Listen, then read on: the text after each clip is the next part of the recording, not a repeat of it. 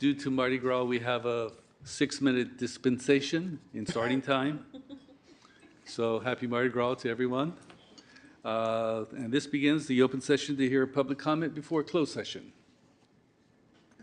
Councilmember Brown, Here. Councilmember Jimenez, Presente. Councilmember Wilson, Here. Vice Mayor Cepeda, Here. Mayor Martinez. Presente. For the record, Councilmember Bonner and Councilmember Robinson are absent for roll call. During closed session, the council will discuss the following items. Item C1 is conference with legal counsel, existing litigation, Orellana, et al. Versus City of Richmond. Item C2, conference with labor negotiators, agency representatives Sharon Taylor, Jack Hughes, and Lisa Charbonnet. Employee organizations include SEIU Local 1021 full-time and part-time units, IFPTE Local 21 mid-level management and executive management units, Richmond Police Officers Association, Richmond Police Management Association, IAFF Local 188, and Richmond Fire Management Association. We do have one request to address the council. Cordell Handler, you'll have 2 minutes. Okay, so good afternoon, Mayor Martinez, Council. I am Cordell Handler, and I am a concerned resident. So, the unions, they have done a tremendous job in helping our city, to function and thrive. So, when you go in there, think of all the valuable contributions that each of these groups have contributed to make Richmond a better place to work and play. And I'll just leave it at that. Thank you. And there are no other speakers. Okay. Public comment is closed, and we will now retire into the closed session deliberations.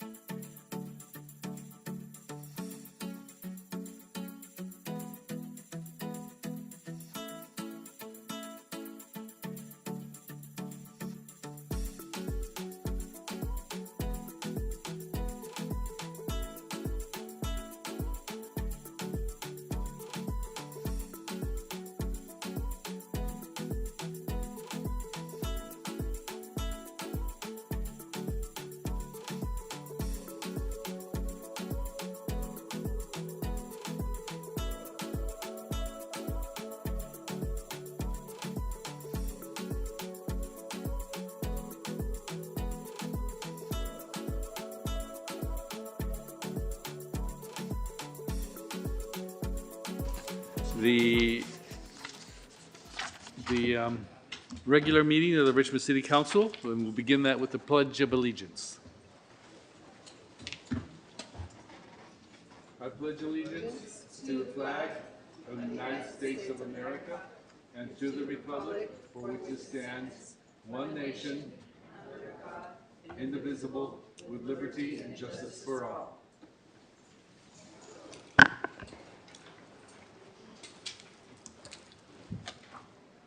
Roll call. Councilmember Bonner, Here. Councilmember Brown, Here. Councilmember Robinson, Here. Councilmember Wilson, Here. Vice Mayor Cepeda, Here. Mayor Martinez, Here. and for the record, Councilmember Jimenez is not present for roll call. She's coming. She is present for roll call. Councilmember Jimenez? Presente. Our next item is statement of conflict of interest. Are there any? Hearing none. Our next item is agenda review. We have a request from the mayor to remove item N3B, and that is the transfer management of Point Richmond Community Center from recreation to the Richmond Public Library. And that is an item that is being removed from consent calendar. And then we also have a request to move item P1, and that is, excuse me one second, P1 is presentation from Healthy Options at Point of Sales Youth Advocates. Move that directly following the approval of the consent calendar. That's all I have. That's it? Okay. Our next item is a report from the city attorney of final decisions made during closed session. On the closed session items, the first is discussion of a litigation matter, the Aureliana versus City of Richmond. With regards to that matter, the direction was given to the city attorney's office for settlement discussions that are coming up for tomorrow. With regards to the item C2, which are labor negotiations, there was the discussion of those items. There was no reportable action taken, and that concludes the closed session report. Okay. Our next item is report from the city manager. Thank you. KCRT, can you please put up the slide deck? Good evening, Mayor Martinez and members of the Richmond City Council. Next slide. Next slide. I'd like to do a brief recap pertaining to the Richmond Black History Month celebrations that took place. In particular, I would like to note the great event that took place on February 22nd at the Richmond Memorial Auditorium that was attended by the Richmond City Council members, Richmond residents, and our Richmond Recreation Department. In particular, I wanted to read a brief excerpt from a thank you note that I received, because I think a lot of times we as city staff, we receive a lot of inquiries for things, and it's nice when there's a congratulatory or thank you statement that's received. And so this was sent from Janet Johnson. Shasa and LaShonda, your management team and city staff worked hard and presented the community an awesome Black History program on Saturday. Every detail from the decorations, goodie bags, food, performers, and the smiles and professionalism of all the city workers were the top of the line. And it was no cost to attend. Our Richmond Senior Center Soul Line Dance class had a ball and was happy to hear from our instructor today that we were well received. Here's a couple of pictures of our dance class. Thank you all for what you do. Good job. Next slide. Also, in honor of Black History Month, the Art of the African Diaspora launched at the Richmond Art Center. If you missed the opening, it will continue, and the exhibit will go through Saturday, March 22nd from 2 to 4 p.m.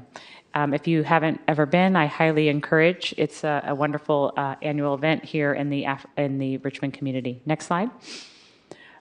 We know that there's a need for legal services in our community, so just wanted to make sure that everyone is aware that Contra Costa Legal Services will be hosting workshops at our Annex Senior Center on a variety of topics. If you have any questions, feel free to call 510-620-6812, and we will provide information on the topics that will be discussed, everything from how to develop your power of attorney and how to plan for, or in the event that you have some small claims court issues that you'd like to pursue. Next slide. Also want to thank Joybound. They're an organization that we've been partnering with that have been offering free vaccination and microchips for people in our community so that they can continue to enjoy their pets. Really want to thank them for working collaboratively with the City of Richmond and providing free services in conjunction with Contra Costa Animal Services. The next event will take place on Saturday, March 8th at 325 Civic Center Plaza. The event starts at 9 a.m. The services are offered on a first-come, first-served basis, and there will be free pet food available while supplies last. If you would like to access this information, you can do so on the city by looking on the city manager's weekly report on the city's website. Next slide. Scholarships coming up for people in our community. The Richmond Arts Center, the deadline is Friday. So please, if you are interested, you can apply for scholarships on a need basis for youth, teens, and adults to enroll in art classes. Also, the Richmond Promise Scholarship is open, and the deadline is March 17th. It's for anyone in Richmond and North Richmond under the age of 24 who will graduate from high school in the West Contra Costa Unified School District area in 2023, 24, or 25.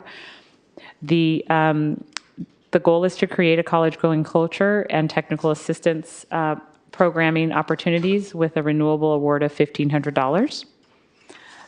Thank you very much and have a good evening.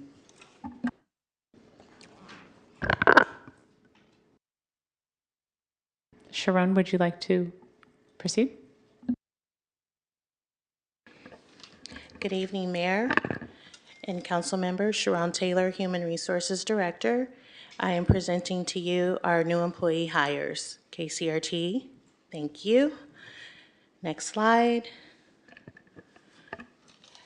Yeme Navas Castillo, Administrative Student Intern, Community Crisis Response Program. Keith Rush, Equipment Parts Specialist in Public Works. Jason Lacey, Parks and Landscaping Superintendent, Public Works. Cameron Mayberry, Stationary Engineer, Public Works. Araya Turner, Administrative Student Intern, Department of Children and Youth. Manuel Sanchez, Workforce Specialist 2, Employment and Training. Darcy Delaschmut, Capital Projects Manager, Public Works. Jose Rodriguez, Maintenance Aide 2, Public Works. Pedro Ochoa Trujillo, Maintenance Aide 2, Public Works. Alexis Delgado, Maintenance Aide 2, Public Works. Tejan Everett, Maintenance Aide 2, Public Works. Shantrey Jackson, Maintenance Aide 2, Public Works. Malia McLaren, Lifeguard, Community Services, Recreation. Nicole Haynes, School Crossing Guard, Police Department. Lily Celso, School Crossing Guard, Police Department. Hector Leon Martinez, Maintenance Aide 2, Public Works. Alex Owens, Auditorium Aide, Community Services, Recreation. Vanika Redondo, Maintenance Aide 2, Public Works. Alberto Batistas Gomez, Maintenance Aide 2, Public Works. Jorge Bueno, Maintenance Aide 2, Public Works. Max Richards, Maintenance Aide 2, Public Works. And we have promotions for the month of February. June Jose Garcia, Management Analyst, Economic Development. Rico Recon, Deputy Fire Chief, Fire Department. Michael Velasquez, Battalion Chief, Fire Department. Brandon Perry, Fire Captain, Fire Department. Angelica Holloway, Associate Management Analyst, Office of Neighborhood Safety. And thank you for your support. Thank you, Sharon.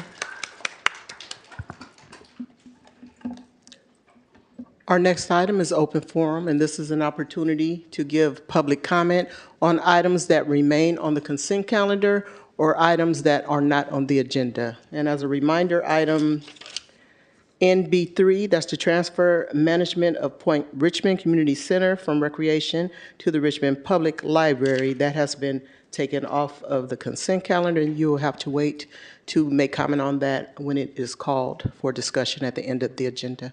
If there's anyone joining us online that would like to address the council under open forum, please raise your hand at this time.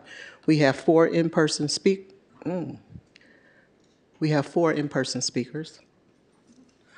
Cordell Hindler, Mark Wasberg, Elsa Stevens, and Rolanda Wilson. Please come forward. You will have 2 minutes to address the council.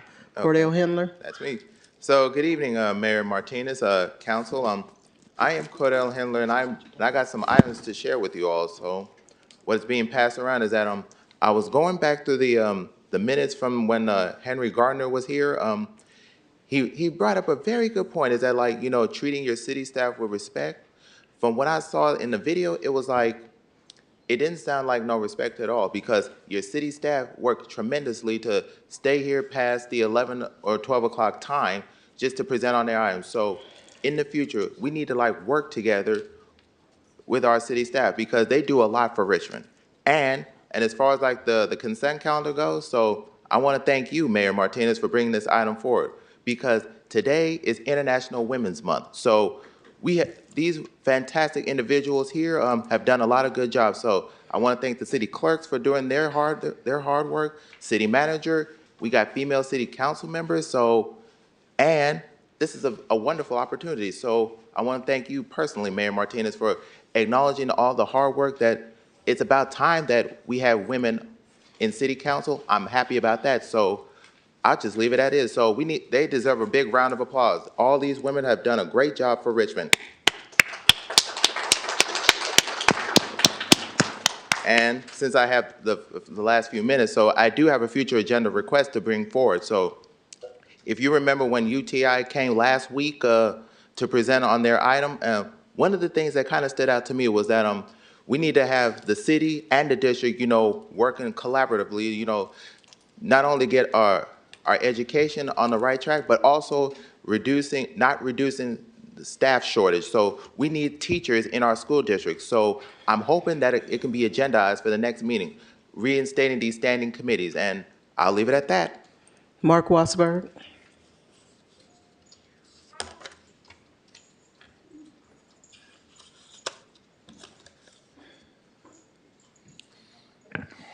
When you go into the Richmond Police Department, there's a big plaque saying the Code of Ethics. Says how they're serving the community, how they're helping people. You could trust us. And it says at the end of it, the things of God. And I laughed at it. It's all just a bunch of pack of lies. They should be worship the devil, worship Satan, worship Lucifer. Back in the day, you had the cowboys killing people. You had Joe Novella stole marijuana from the police department. You had the Richmond PD picking up young age prostitutes.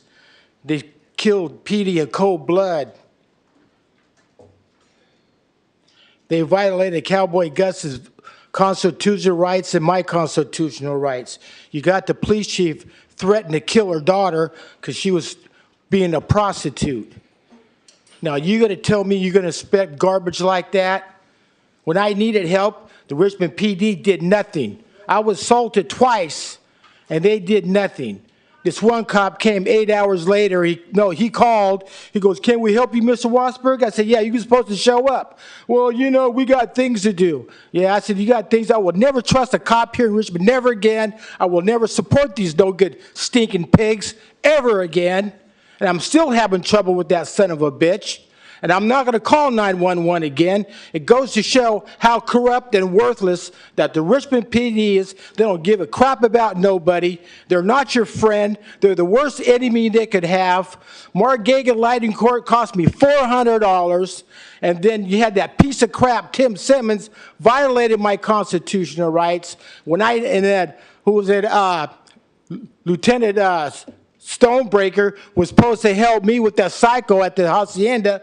Then I called him. He stabbed me in the back. So you don't trust these no good fucking pigs.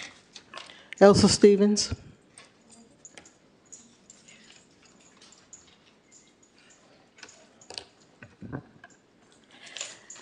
Good evening. January 24th, Ocean Seafood in Newark, New Jersey suffered an ICE raid without a warrant. U.S. citizens, including a military veteran, were arrested by ICE alongside 3 undocumented workers. Newark Mayor Baraka responded to this unlawful search and seizure by saying, quote, "You can disagree on immigration policy, but the Constitution is not up for debate. White supremacists posing as ICE agents are terrorizing people who look foreign to them. If real ICE agents are allowed to refuse to give their names and badge numbers, wear civilian clothes, drive civilian vehicles, and stop people without a warrant, then this city gives human traffickers blanket permission to kidnap anybody. Our city's computer site lists human trafficking as the second largest criminal industry in the U.S., the first being the drug trade. It is involuntary, unpaid labor, sexual or otherwise. Some industrial farms in the Midwest operate like antebellum plantations thanks to draconian U.S. immigration policy.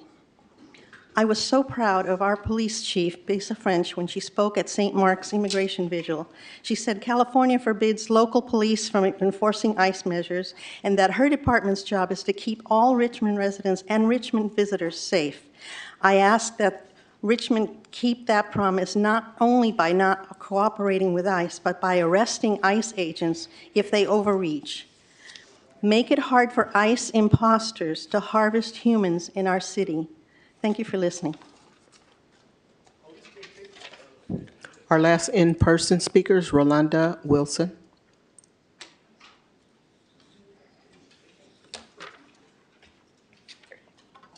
Good evening.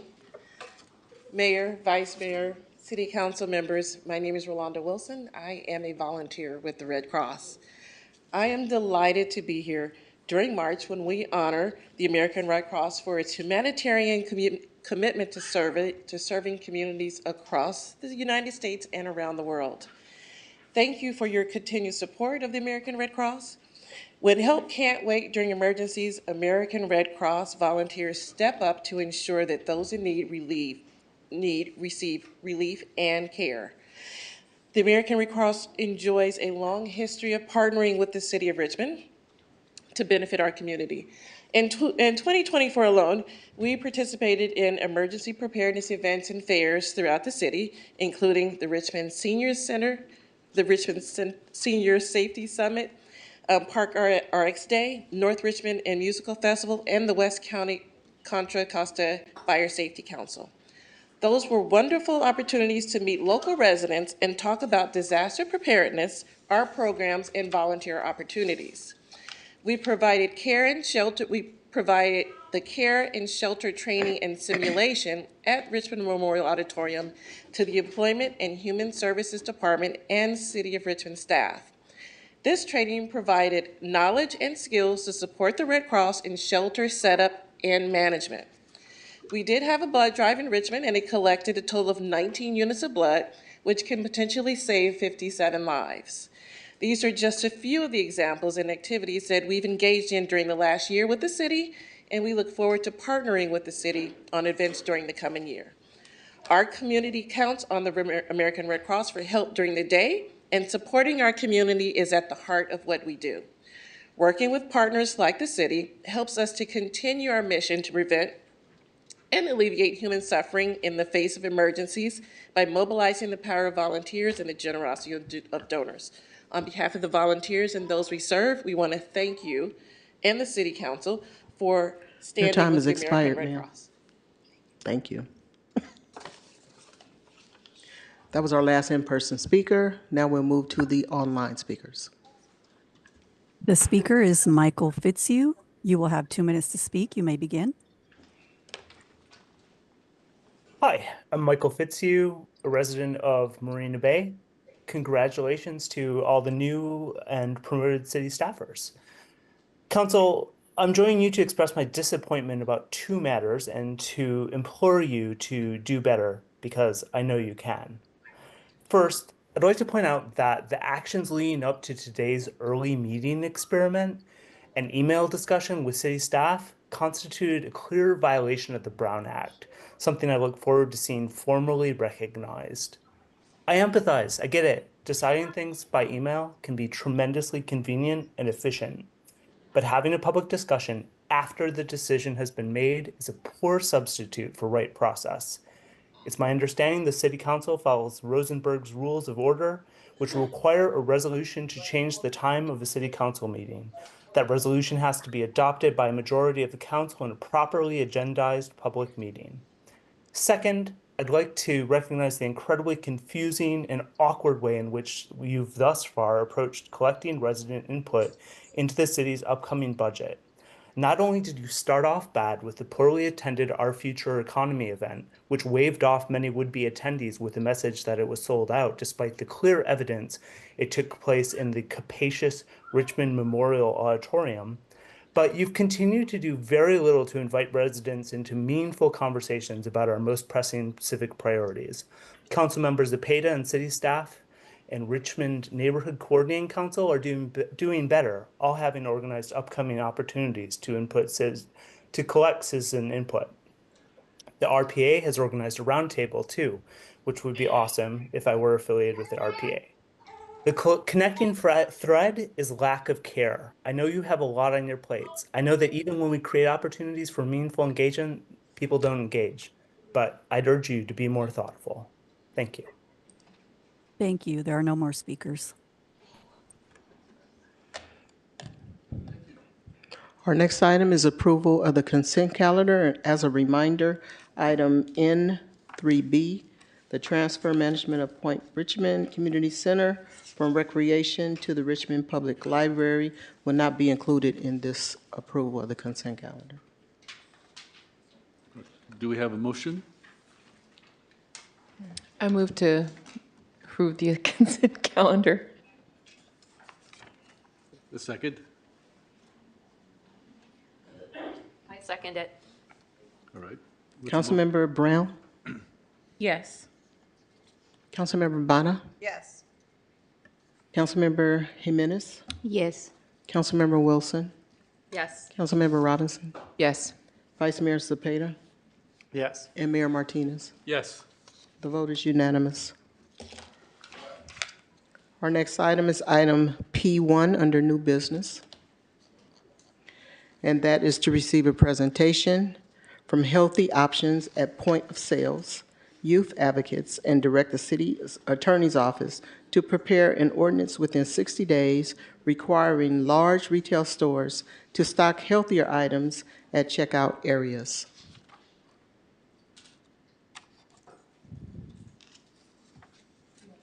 Yes, go ahead. Okay, greetings, Mayor Martinez, fellow council members, and esteemed members of the community. It is an honor to introduce a group of remarkable young individuals who have demonstrated unwavering commitment to improving the health and well-being of our city. The Healthy Options at Point of Sale Youth, who I discovered while they were tabling at the 2024 Grip Harmony Walk. As I spoke to them, I was impressed by their passion, knowledge, and commitment to creating a healthier environment for our community. So tonight, they are here, along with many of their peers, to present their findings and recommendations to the council. Thank you. Good evening, Mayor and council members. My name is Ileana Miranda Uch. I'm a student at Pinole Valley High School and a youth member and advocate for this policy. My name is Elvira Martin Bautista. I am a senior at De Anza High School, and this is my third year as a youth advocate at HELPS.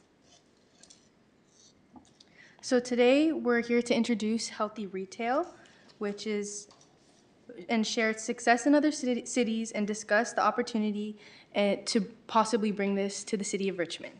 And we're seeking your support to join this initiative and combat health disparities and enhance health outcomes. Next slide, please. Oh.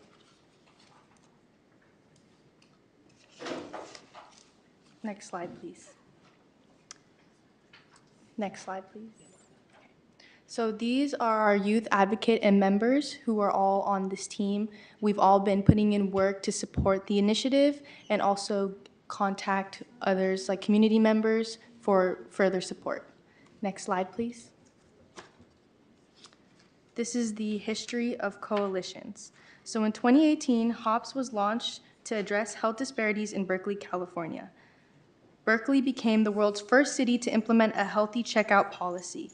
In 2019, HOPS expands to Richmond, California to address health disparities. In 2020, in October, Berkeley City Council passed Healthy Checkout Ordinance. In 2020, HOPS expands to Oakland, California to address health disparities. 2024, the Contra Costa Board of Supervisors vote unanimously in favor of Healthy Retail. 2025, Healthy Retail Ordinance heads to Richmond City Council. And Healthy Retail also heads to Oakland City Council. Next slide, please. Healthy retail objectives. For this ordinance, we have two main objectives. First, that we require all products at the checkout are 5 grams of sugar or less, 200 milligrams of sodium or less, and beverages that contain no added sugars or sweeteners. Second, for stores that are over 2,000 square feet, we want to keep soda in the soda aisle. Through these objectives, we hope to promote healthier options and items, increase nutrition equity, and raise awareness in underserving communities here in Richmond. Next slide, please. Since Berkeley passed this ordinance years prior, we were able to get some results of the effects of their ordinance. Based on the results, we can see that healthy items in checkout areas increased by more than double after the ordinance was put into place. In addition, the compliance rate of retailers increased by 20%. Next slide, please. Currently, 2 cities in California have passed a healthy checkout ordinance. First, being Berkeley, passing their ordinance in 2020, followed by the city of Paris, located in Southern California, passing their ordinance in 2023. As depicted by the image, you can see a stark difference between how the checkout looks pre and post ordinance. Next slide. In addition to the city of Paris and Berkeley, which have successfully implemented and passed their ordinance, Contra Costa is now in the process of drafting their ordinance as we speak. And other cities like Oakland and here in Richmond are now currently awaiting a vote on similar ordinances. Next slide.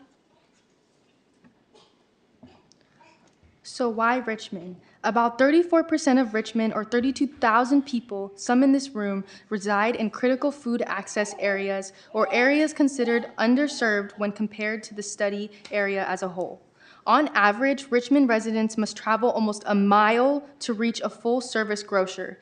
Some residents must travel even further to access food. Given that approximately 10% of households in Richmond do not have a vehicle, these distances to food retailers have a significant impact on accessibility to whole and healthy foods. Next slide, please. Why not Richmond? A recent study found that for every 1 supermarket or farmer's market located in Richmond, there are at least 6 fast food restaurants and convenience stores. These food challenges and resulting health complications disproportionately impact Richmond's low-income residents and communities of color. Next slide, please. Comparing diabetes rates across Richmond districts as of 2022. This graph illustrates the prevalence of diabetes among adults aged 18 and older. In Richmond, half of the district's 3 out of 6 have a higher percentage of diabetes prevalence compared to the state average, with District 2 closely aligning with the state average. Next slide, please. 7 letters National Survey of Healthy Retail Ordinance. So here is a graph that shows the shoppers and shoppers with kids who voted for support and percentage for the Healthy Retail Ordinance. Next slide, please. On the right, you can see an example of items currently placed in the checkout that do not meet the Healthy Retail Ordinance guidelines. On the left, we see examples of items that are acceptable to healthy checkout options. It is important to note that retailers can place an item in the checkout area as long as they comply with the Healthy Retail guidelines. Next slide. For enforcement options, we have a couple ideas. First option is having an annual inspection by code enforcement or public health. Our second option is a community-based approach where community members can help retailers comply with healthy retail, and we can elaborate more on those ideas of this option after the presentation. Next slide. Today, we ask your unwavering support to support this initiative and bring healthy retail to the Richmond community. Next slide. Thank you, Richmond City Council members, for your time. Next slide. Thank you. Thank you. Thank you. If you could stay there, there might be questions asked of you. Right now, I'd like to take it to open to public comment. Okay, we have 9 in-person speakers. Anyone that would like to address the council on this item that's joining us online, please raise your hand at this time. As I call your name, please line up behind the speaker's podium. Andrew Norris, Ashley Trousdale, Stefan Silver-Weiss, Diana Navarez, Amaya Jackson, Imad Khan, Mickey Masu, and Mark Wasberg. You'll have 2 minutes to address the council. Andrew?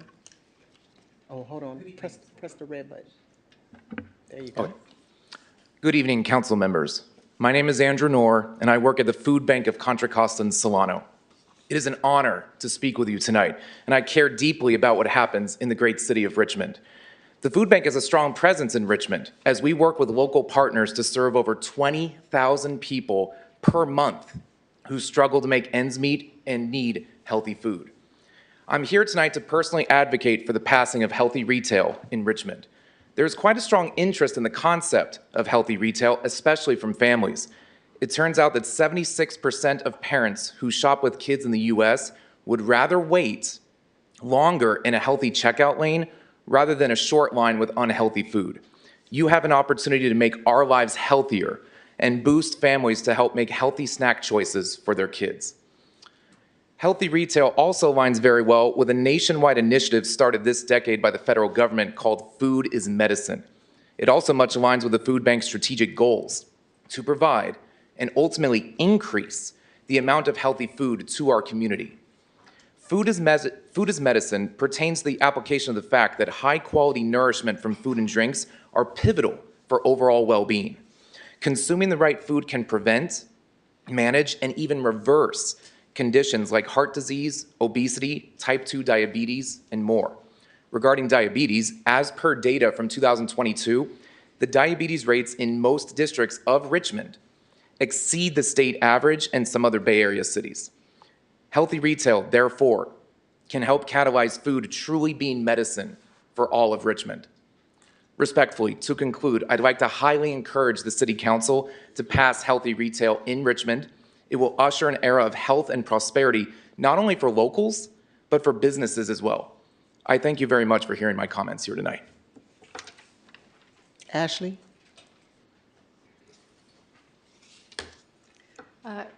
Good evening, distinguished members of the council. My name is Ashley Trousdale, they, them pronouns, and I have the great honor of working alongside these youth advocates on their initiative, Healthy Retail. Looking into the census data from 2022 revealed that 3 out of 6, so half of Richmond districts, have a higher prevalence of diabetes than the state average, with one more district that could potentially push that statistic to 4 out of 6 districts above the state average. This makes this issue extremely pressing. Type 2 diabetes was the 8th leading cause of death in the United States in 2021 and clearly remains a significant issue here in Richmond. This chronic disease is lifelong, but it is also a progressive condition, which means for many, it didn't start yesterday or even 5 years ago. It likely started with habits we form at an early age with what we eat and what we drink, meaning that this is preventable. Nearly 30 years ago, after the CDC declared diabetes an epidemic, it still remains a critical public health challenge. But it doesn't have to be that way. We can change this narrative by supporting initiatives like Healthy Retail. We can help ensure every community in Richmond, regardless of zip code, has access to nutritious and affordable options. I thank you to Councilmember Dr. Brown and Mayor Martinez for prioritizing this initiative tonight, and together, I hope we can turn the tide on diabetes and build a healthier Richmond for all. Thank you again for your time and attention. Stefan?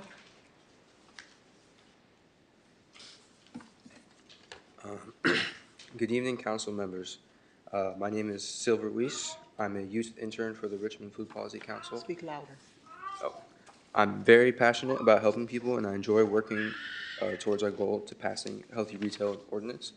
I would like to show my support with what we are trying to achieve as a council and how we're trying to improve public health. In recent years, there's been an increase in health problems like diabetes and blood pressure, where in some districts it's far above the state average, especially in communities where it greatly impacts and affects people of color. Me and the rest of the council believes that reducing the amount of unhealthy items in checkout aisles would be a step towards solving this issue. I think it's pivotal that we pass this ordinance, as it's also a way to educate young people on how to live a healthier lifestyle. I believe that passing this ordinance will not only prevent the rising health problems in Richmond, but also send an important message to the youth. Thank you. Diana Navarez?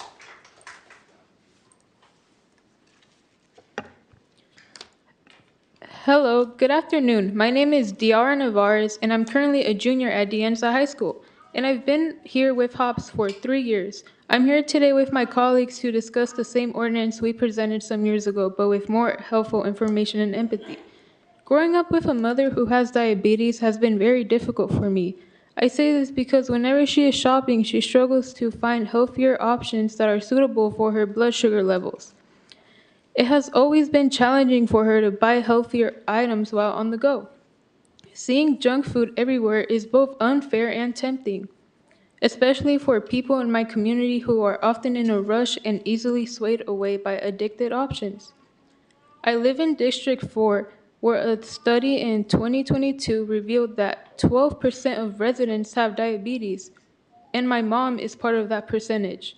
These experiences have convinced me that our community needs a healthy retail ordinance to address these issues. This is why I want to see improved health outcomes for those who require support regularly. Thank you so much for listening to us, and have a good one. Thank you. Amaya Jackson?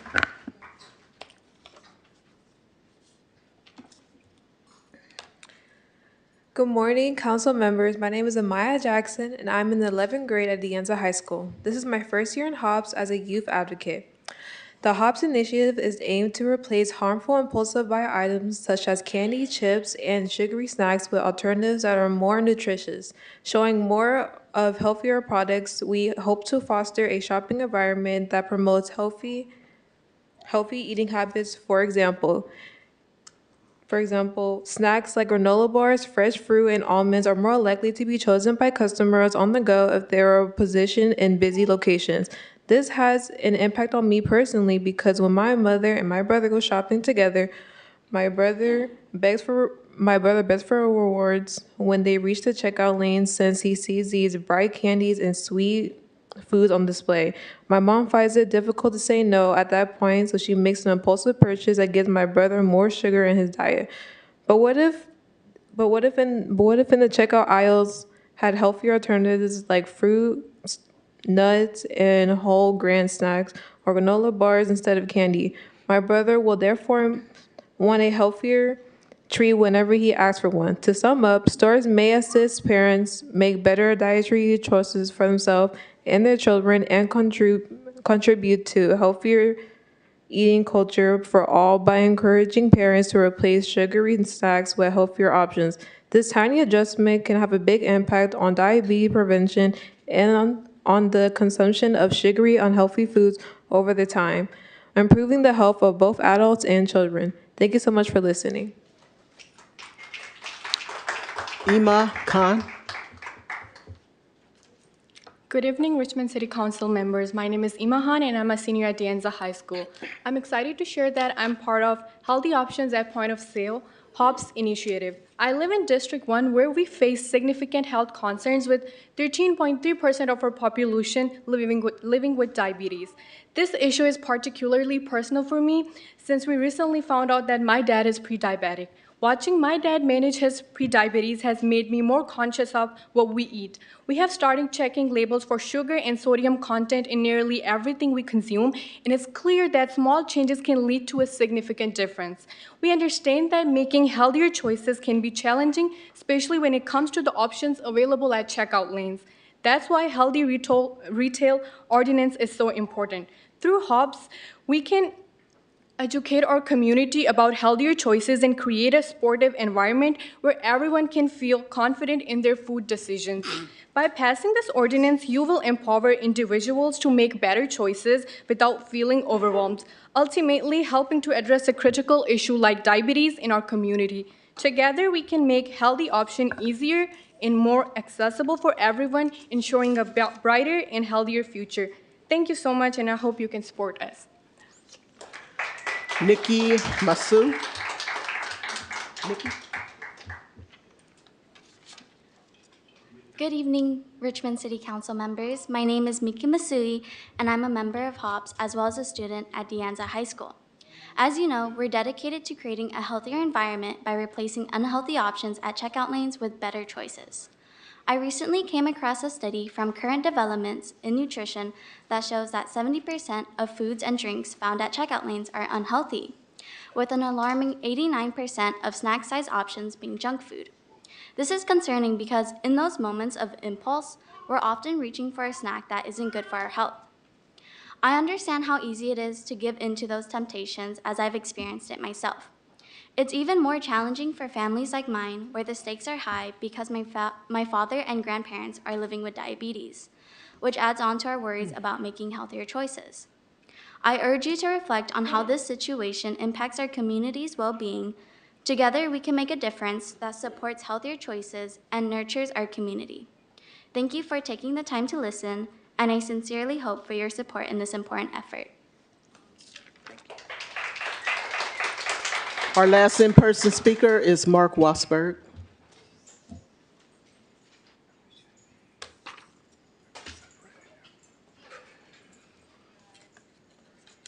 If I want to go to the store and buy me a Snickers and a sugar drink, that's my privilege. What gives you the right to tell us what foods we have to eat? I said, after these kids leave school, they're going to go straight to McDonald's, Kentucky Fried Chicken. You ain't fooling nobody. It's all just a bunch of pack of lies trying to dictate us. I said, you can't pass no law ordering the stores only sell health foods. If people have diabetes, that's their problem. You just don't eat it. And after these kids go out, they're going to fire up some green bud and get the munchies, and they're going to go to McDonald's again, and they go home and look at the refrigerator. What are you going to see?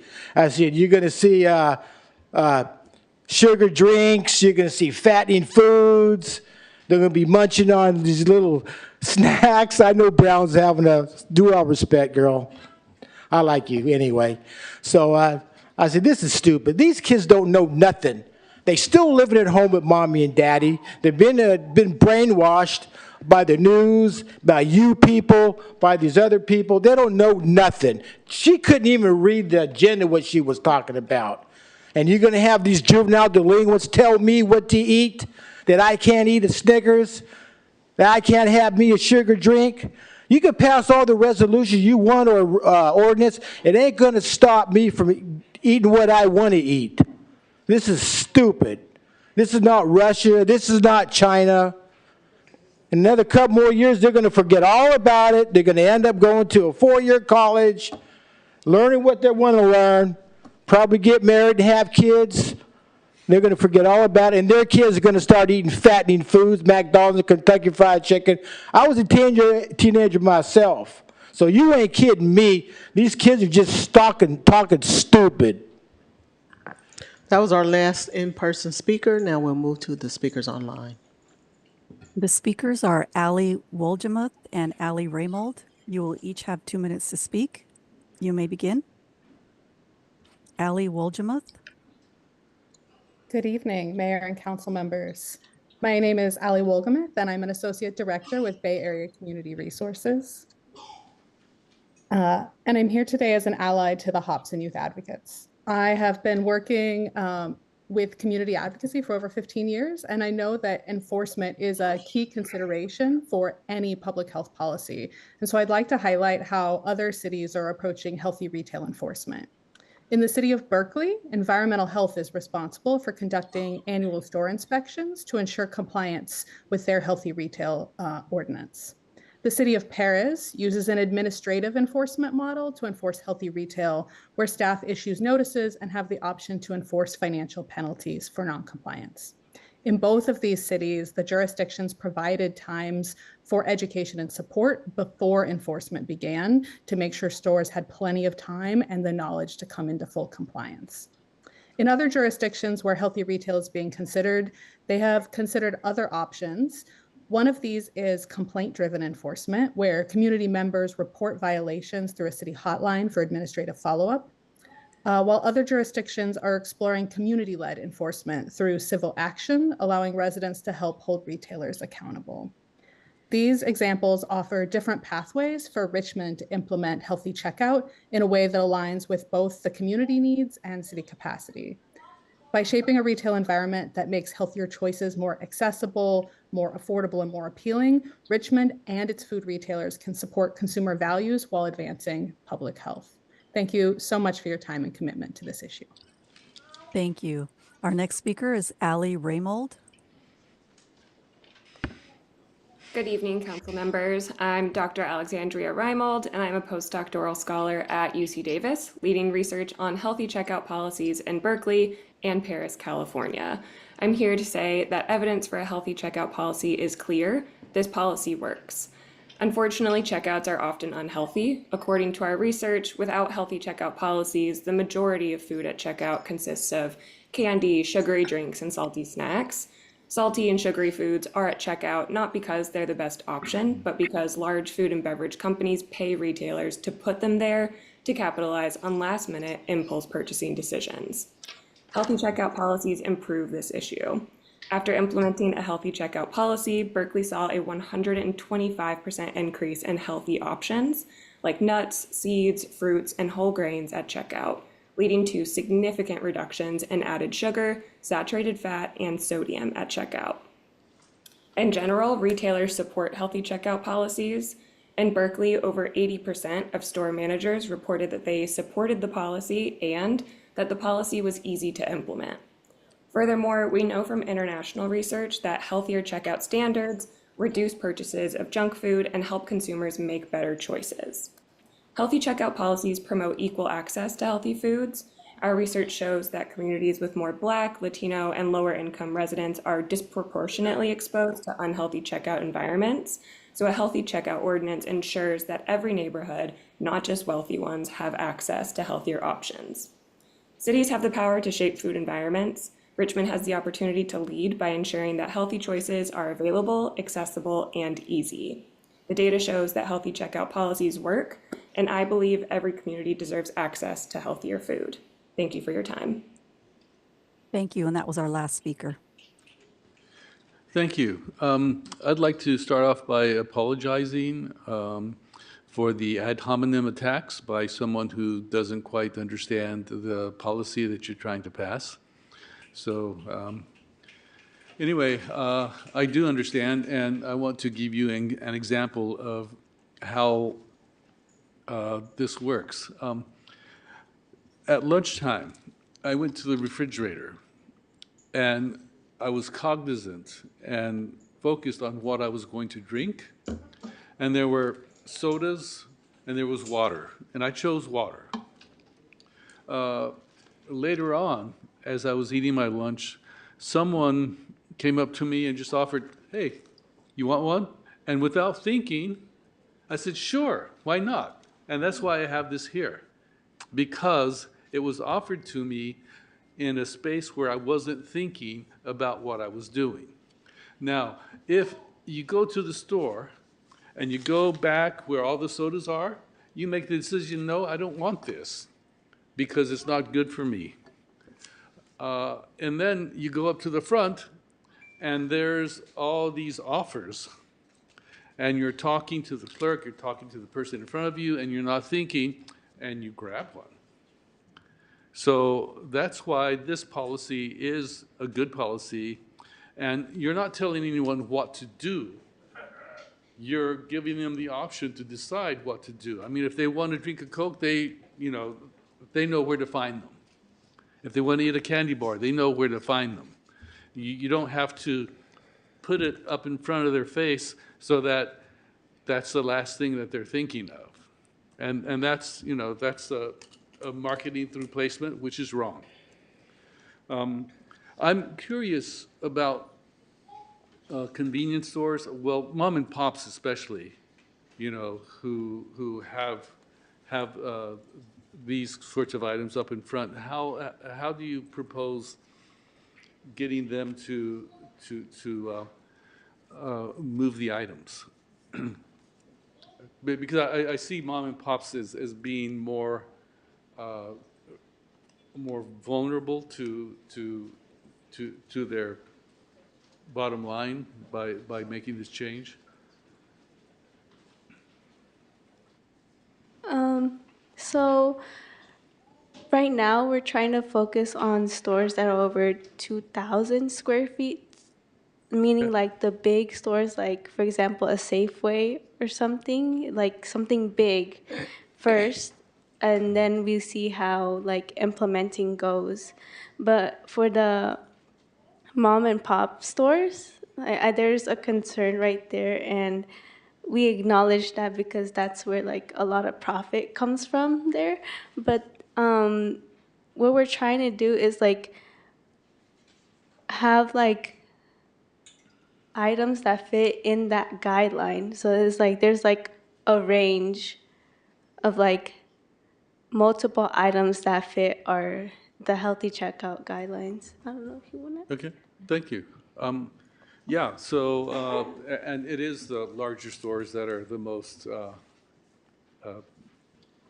guilty of forcing these things. Are there any questions from staff? Yes, Councilmember. Staff? Yes. Council. Yes, from council. It's the sugar that did this to me. So thank you so much for the presentation. I have a couple of questions, and I'm hoping that I'm hoping that the council will vote to direct staff to bring back some ordinance language for us. But I want to make sure that that ordinance language addresses a couple concerns that I have, so I'm going to raise those concerns. One of them was sort of alluded to in the last question. I did receive an informational presentation from some of you previously, and I very much appreciated that. And I was able to ask for a list of the stores that would be affected by the ordinance that is, I mean, obviously we have the flexibility to make it for any size store we want, but as currently proposed. And I got a list of about 40 stores, and I would say maybe 2/3 of them kind of, I don't know if there's a formal definition of what a mom and pop is, but about 2/3 of them seem like mom and pops in the sense that they're not chains like Target or 7-Eleven and that they're small. And so my first question is, has your organization done any work so far to reach out to these mom and pops and let them know about these plans and what's being considered? Because I'm a little worried about just springing this on them and making them feel like they didn't have input on the process. So a couple years prior, our team was able to do some like canvassing, like going to the stores and asking the retailers for their opinions. And out of all the retailers we asked, most of them were like open to the idea, and they were like, how do I say it? There were like very few that were kind of like opposing it, but from what we could tell is that most of them were open to the idea of having like healthy items at their checkouts, and like it doesn't have to be like whole grains. Like it doesn't have to be just whole grains. It could be like anywhere from produce to like some like brands we know and love to eat that fit those requirements. And yeah, that's all I can say. Yeah, and so just to follow up on that, so that would be a suggestion that I have before this comes back to the council again, is for speaking for myself, that I would like to see some more work done in outreach to these, to Rose and Mike's Liquors and La Raza Market 2 and Arlington Market, et cetera, so that again, that the first they hear of it isn't when it passes, because that puts everybody in a defensive, position that I'm hoping that we don't have to be in. Another question that I had is about, and I think one of the callers sort of answered it, is about the enforcement mechanism. We do have a code enforcement team here in Richmond, but they're already pretty stressed by their responsibilities to do inspections of other types of businesses. So one of the things that I would like to see in terms of, and I think this is a normal part of any ordinance, is what would it cost the city in terms of paying people to enforce it? I understood too, there's also there's different options, and so maybe that could be reflected in what gets brought back to the council. I'm also thinking, like, in addition to enforcement, there's probably like sort of an implementation cost. Like I imagine if this passes, it becomes incumbent on the city or someone to go out and inform all these different businesses, these 40-odd businesses, of their new responsibilities if something passes. And so though I generally support the idea of, and I believe all the arguments that have been laid out is that if we're given better options, we make better choices, while this still protects everyone's freedom to have a soda when they feel like it, because it's still in the store, so we're not really constraining people's freedom to sometimes, splash out and have the candy. But I do have the concerns about it being sprung on the business community without them having a chance to participate meaningfully in the crafting of it. And then I do have a concern about the cost of the city for making it a real thing. But thank you for your presentation. Councilmember Robinson. So I just wanted to say thank you. I think this is a great thing to bring forward. It's, an easy or relatively simple, I won't say easy, simple thing to implement for a good result. And I will be kind of voting in support of whatever the motion is tonight. Hopefully we'll get it good. I do have the similar concerns as Councilmember Wilson. I feel like, the best thing to do is to really get the business owners on board. And make sure that they're included in this process. So again, it's not sprung on them. And really listen to any concerns that may come up about their bottom line. I know it's a really difficult financial and economic environment. And those impost buys can sometimes make it so that people can keep their business open.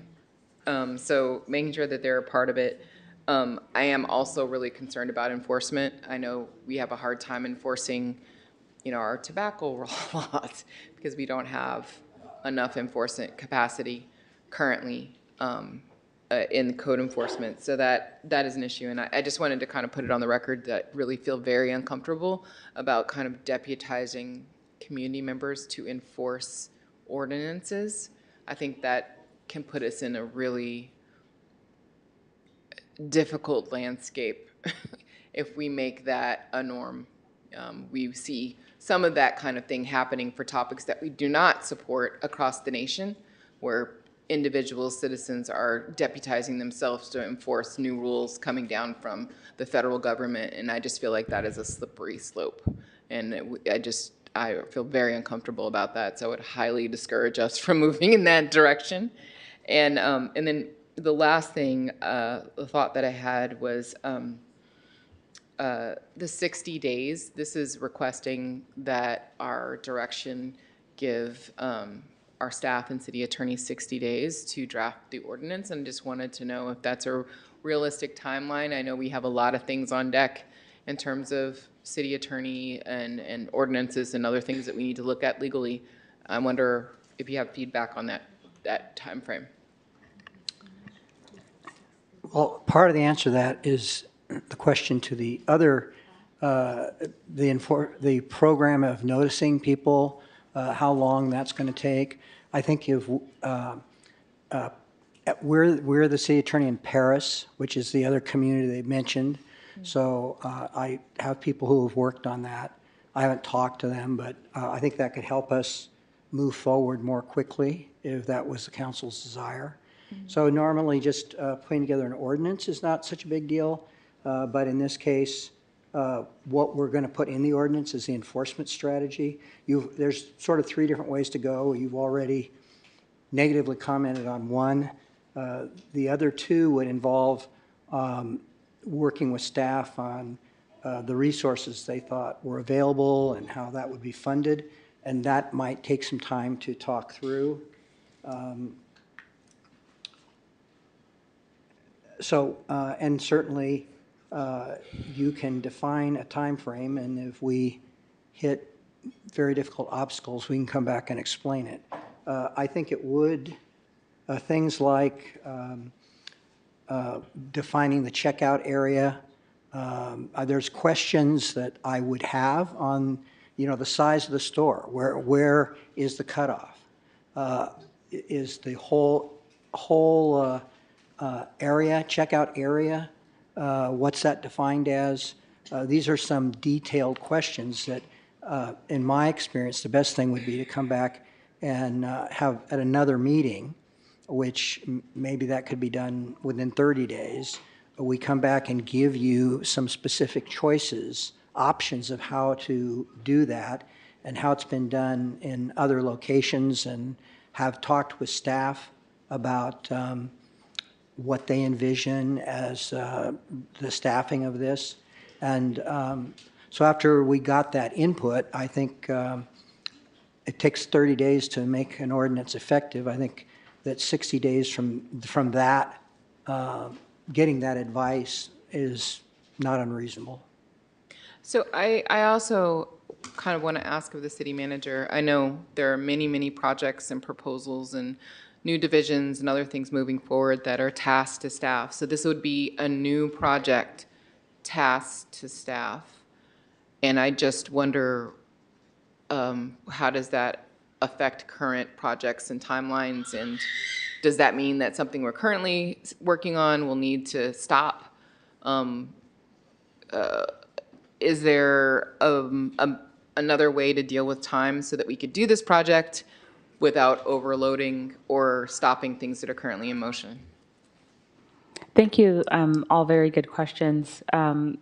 As some of you may be aware, we do not currently have an automated system, like a CRM system that staff is working to deploy to calibrate and automate the requests that come in from council. So at this juncture, the staffing plan is after Yana finishes revising the Green Blue New Deal report that council requested. This will be another project that she would resume. Yana is a recent analyst hire on our team, and she has a master's in public health. And so she has been given this as an item that would go on the bike rack, and that she would be the staff person who would work in conjunction with the city attorney's office on this. And what would her, ballpark timeline be when that Green Blue New, when she's available to really fully work on this? I just want to set realistic expectations. We can certainly try to respond in 60 days, but if the council is amenable to a longer time period, that would be helpful, but we can certainly try.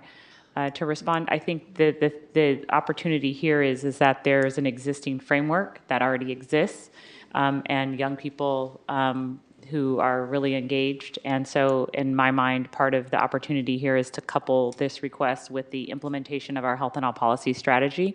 So there is some existing policy synergy that currently exists. So that helps it to be easier in terms of operationalize. I think where the sort of the rubber is going to hit the road is more on the implementation and enforcement end. And I think that will take some more time for us to work through those items with code enforcement, and I don't have a definitive answer on that piece. So we can include all of this information on the report that comes back to the City Council. So if we, last question, comment. So it sounds like it would be good to come back in a shorter period of time with some options, recommendations that address some of the concerns and some of the questions that council had. And maybe at that time, we can have an updated timeline and maybe even where the costs for implementation would come from so that we can make sure to include it in the next budget cycle. Does that sound reasonable? We can certainly do that as well. Okay, I'm gonna leave it. If I might, that timeline would also give the youth a chance to do canvassing in the neighborhood to get a sense of the mom and pops and you know, making them aware that this is something that's happening. Would you be able to do that? Yes, we would. Thank you. Fantastic. Yeah, so and ideally that Yana, the analyst that will be assigned to this work, if it's approved by the council, will work in collaboration with the proponents. Okay. I was just going to say, when you approach the mom and pops, I think before they do that, we ought to see exactly what the information is to be clear that it makes them understand that this is an imminent thing that would occur. It wouldn't prohibit them from selling these products altogether, but it would detail an area from which they would be excluded. And so I think, you know, you're not going to get, you want to be sure that we're not catching the community unawares. To do that, we must be clear about the questions that are being asked. And it would be, I think, different than the kind of dialogue that occurred a couple of years ago. You want something more specific this time. So you're suggesting that we wait until we... Well, no, I don't think, I think the general outline of what they are interested in is clear. So I think there's enough there to start that communication. But I think it's not just, do you support healthy foods? Right. Yeah. It's, there are going to be regulations and they may include these things. What do you think about that? Right, yeah. Okay, thank you. I'm sorry, Councilmember Urbana? Thank you, Mr. Mayor and Councilmember Brown, for bringing this item. Thank you, high school students. Yeah, I live near De Anza High School. I'm very proud of all of you. And I know about Pinole High. And in Pinole, actually, there's a store, a Sprout, that does not sell anything unhealthy. You cannot find any sugary drinks or anything. So what we're doing is a first step. I'm very glad you brought it in. I strongly support it, and I would like to share with my fellow council members, my thinking is not just encouraging students who at a young age are becoming health advocates, community advocates. It's about us. It's about the cost of healthcare system. It's about how this impacts lives. So as a pre-diabetic person who has worked hard with healthy choices, you know, sugar is addictive. It's very hard to resist. Ice cream and soda and things like that. So for the past 30 years, I've been doing my share of exercise with healthy choices, not to become diabetic. So I do appreciate the work you're doing. It's very important for longevity, quality of life, and the impact on our residents. My suggestion to the city attorney is to draft the ordinance in a way that each store until the first 6 months or 9 months receives a warning, and then it will be effective. to have that educational period for businesses and ease it out. So thank you very much for the work you're doing. Mayor's back, but it's my turn too, so thank you. Thank you for the presentation. This was great. I met several of you a couple of times at different community events talking about this, so thank you.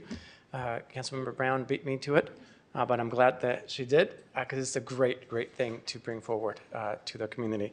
I have a couple of requests as well for if we can put together in this time frame, as we're working on the ordinance, a communication and outreach plan. I know we're softly talking about it, but it'll be great to see if we can reach out to the businesses ourselves in conjunction with the group. That way they can get multiple outreach. So if we can figure out, we should have contact for all of the stores since they're paying us a tax, so we should know who they are, and also potentially working with the chambers, getting every angle. So that way no one can come back and say, I didn't know, you didn't tell me. And that way they can let us know their thoughts, good, bad, or indifferent, and we can make an even stronger, better ordinance. And also I would like to see how are we going to define healthy, if you have a definition that we can use. Because we can go down a rabbit hole of what it would be, but it will be interesting to see what we're considering as healthy. For example, one thing that I would like to not see at the front, anywhere in the stores, but especially in the front shelves, are anything with food dyes. Red number 5, I had a list here, but my laptop's restarting. I think there's a bunch of them that cause, especially for kids, can cause mental and brain illnesses and other stuff. So if we can figure out, and you might already have a list, but if not, being able to figure that out, how are we defining healthy?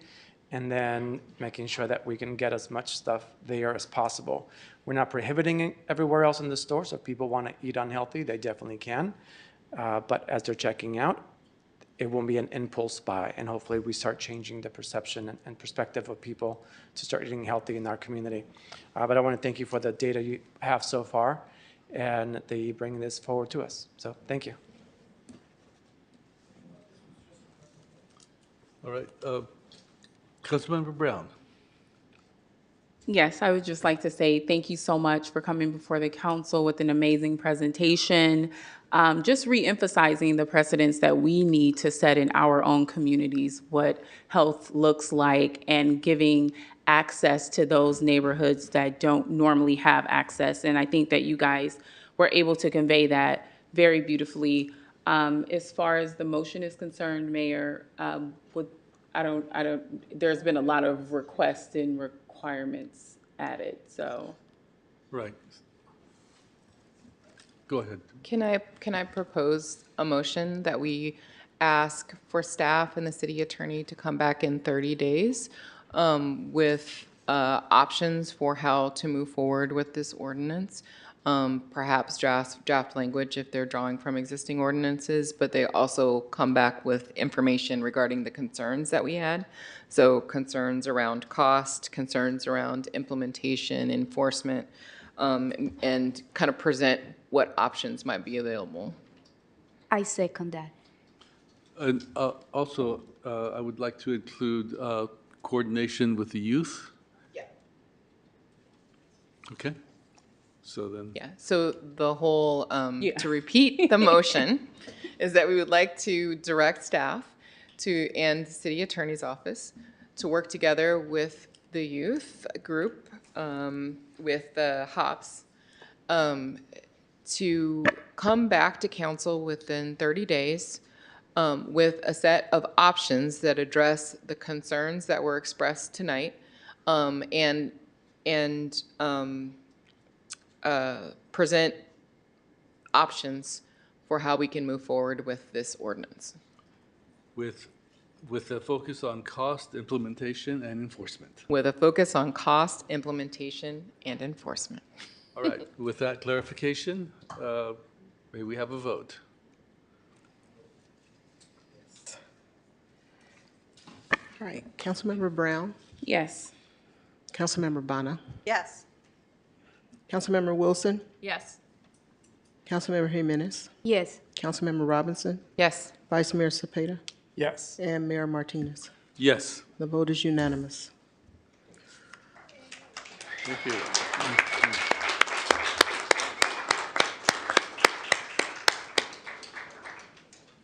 So Okay, we'll we move- have 14 minutes before we can begin the public hearing. Can I do- request? Can we have item, it's going to be very quick, actually. Can I request that we move P3? Right now, there is a lot of people in the audience who would like to speak, and they have kids, and it would be great if we don't make them to wait. So is it possible to begin the public, excuse me, I'm asking a question. Would it be, is it necessary to begin public hearing at 6:30 or? We just cannot begin before 6:30. Okay, all right, It was Yeah. published for 6:30. okay, So. thank you. All right, Which- so. Which item? I would like to table item P2, but there is a public comment. Microphone, please. We can have that until then. Oh, I'm sorry. Let me see. All right, let's do P3. Oh. Okay. She wanted to table, Yeah, but there's a public. she wanted to table her item. P2, there is a public comment, and then I'll table it. It is correct that in talking to each other, you should talk into the mic so everyone can hear the comment. Right, so can you table an item after you start it? A motion to table can be made at any time and takes precedence. Okay, item?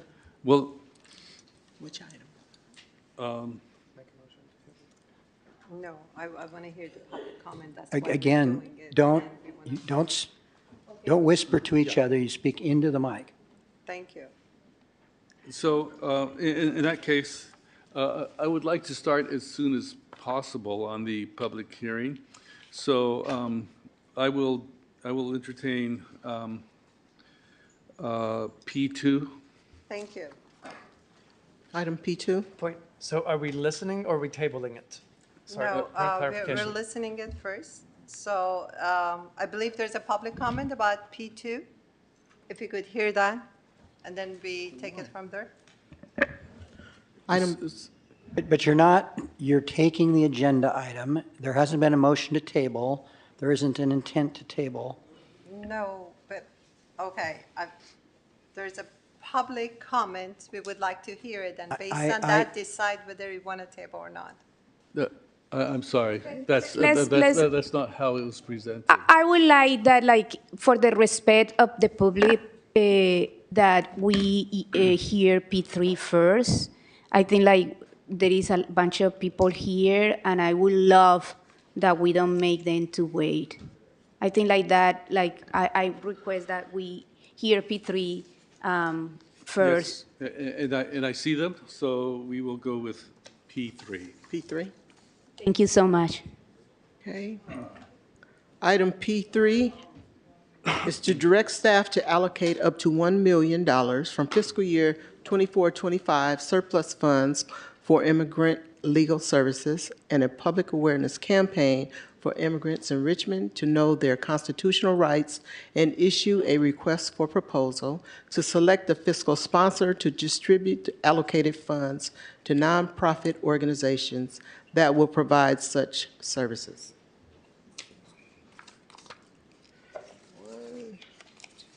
Thank you so much.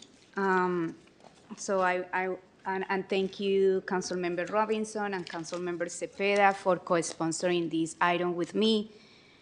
I just wanted to say that given the growing concerns over ICE deportation and sightings in our community, immigration legal services across Bay Area and Richmond have been filled with requests for consultation and legal support.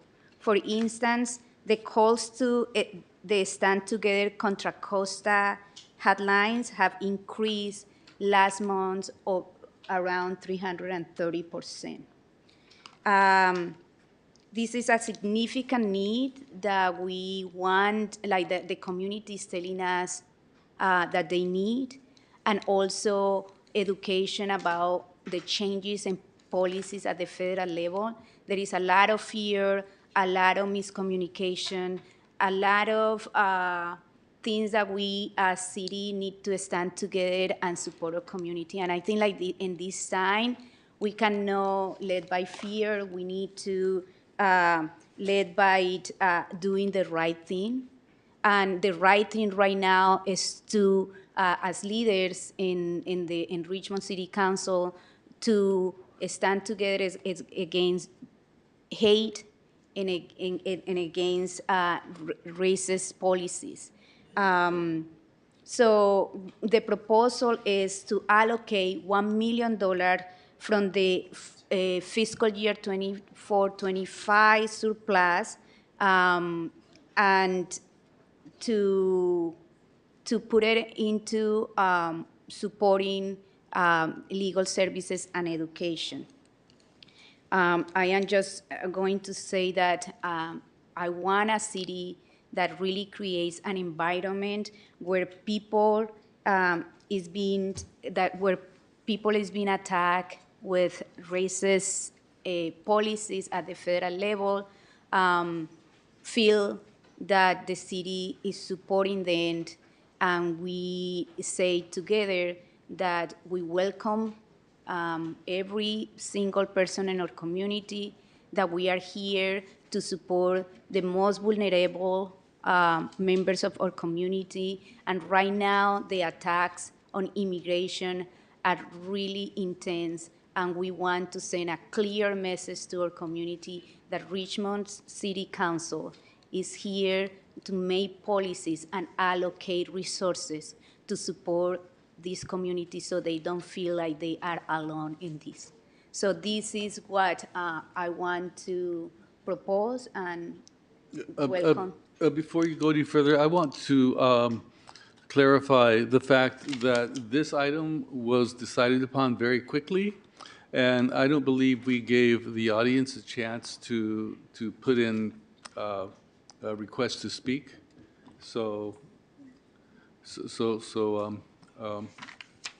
Just because of how quickly we had moved, because we had debate as to what would come next, and then we decided very quickly. I think we should give the audience a chance to put in requests to speak.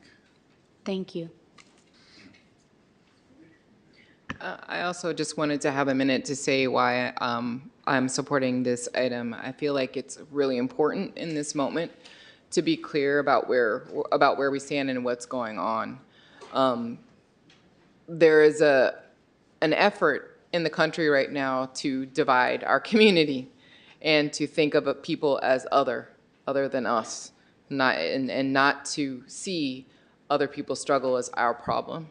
And I think that is a big problem. I think it's divisive in a way that is corrosive to our community. I also am really concerned about what's happening with some people who are being picked up for deportation, ending up in places like Panama with no legal representation, no way to get back, in some kind of a camp in Panama or at Guantanamo Bay. If these are regular working people, how do they get access to representation so even their families can know where they are and what happened to them? This is a huge concern for me, and I feel like we must stand up as a community and support our neighbors, because that's what's happening here. I also just want to really underscore that, we talk about this as an immigration issue, but the way that it's being carried out is that this is a race issue. People are being profiled. If you look like an immigrant, then ICE is going after you. How do you look like an immigrant? You basically don't look like you're white, just to be clear. There are a lot of people who look white who are actually immigrants, but they are not being targeted. So I also feel like that is a big part of here. There's people who are being swept up in these raids that are actually American citizens, but they look like an immigrant. And oftentimes they also need support. So, I am also finally really concerned about the impact this has in our schools, in our neighborhoods, in our communities. When you break up families, because our families are mixed, right? Some members of the family may have documentation, some members may not have documentation. If you rip that family apart and send them all over the world to who knows where, sometimes back to where they came from, sometimes not. Sometimes we don't know even where they're ending up. You're creating a rip in this community where there is harm happening, mental harm in these communities to the people who are left behind, the people who are adrift in the world. And I feel like it is our responsibility to stand up for our community members, stand up for our residents, and help in this unprecedented moment. This is a moment like no other. And it's our responsibility to step up. And with the surplus that we have, this is something that we can choose to do. We can choose to be on the right side of history. And I'm asking the council to consider this tonight. Yes. Yeah, I want to thank Councilmember Jimenez for bringing this up and having me be one of the co-sponsors at one of the events that we attended. This was brought up, and as I'm reading the signs here, there's a sign back there that says, keep families together, and that's what this is all about. It is making sure that we're keeping our families, and I'm echoing my colleagues here, but it's about keeping our families, it's keeping our neighbors, our friends safe. While we can't always protect against whatever the federal government's going to do, we can try to help out and at least give a tool to our communities to feel that they have someone, that they have a part of a government that cares and wants to be there for them. So if they have any questions, they know that they can get assistance from a lawyer here that can assist them with those questions to help keep their families together. So thank you for this, and I hope that my colleagues will help move this agenda forward. Thank you. Thank All you. right, so can we go to public speakers? Okay, we have 15 in-person speakers. Anyone that wishes to address the council on this item, please raise your hand at this time if you're joining us online. As I call your name, please line up behind the speaker's podium. The first 6 speakers are Mark Wasberg, Maria Teresa Franco, Tomasa Espinoza, Bertha Alvarez, Elsa Stevens, Jasmine Timmons. You have 2 minutes to address the council. Mark Wasberg.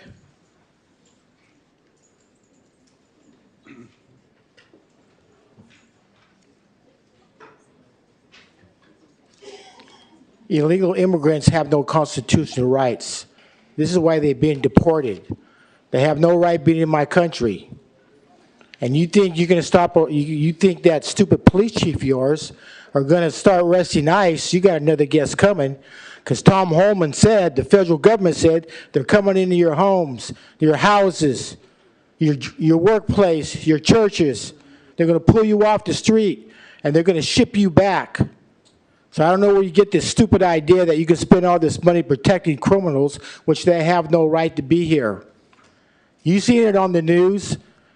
Thousands of illegal immigrants are being shipped back to Venezuela, to Mexico, China, just about every country on this continent is going back, and the world going to go back, and that stupid police chief is going to try anything. I guarantee you Tom Holman will have the wrath of the federal government, FBI, DEA, Homeland Security. That fat-ass police chief is going to be in prison. So you better get it out of your stupid heads right now to stop supporting these criminals here, these illegal immigrants. Sure, they're going to keep, Tom Holman says they're going to keep families together. They're going to ship them back. Family and all. Because you people don't stand a chance, because you ain't going to stop the federal government from enforcing constitutional law. So you might forget about it, and I hope that Tom Holman puts the cuffs on that fat-ass stupid police chief talking a bunch of stupid garbage who took a note to the Constitution. You got it? Every law enforcement here in Richmond is gonna have to work with ICE. If not, turn in your badge, because we don't need no corrupt cops. So you might forget about supporting these criminals and talking all this stupid crap, giving the people over $1 million. It ain't gonna happen, because ICE is gonna come in here and they're gonna take all these people away if they're illegals. So you better start packing your bags. Your time is expired. Maria Teresa Franco.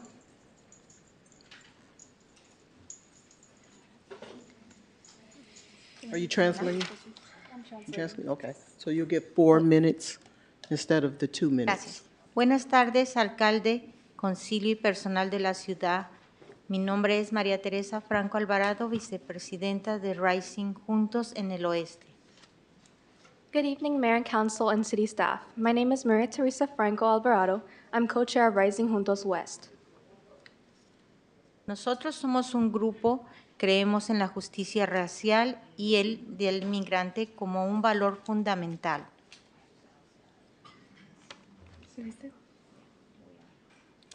We as a group believe in immigrant and racial justice as core guiding values, and that is why I'm here tonight. Y por eso es que estoy aquí esta noche pidiendo su apoyo en aprobar, asignar fondos designados para servicios legales de los inmigrantes y en promover una campaña de educación sobre nuestros derechos. We ask for your support in approving earmarking funds for legal services to immigrant families and promoting an education campaign about knowing our rights. En estos momentos de vulnerabilidad es crucial que la comunidad esté bien informada para defender sus derechos. Muchas familias de nuestros propios hijos están viviendo con mucho estrés y ansiedad por todo lo que estos ataques a los inmigrantes. Recientemente lamentamos no hay suficientes servicios legales disponibles para nuestras familias inmigrantes y estos fondos ayudarían a poder expandir esos servicios y a muchas más familias que de otra manera no tendrían acceso. In these times of vulnerability, it is crucial that our community is well informed to defend our rights. Many families and our children are living with constant stress and anxiety from all the recent attacks on immigrants. Unfortunately, currently there are not enough legal services available to our immigrant families, but these funds would help expand those services to many more families who would not otherwise have access. También el expandir los talleres educativos sobre nuestros derechos para las familias en Richmond ofrecerán información importante con herramientas de autodefensa que podrían hacer la diferencia entre momentos donde se necesite utilizar esos derechos. Also, expanding the outreach efforts with Know Your Rights workshops on for families in Richmond will provide them with important information like self-advocacy tools that can make a difference when needed. Como resultado, esto les daría el apoyo que tanto necesitan, previniendo la separación de más familias y fomentando la unidad comunitaria. As a result, these funds would provide much-needed support, prevent more family separation, and foster community unity. Agradecemos a la ciudad de Richmond por su liderazgo en estos momentos y traer estos recursos tan necesarios en nuestra comunidad. Esperamos contar con su apoyo esta noche votando a favor de esta propuesta. Gracias por todo su apoyo. We thank the City of Richmond for their leadership in bringing these much-needed resources to our community. We hope to have your support tonight by voting in favor of this proposal. Thank you for your support. Right, our next speaker, Tomasa Espinoza.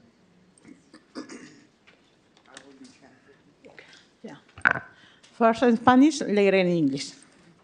Buenas tardes, miembros del concilio. Mi nombre es Tomás Espinoza, residente de Richmond y miembro de Rising Juntos. Nuestra organización es liderada por la comunidad para la comunidad, trabajando por la justicia racial, económica y de salud en Contra Costa. Como madre, quisiera enfatizar la importancia de tener comunidades unidas y apoyadas en momentos difíciles. Es por eso que esta noche estoy aquí, para pedirles que apoyen a aportar $1 millón para apoyar a nuestra comunidad inmigrante en este momento, ya que está más vulnerable, siendo atacada y no tiene las protecciones necesarias. Las familias inmigrantes aportan mucho a nuestra comunidad. Son padres y madres, son hijos, son nuestros vecinos, y amigos, son líderes en nuestra comunidad de Richmond. Y nosotros no podemos ser cómplices de la intolerancia racial y la discriminación que estamos sufriendo en este país. Los servicios legales son esenciales para poder tener una mejor oportunidad de poder ganar un caso de inmigración. Pero estos servicios son escasos y es por eso que se necesitan expandirlos en este momento. El conocer nuestros derechos también es una de mucha importancia, ya que provee una herramienta para las familias de sentirse más protegidas. Es por eso que les pido que, por favor, voten a favor de asignar estos fondos para apoyar a mantener segura a nuestra comunidad inmigrante. Gracias. Good evening, council members. My name is Tomasa Espinoza.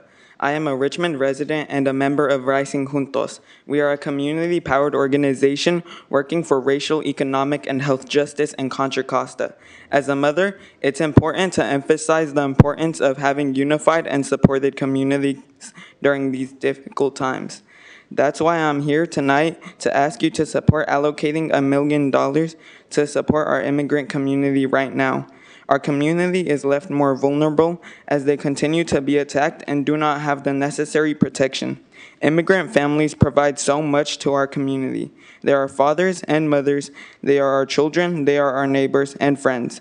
They are leaders in our Richmond community, and we ask that we not be complicit in the racial intolerance and discrimination of this country. Legal services are essential to have a better chance of winning an immigration case. But these services are scarce, and that is why they need to be expanded at this time. Knowing our rights is also very important as it provides a tool for families to feel more protected. For these reasons, I ask you to please vote in favor of allocating these funds to help keep our immigrant community safe. Thank you. Our next speaker is Bertha Alvarez. Good evening, Mayor, Council, and staff. My name is Berta, and I'm a resident of Richmond and current secretary for Rising Juntos West Chapter. I'm here because I'm in favor of the proposal to allocate funding for the services for immigrant families, because we all know that we all deserve the right to legal defense. Current families in Richmond are scared and don't know where to find legal help. And if they do find something, the waiting list is very long or very expensive. All of this is taking a toll on families' mental and emotional health. People are no longer attending their medical appointments. Some are afraid to go out, to take their children to school, or even to go out to work. This impacts and destabilizes our community because they stop contributing.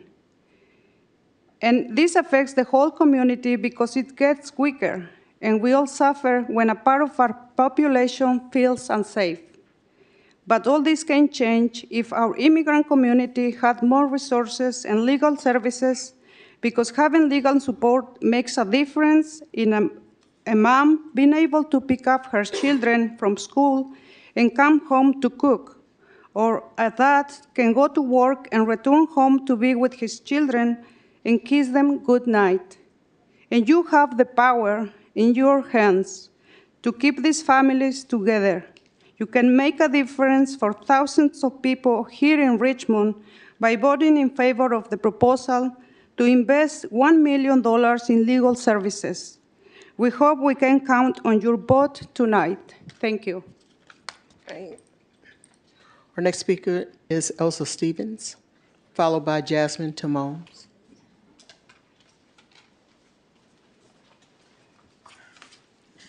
I thought that I could not feel prouder about living in Richmond and having this council, but yes, I'm even prouder tonight. $1 million to help immigrant legal services and raise public awareness at a time when people with valid green cards and a clean police record are being arrested. Yes, please. Thank you. If an ICE agent stops me, the only thing I will say is, "Mande?"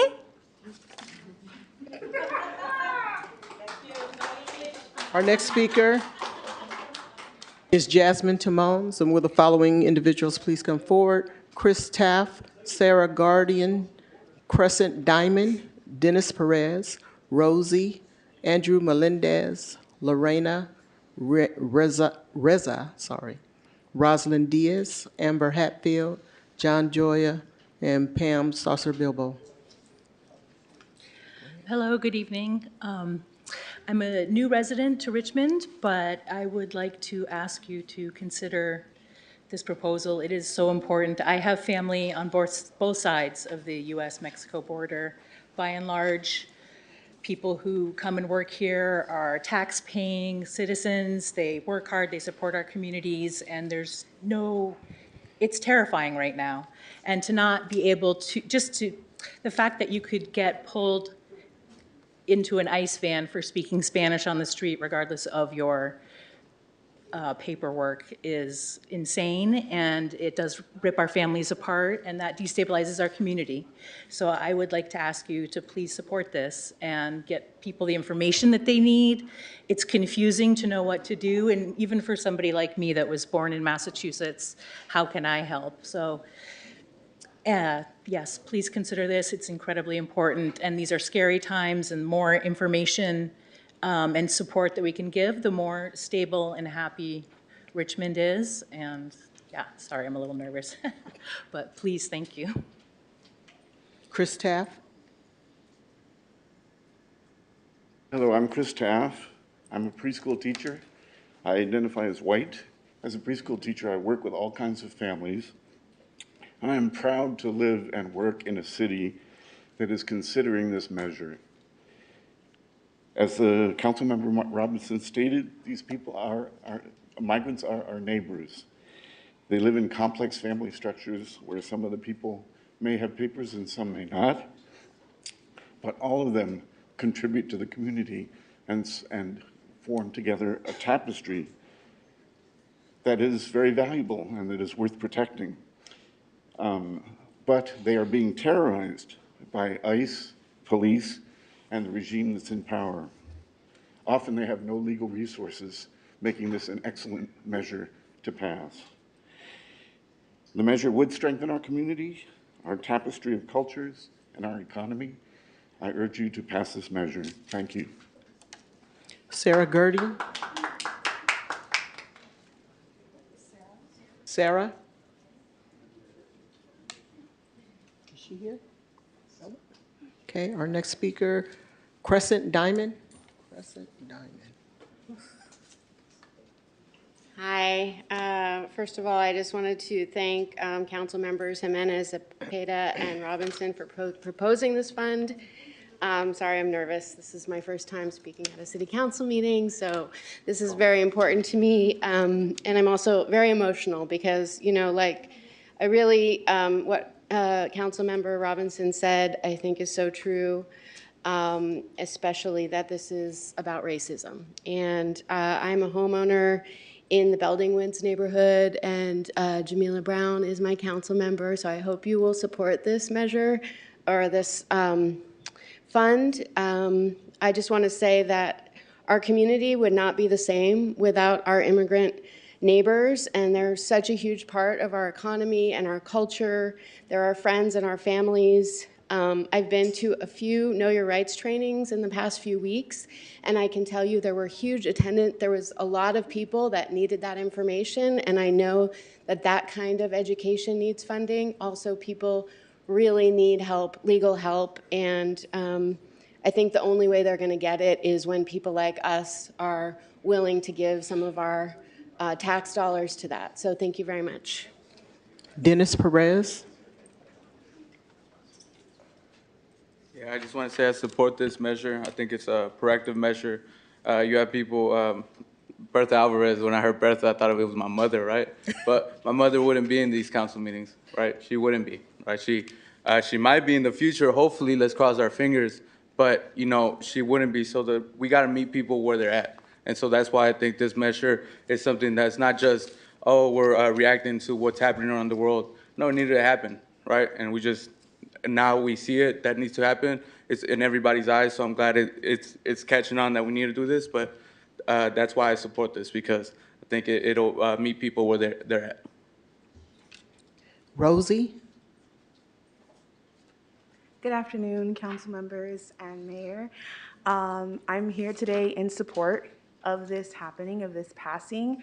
And thank you to the council members that put this up. I really appreciate it, and it makes me proud to be a Richmond resident, to have councils that are this proactive in protecting our community. I come from an immigrant family. The people that raised me immigrated here to this country, and they worked in the fields to put food on our table and to support me and to make sure that I got the future that they knew that I deserved. So seeing all of this happen and hearing them protest in the 70s against Vaughn's and against all of the agriculture mistreatment that was happening, it's scary to know that we have to continue the same fight now to make sure our immigrant community is protected. But I am in support of this, and I hope you guys are all too. Thank you. Andrew Melendez? Thank you and good evening, City Council. My name is Andrew Melendez. I'm a lifelong Richmond resident, and I'm here today to speak in support of this agenda item that would allocate $1 million for immigration legal services and to fund a public education campaign for constitutional protections in Richmond.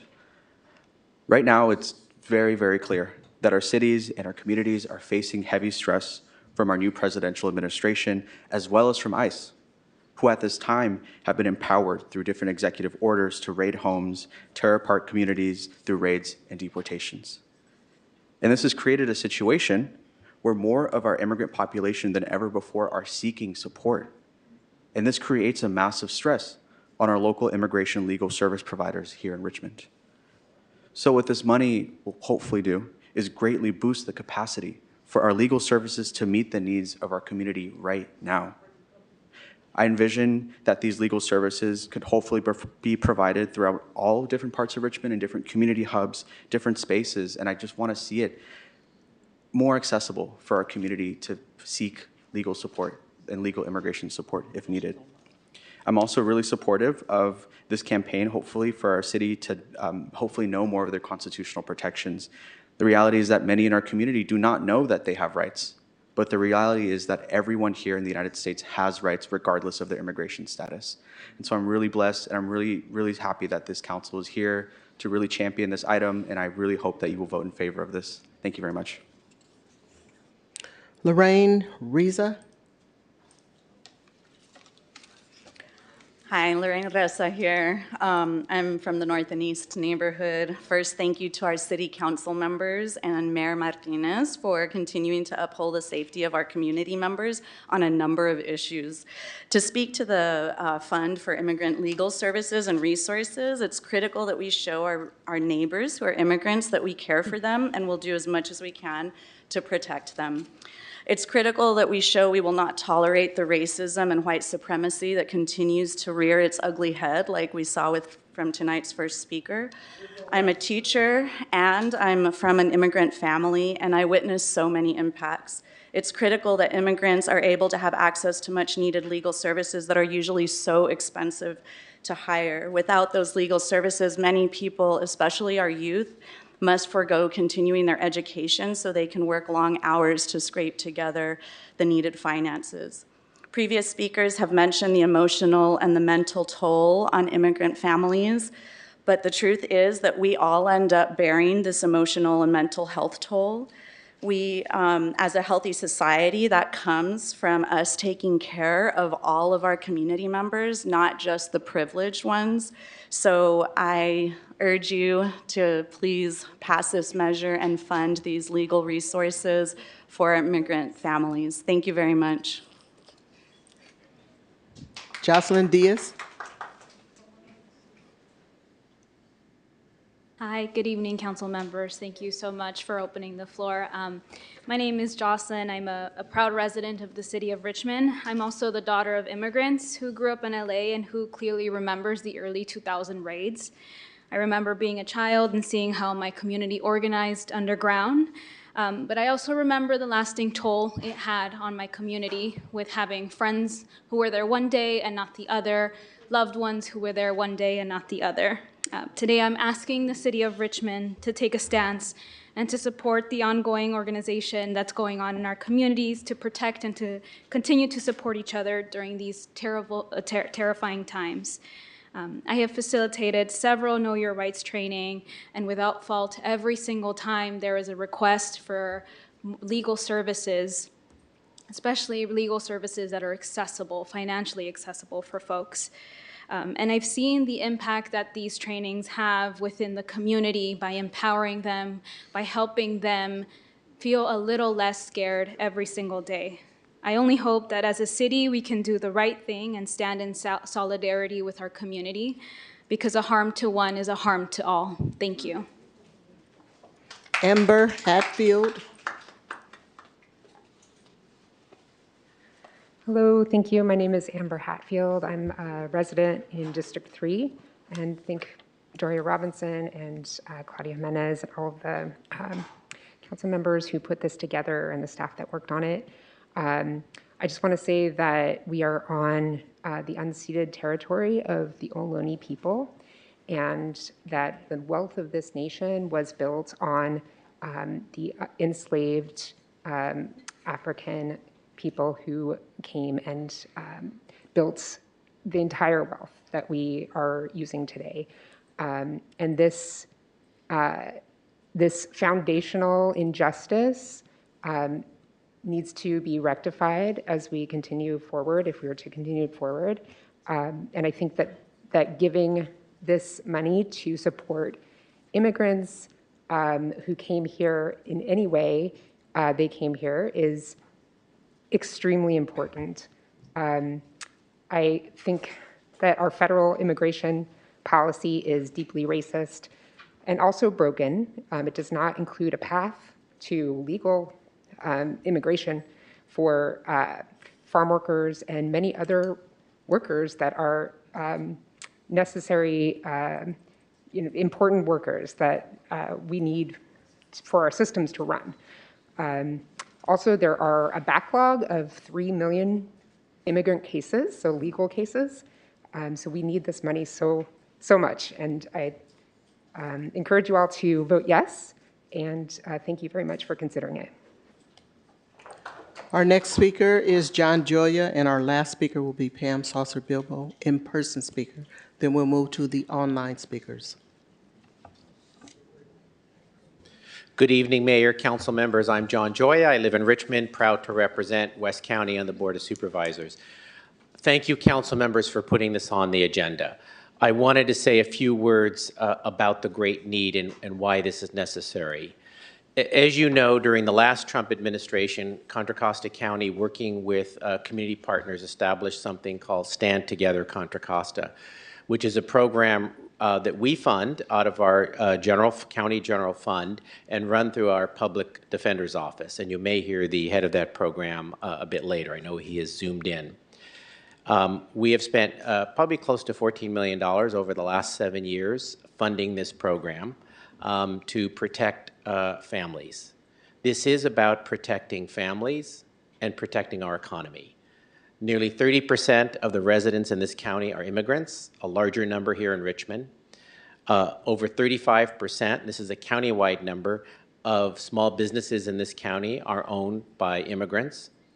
And what we are seeing with the new Trump administration is an increasing demand on the services of Stand Together Contra Costa, which means more immigrants are fearful of deportation. It is disrupting their families. It affects their desire to come in and get services, whether it's health services or social services. And our health services do serve those immigrants, even those regardless of immigration status. So the need is great. I know that's why you put this on the agenda. And I just wanted to say a few words to support this and hearing from our own program the great need that exists in this county and especially in Richmond. So thanks for putting this on, and we support it. Pam Saucer. Good evening, council. And I am standing tonight as a community activist as well. But I also have helped with a lot of the immigrants and all mankind here in the city of Richmond. Back in 2003, I had to get some immigration attorneys out of San Francisco to help support some families that had went over to Mexico and needed men and women of valor, because they worked with me in 2003, quite a lot of people to do the big cleanups out in the area. And they did not have IDs. So I talked to the mayor at the time and a few other people on council, and they started an ID to help people. But I want to know, how is this $1 million actually going to really call a halt on what has already been stated from the higher, from DC and the government? Because we have a lot of organizations that work with the immigrants and illegal here in Richmond. We haven't even been able to get funding, and I have stepped out of my life savings to help all mankind here in the city of Richmond, and men and women of valor. We work with the schools. I have done quite a lot to help. It ain't about it's about what God allows. So I want to know, how is this $1 million going to actually help put a halt on what ICE want to do? I would like to be educated on that. Okay, how we gonna put it? You give $1 million, how is it gonna stop them from actually taking families? Because I'm against broken families and homes and people Your being time has sent expired. back. Okay, thank you so much. Thanks. Now we'll move on to the online speakers. The Online speakers are speakers. the speakers are Ali Sadie from Stand Together Contra Costa, Noel Cantu, Joanna Gurdian, Melvin Willis, Michael Fitzhugh, Sarah Gurdian, Sarah Cantor, Encian, and Abigail Esquias. Ali, you may begin.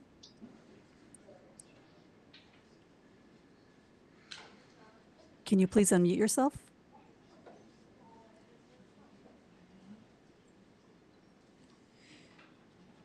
We can't hear you. How about now? Yes. Excellent. Thank you so much, City Council and Council Member Jimenez, for adding this important item onto the agenda. I've got to say that it is time to be proactive as opposed to reactive. And I can't go through the entire list of attacks on our immigrant community members that are happening right now, but suffice to say that since this election, we've seen an increase of fear, misinformation, and unprecedented needs for accurate information, due process, and navigation support for our immigrant community members. Our hotline volume, as Councilmember Jimenez stated, has increased by 330% since the inauguration. And ICE enforcement activities in our community are causing fear and increasing mistrust between the community and the local government resources that remain here for them. And as enforcement increases, access to even basic legal information, let alone full legal services, continue to drop. There is no right to free appointed counsel in one's deportation case. So over 70% of people that are hoping to present asylum applications during their deportation proceedings have to go forward without the help of an immigration attorney. This is not due process. We need reinforcements and better engagement and service delivery right now. We saw during COVID that when the stakes are high, as they are right now, with, as one council member stated, people being snatched up and taken to who knows where in Panama and Guantanamo Bay, we need to act urgently right now, and we need to double down and build on the great collaborative work happening in the community. So we are in full support of increased services and funding for the community, and we are looking forward to helping in any way we can. Thank you. Thank you. The next speaker is Noel Cantu.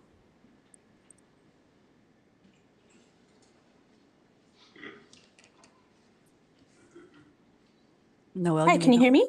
Yes. Hi, my name is Marisol Cantu. I'm a third generation Richmond resident.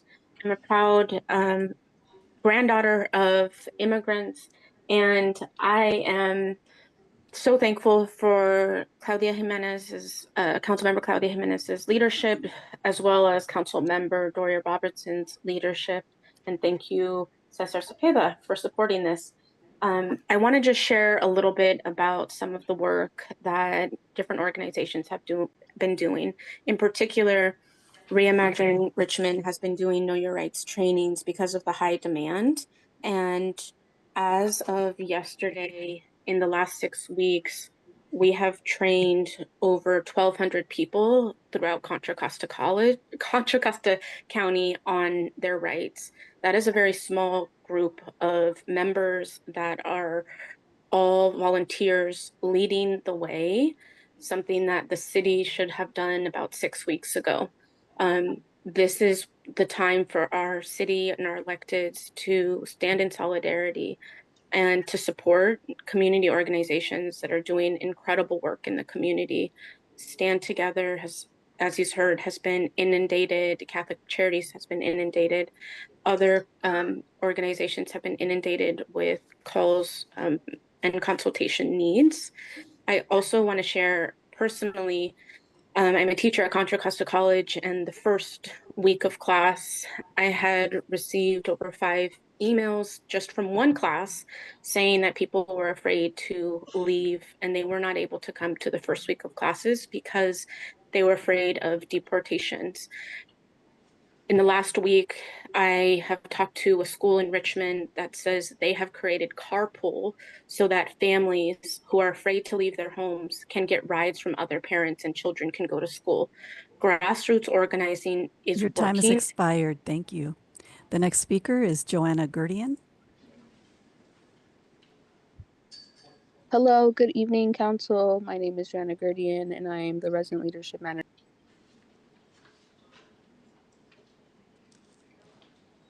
From the phone is not allowed. Please use the phone setup option from the hands-free main menu. Hello? Joanna? Yes, can you hear me? Hello? Yes, continue, Okay, please. sorry. Yes, I'm here representing Healthy Contra Costa, and I just want to say that I am also in support of this allocation for these incredibly needed services. Being the daughter of Guatemalan immigrants, my heart goes out to the families and the children that are having to live through this experience, not knowing if their parents will be home when they get home from school, not knowing if their parents are going to be back if they leave for work or go to the grocery store. And so this is an incredibly difficult time for many families, not just in our community, but across this nation. And so I'm so incredibly proud to be in a city that cares about and stands up for the rights of the immigrant community. And I am so, so happy that we have leaders in our city council that are willing to support these efforts and support our community when they need it the most. So again, I'm in support for this application, for these legal resources, and for just this public awareness campaign so that more of our community members are aware of their rights and so that more of them are able to access the legal services that they so desperately need. Thank you very much. Thank you. The next speaker is Melvin Willis.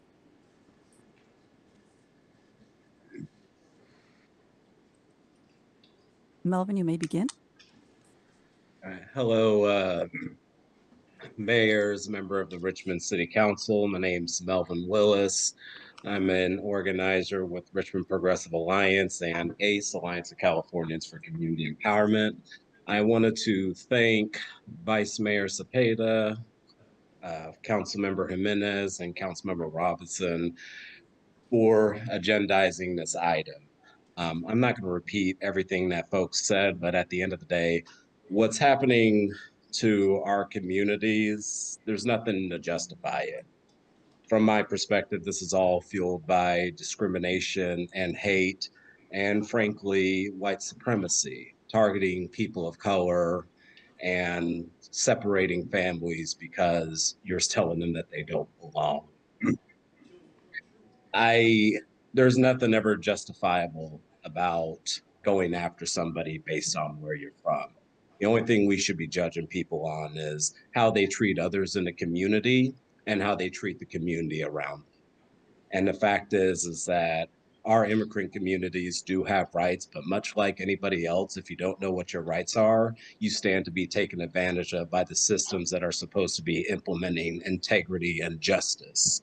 So by doing this investment, it goes a long way to keep families together, provide security for the city of Richmond. And I'm so glad that this is a city where we can have these conversations openly and not worry about families being attacked, that we're leading with compassion and respect for our community. So I hope that this does pass with a unanimous decision. And I just want to leave off by saying, like, we should always be treating people the way we want to be treated. So if you're hearing a family is being separated or targeted based on where they're from, put yourself in that position and ask yourself if that's a situation you want to be in. Let's keep our communities together. Thank you. Thank you. The next speaker is Michael Fitzhugh. Good evening again, council members. Even though I know the proposal before the council is morally just, I was opposed to it at first and wasn't going to speak up. Richmond has limited resources and a long list of unmet needs, not least of which is greater investment in our local police department and the building of even deeper reserves than it currently has already allocated in the face of uncertain economic future. I'm also generally opposed to the propensity of the council to get involved in national issues, even when it moves to hire municipal advise, even while it's moving to hire municipal advisors to advise it on debt financing, as it's doing now. And yet, the very first speaker on this item reminded me of the violent and ugly rhetoric that has driven us to our country's current terrible immigration policy. The inhumane actions of our federal government must be opposed at every turn. I'd still quibble with the dollar amount that you're considering. I think you should structure it in two tranches of $500,000 each and build in some accountability, requiring nonprofit beneficiaries to report back to the council on the results of their efforts before giving them more money. But I do support the idea in general and hope it helps our most vulnerable neighbors. Thank you. Thank you. The next speaker is Sarah Gurdian.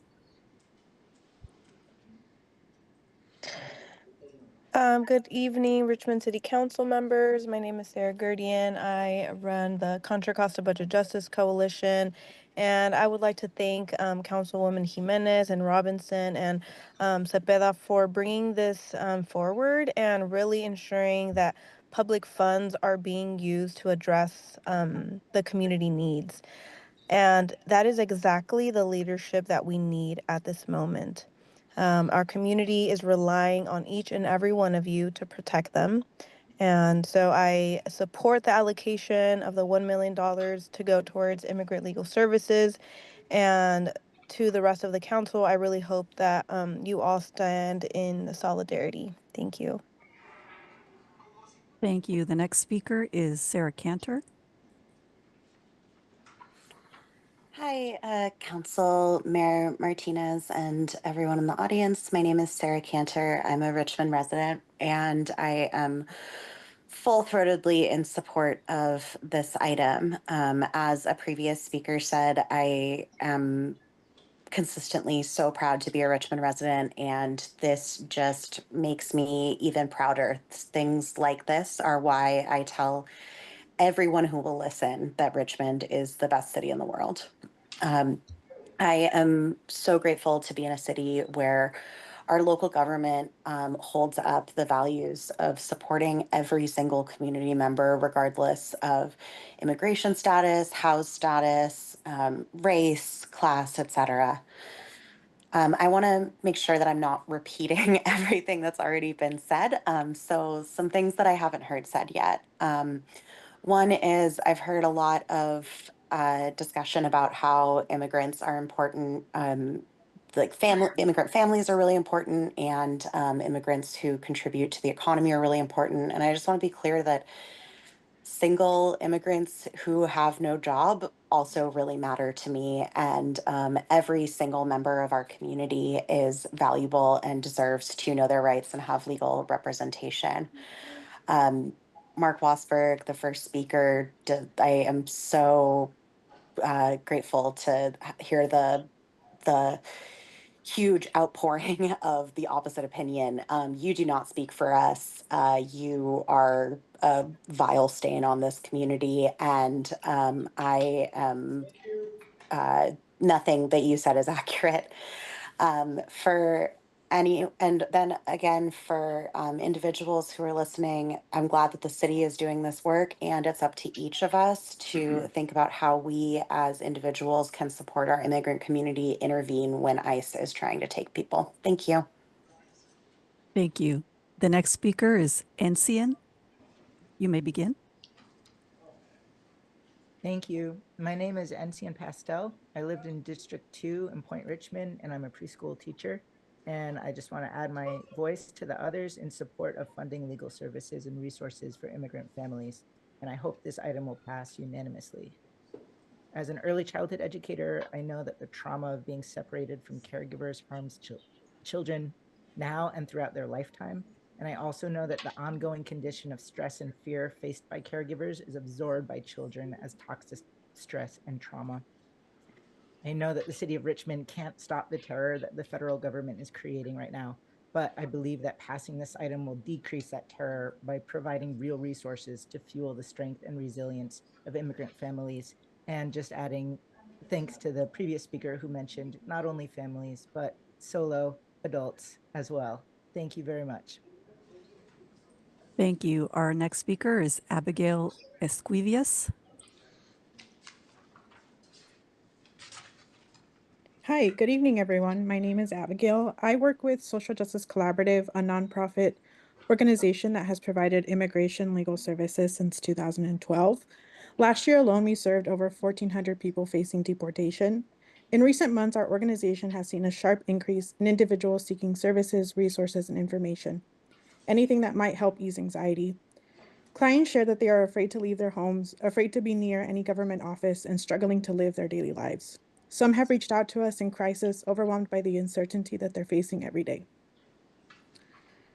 State funding exists, but it's stretched thin. Demand for resources far exceeds what's available, leaving many without legal representation in a system that is nearly impossible to navigate alone.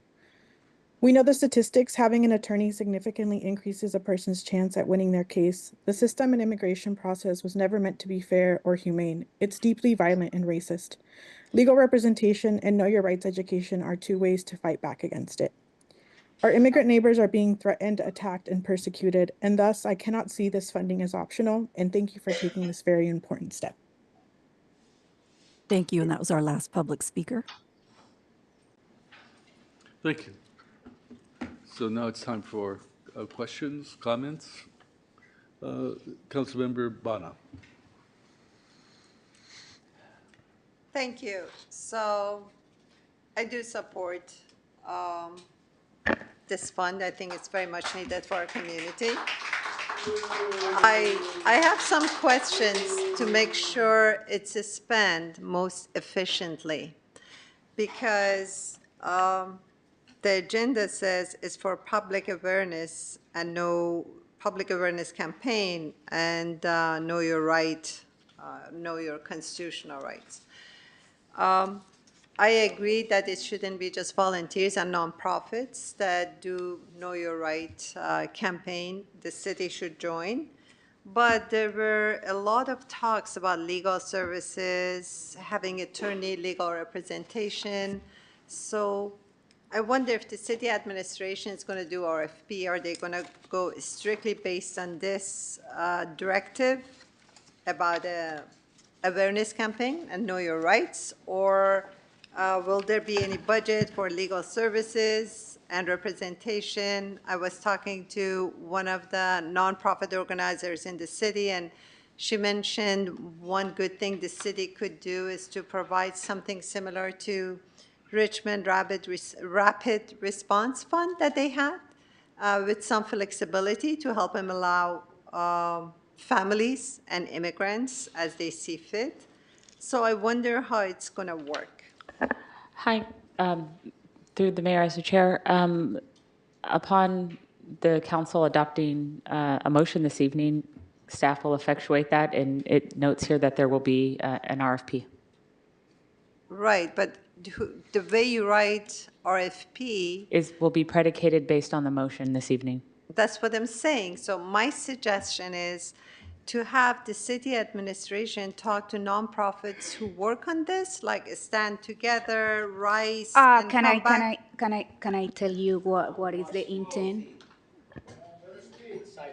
Because if the city administration, first of all, with regard to immigrants, as we know, there is no data. We don't keep data for the reason that's obvious to everyone.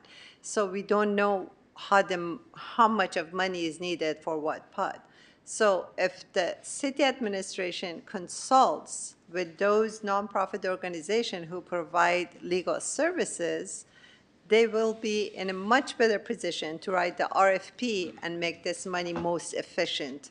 I'm also for accountability, but in this case, we cannot keep any data. So the best we can do is to direct the fund in a way that's most effective. So my suggestion is, my question is, how much the administration would need, in terms of time, a week or two, to consult with nonprofits to come up with an RFP that's most effective. I think the idea of the RFP is to find put it out to various entities, nonprofits, where one would be selected to supervise the overall program. So the idea is that the city staff would not spend a lot of time supervising the program. It's going to be supervised by the contractor that is selected, and there will be criteria. There'll probably be some reporting criteria in it. We haven't drafted it yet, so I think that's why Shasa was not able to give you specific details as to what we would be asking the entity to do. And that's where she was saying that the motion will direct us. The RFP certainly can come back to the council. The council wants to review the RFP in detail. Otherwise, we would put it together. There obviously is a competitive process because our bidding requirements require a competitive process. So there will be presumably multiple of entities that will submit a bid, and one will be selected. I understand the process, but my question is about the outline of the program. Should we specify it now, for example, that legal representation should be included If I may, and flexible cash would be included? It's included. I think Not in the agenda item the way I'm reading it. Well, it says direct staff to allocate up to $1 million from fiscal year 24-25 surplus funds for immigrant legal service and a public awareness campaign for immigrants in Richmond to know their constitutional rights, and issue a request for proposal to select a fiscal sponsor to distribute the allocated funds to nonprofit organizations that will provide such services. So what we are saying is that there is going to be an RFP to select somebody who is going to be the fiscal sponsor, who is going to be in charge of selecting other organizations that are going to do legal services and communication and education to the community. So for instance, let's say that there is a fiscal sponsor that the city has been working, or like this is a model that we have been doing for distributing funds for the rental assistance, like for instance, or supporting. So there is just already a model. And what I am saying is that Stand Together, Contra Costa Stand Together can then apply to the fiscal sponsorship to provide these legal services if they feel that they can they need these resources and they can be selected. So I don't understand what your question and what your My issue point is. is exactly what you just mentioned. Legal services is not mentioned in this direct, It's this here. awareness campaign. Read it. No, no. Read it. I just read it to you. And also, It says immigrant legal services. okay, let me read it again. If the staff understands that's how it is, I I also clearly would like to. for the administrative record, I clearly understand what is requested in item P3, and staff will move forward as directed. If there is, Thank you. Can we if add there is, rapid response fund to it? staff will, as with every agenda item, staff will move forward as directed by the city council, as outlined in the final motion approved by the council. All right. Next, go ahead, Vice Mayor. Thank you, Mr. Mayor. I heard a lot of the comments that were said, so thank you everyone for taking the time here tonight and letting us know of all your comments and support, and also those in opposition, because I think that those in opposition makes that support be much greater and much brighter. So I think we heard some of that. The opposition turned some people to really see what we're up against. And when we're saying we are up against, it's not just those that are undocumented immigrants. It is all of us. And everyone has rights. Todos tenemos derechos. My father crossed the border illegally many times before he was legalized. My father picked the strawberries and tomatoes for many families before me. Because of the immigrants that make our communities, because of the immigrants that pick those strawberries, take those jobs that nobody wants, but it's those jobs that allows us all to live. DHS reported a 627% increase in ICE arrest in the first weeks of the new administration. This is a new report that I just read earlier today. Somebody mentioned, and I agree partially, can we be using this $1 million for something else? There is always something else. Can we use it for roads? Yes.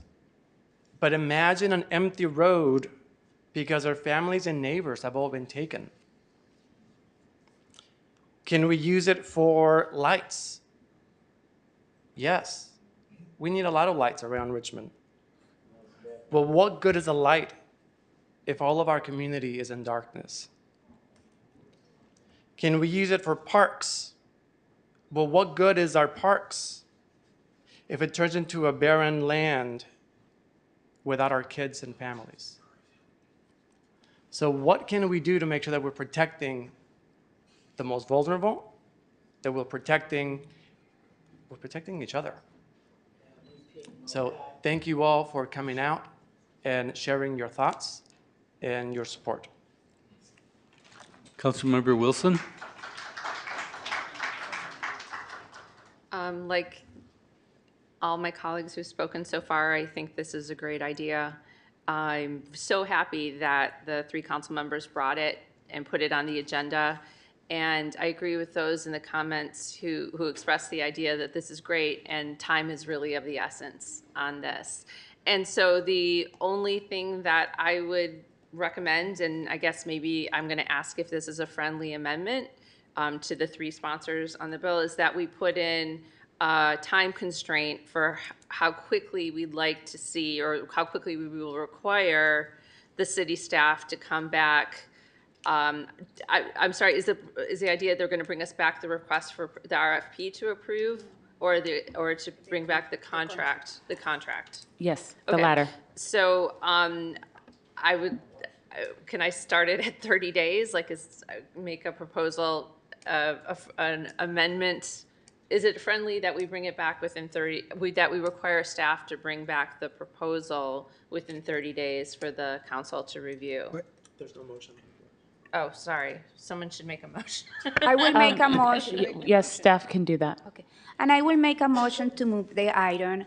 And actually, I would like to, and a friendly amendment to that, oh, you, okay, go ahead. yeah. Go ahead. I'm sorry. No worries. I just wanted some clarifying things about how are we going to monitor, like, how do we know that all the immigrant participants are Richmond residents? Is it specifically for Richmond residents? Yeah, I think like this is something that the fiscal sponsor will have to help to follow up and request for the grantees, the community organization to give reports about how many residents they are serving. Okay. And also, I just wanted to know, would it be more cost efficient through partnerships with folks that are already doing the work instead of directly funding nonprofits that we Well, the idea, strengthen the ones that already exist? so the idea with this item is to, because the city doesn't have the capacity to be the ones at just giving each person or each organization grants, that we are adding capacity by having an RFP to have a fiscal sponsor that is connected in the community, and they know it knows and is connected to the organization that are already doing the work to do that. And I am hoping that this fiscal sponsor is a Richmond-based organization that has done this work already with the city, or has the capacity and had the relationship with the organization that are going to be applying for this. And so they can have a good vetting process to know that these organizations that are going to receive the funds are going to do and deliver into the goals of providing legal support and providing education to all Richmond residents. Okay.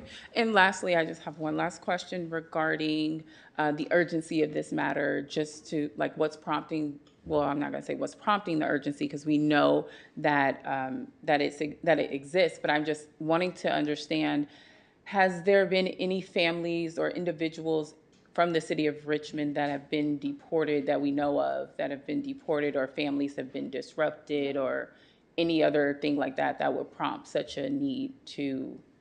I think the need is also to avoid that.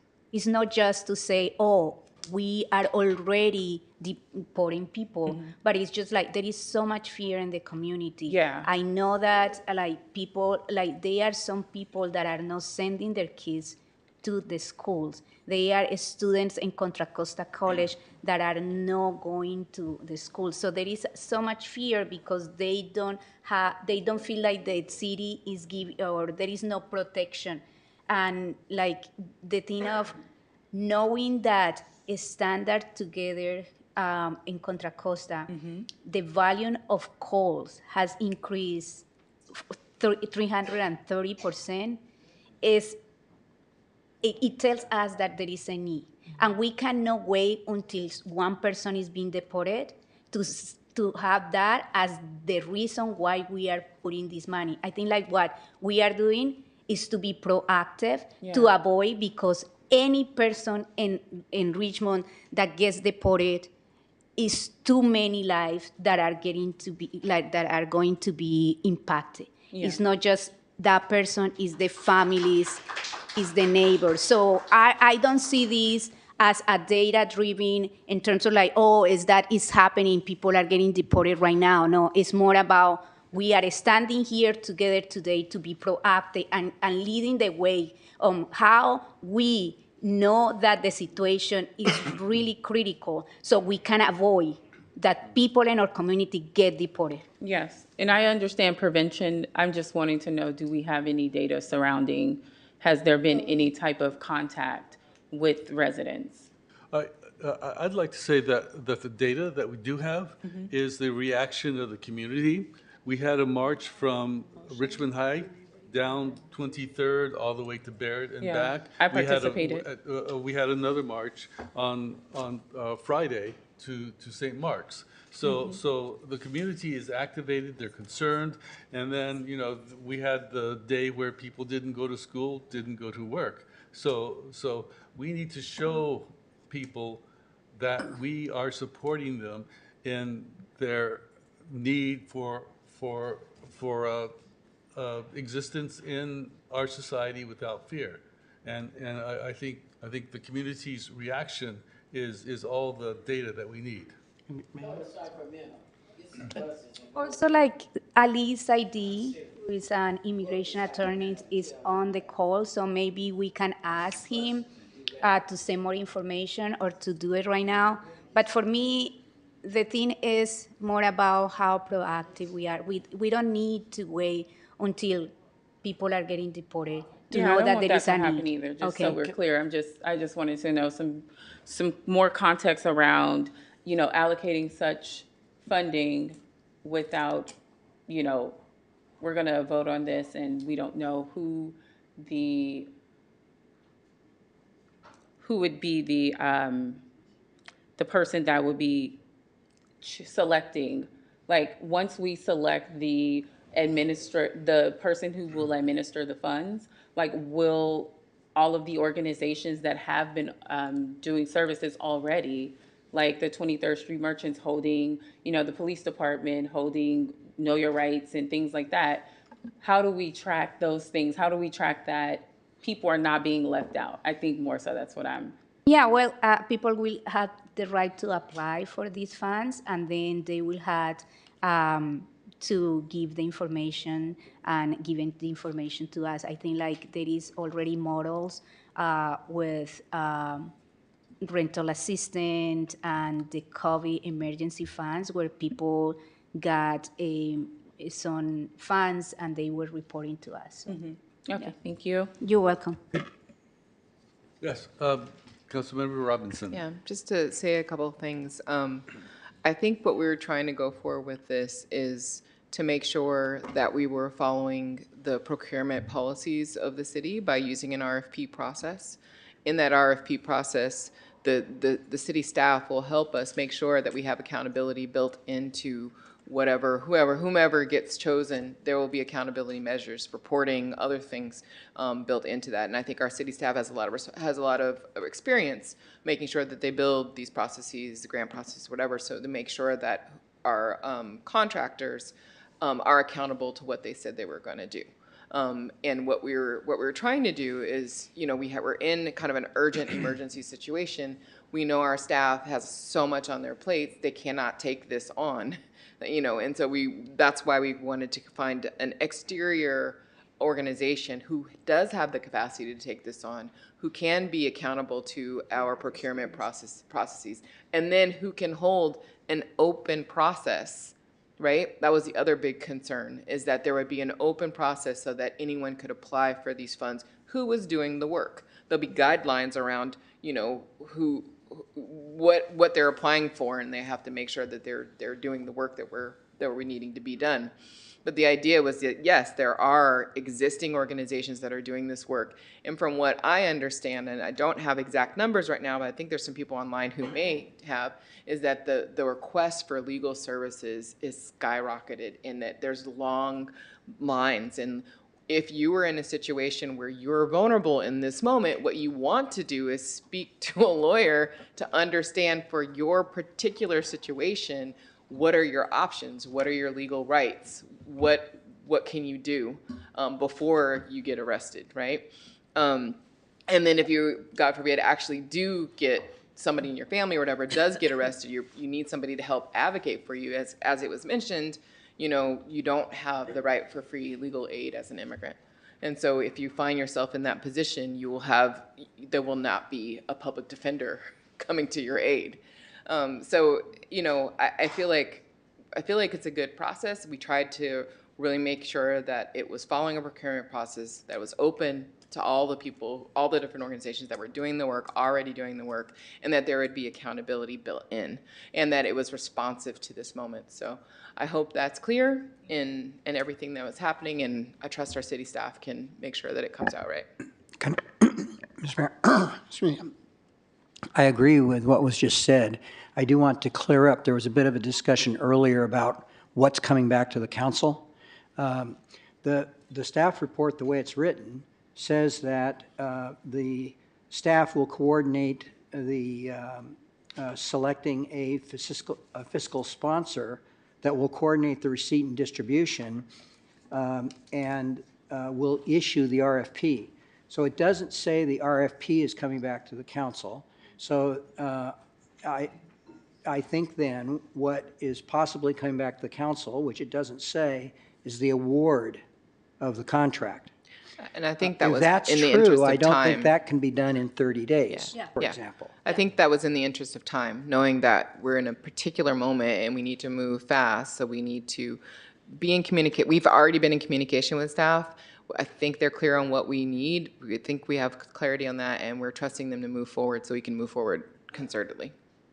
It's just that normally you prepare an RFP. I assume that's not prepared at this moment. And then we distribute it to all the potential entities that would be interested. And you normally would give them several weeks at least to a month to prepare a response and bring the response back. Then you would review that response. Staff would have a recommendation, then bring that back to a council meeting. So It would be good to hear from city manager about how that process would run under the current conditions. My understanding was that we're still going to issue an RFP and get responses to that RFP, but I'm not sure. Correct. The only thing I'm questioning is if the thing that comes back is the award of the contract. Is the award of the contract. Yes, so we agree on that. I'm saying, and if Shasta thinks that can be done in 30 days, then I'm corrected.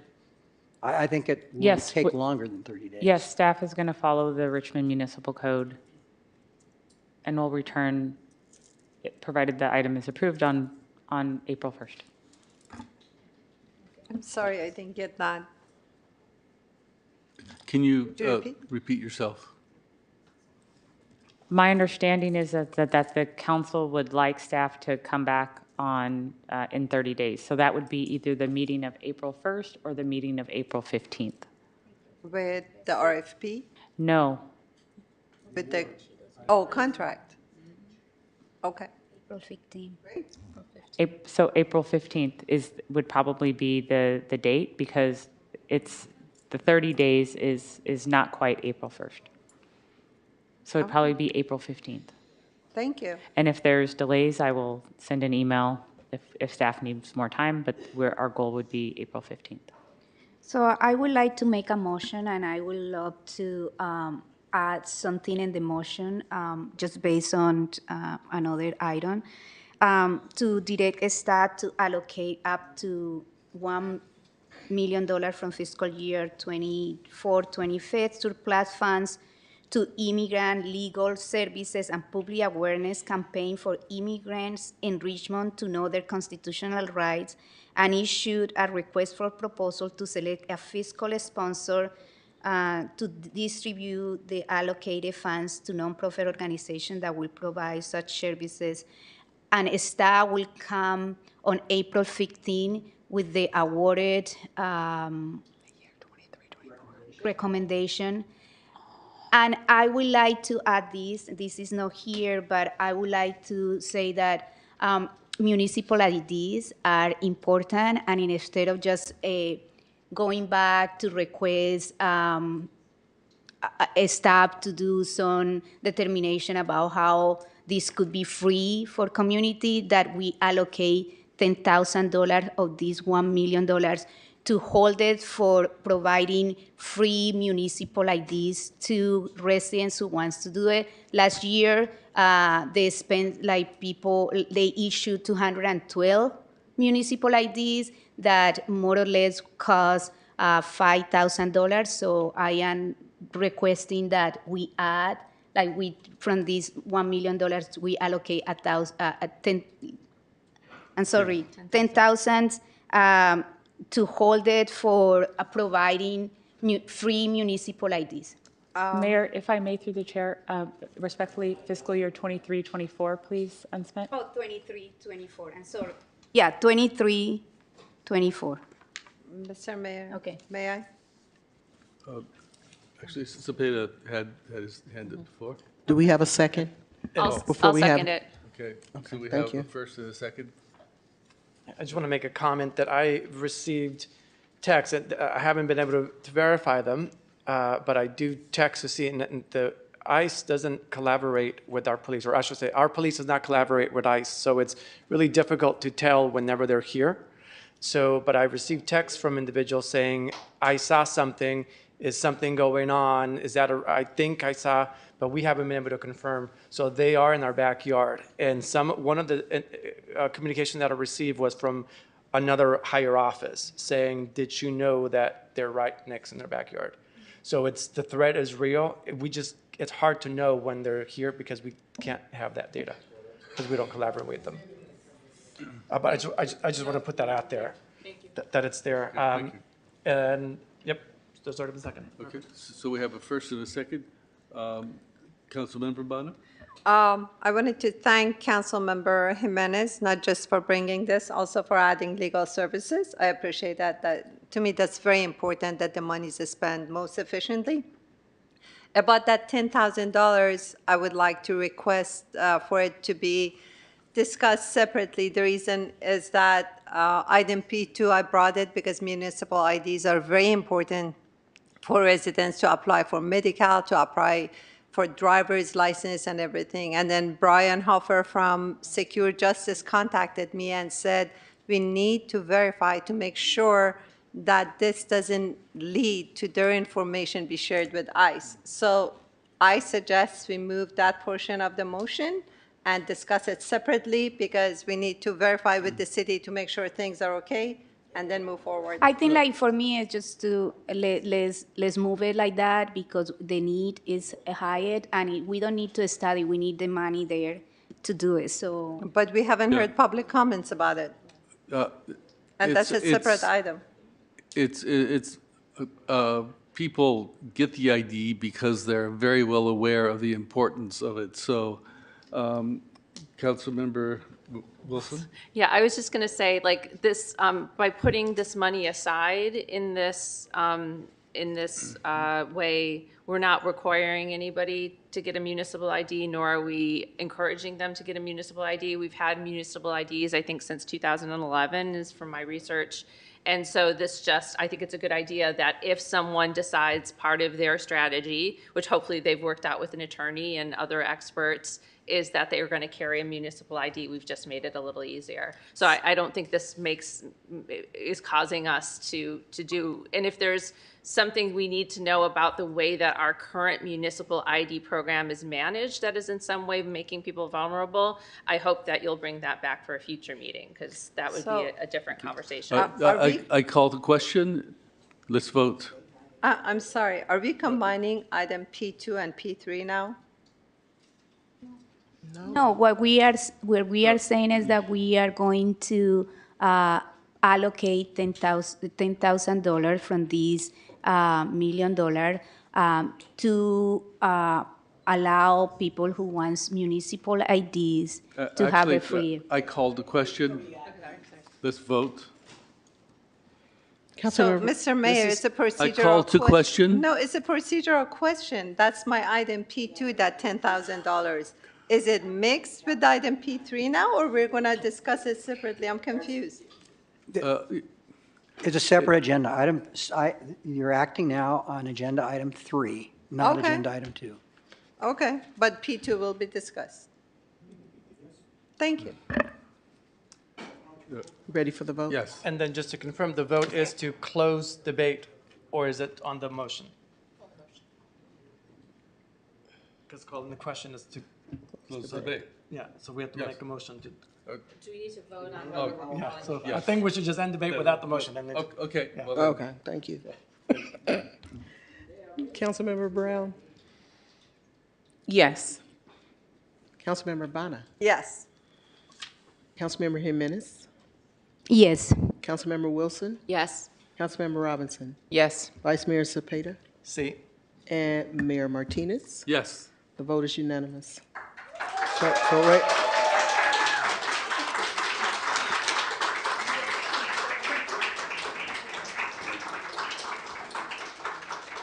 Well, Public time for hearing. the public hearing. Okay. Yes. Moving to the public hearing.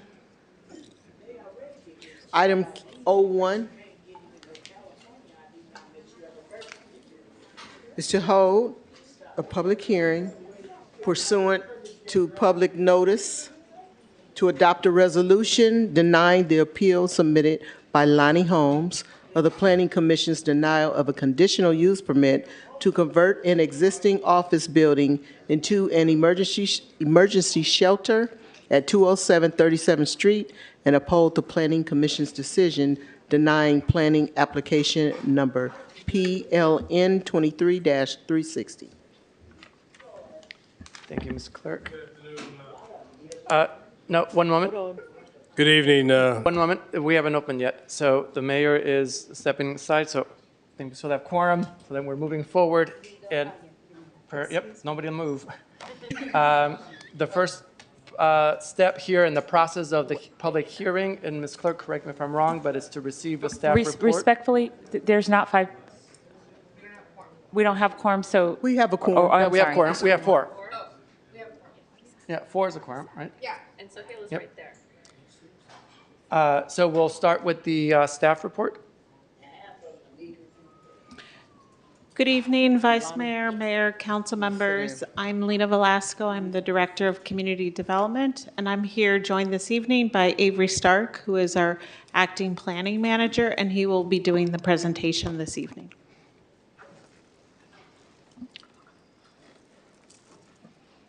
Good evening, Council. Nice to meet you all formally for the first time. Avery Stark again, Planning Acting Manager. We can't hear you. Acting Planning Manager here with the City of Richmond. Very nice to meet you all. To Mayor, Vice Mayor, and Council members, members of the community and the public, I am presenting today on the CPSA Emergency Housing Project Appeal. Just for a bit of understanding where we are today, staff's recommendation is that the City Council review the project, hold a public hearing, close the public hearing after receiving comment, and to adopt a resolution denying the appeal submitted by Lonnie Holmes of the Planning Commission's denial of a conditional use permit to convert an existing office building into an emergency shelter at 207 37th Street and uphold the Planning Commission's decision denying planning application PLN 23360. I'll go over a fair amount of background this evening to just acquaint you with the project and where this project has began and where we are today. We'll go over background, we'll go over data and calls received to the police department regarding the site. We will also cover previous direction from the Planning Commission to the council and response from the neighborhood, and then finally we will resolve with discussion of the required findings. As you see on the screen before you is a detailed, also in the staff report, the project site is located at the corner of Bissell Avenue and 37th Street in the Pullman neighborhood. It falls within the T5MSO zone of the form-based code and bordered by residential neighborhoods and commercial corridor. The project is proposed to convert an existing office building into an emergency shelter with up to 25 beds. The majority of the proposed alterations are at the exterior of the structure, including parking areas, including a courtyard, new trash receptacle areas, bicycle, vehicle parking, and security fence. The project is compliant with all the zoning standards with the exception of the parking design, which may be addressed through conditional use permit approval that was denied by Planning Commission. A little bit about some site background to further kind of provide some context. So starting in May of 2023, the nonprofit CPSA had assisted the City of Richmond and the nonprofit Ways to Love and the consortium of the East Bay in overseeing an emergency shelter on this premise. The shelter had initially housed 15 individuals. At one time, each resident had an individual lease agreement with CPSA within their own rooms. No land uses at the time, no land use permits were required at that time, as the city was involved in partnering with both a three-way agreement between CPSA and Ways to Love and then the consortium. Subsequently, in early August of 2023, the Fire Department Fire Prevention Office had conducted an inspection of the site and subsequently determined that the site was unfit and unsuitable for the housing of individuals, as it was not rated to the correct code. It was a commercial building and not rated for residential habitability. It was at that point in early August that the fire department advised the Community Development Division and staff that the use could no longer continue because of the structure's non-compliance and potential hazards. The city discontinued its involvement with CPSA and the occupants were moved out by August 3rd of 2023, again after the city became aware of the non-compliance of the building itself. And we worked very hastily to find and relocate temporary housing for all individuals that were currently staying at the site. I'm going to go over a bit of the Richmond Police Department analysis, referred to commonly as a CPTED, which is a crime prevention through environmental design assessments conducted by Sergeant Christopher Tong. The assessment included data on the number of calls for police service within 300 feet of the project site, currently the site conditions and recommendations for improvements in a variety of different categories.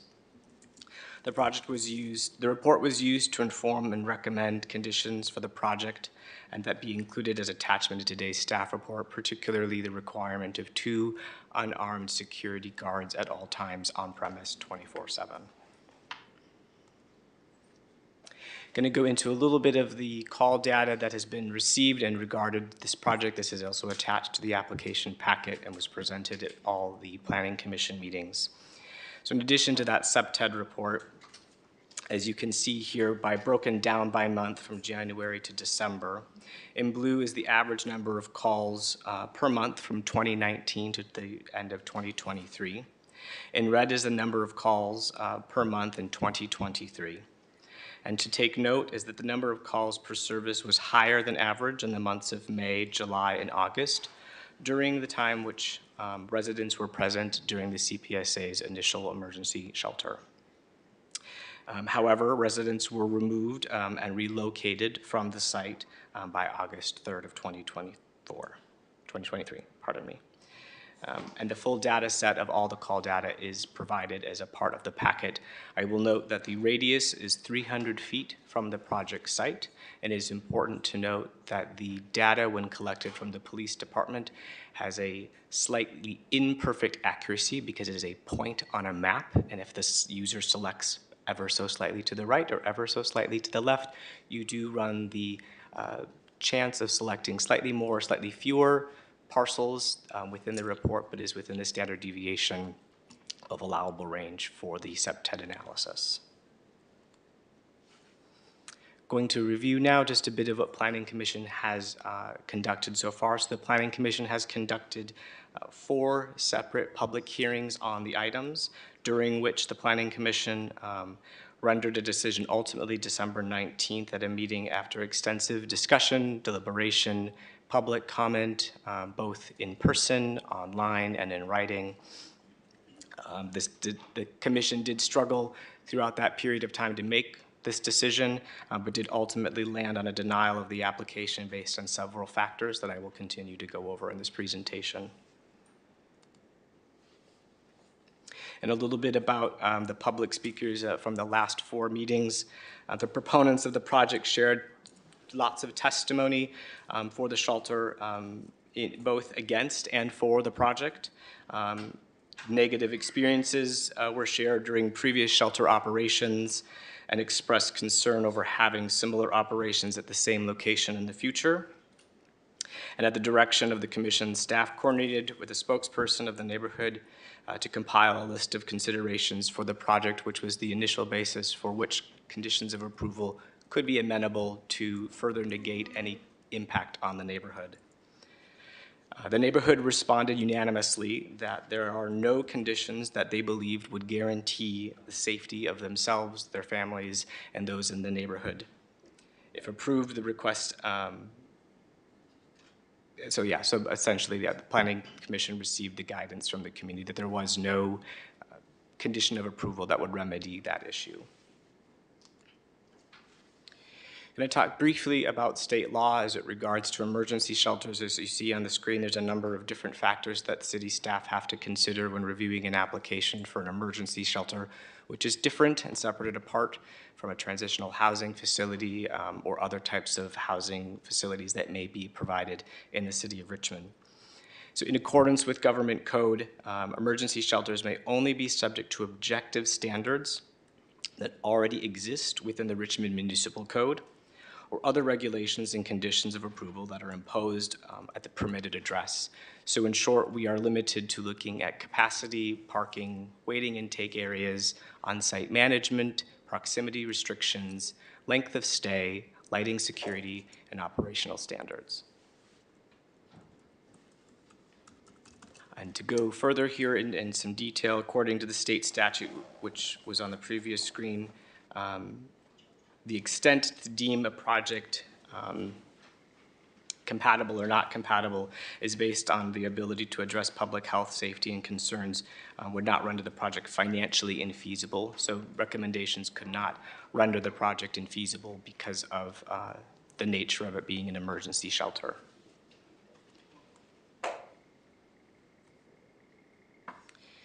Just a little bit of background here on the Planning Commission's decision. So the Planning Commission decision was based primarily on inadequate parking, which was an objective standard that the city is authority to cover, which is one of the objective standards that the state gives us through the emergency shelter or government code.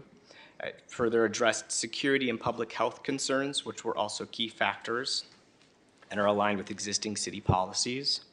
And upholding the decision protects the community interests and reinforces adherence to the municipal regulations here in the city of Richmond.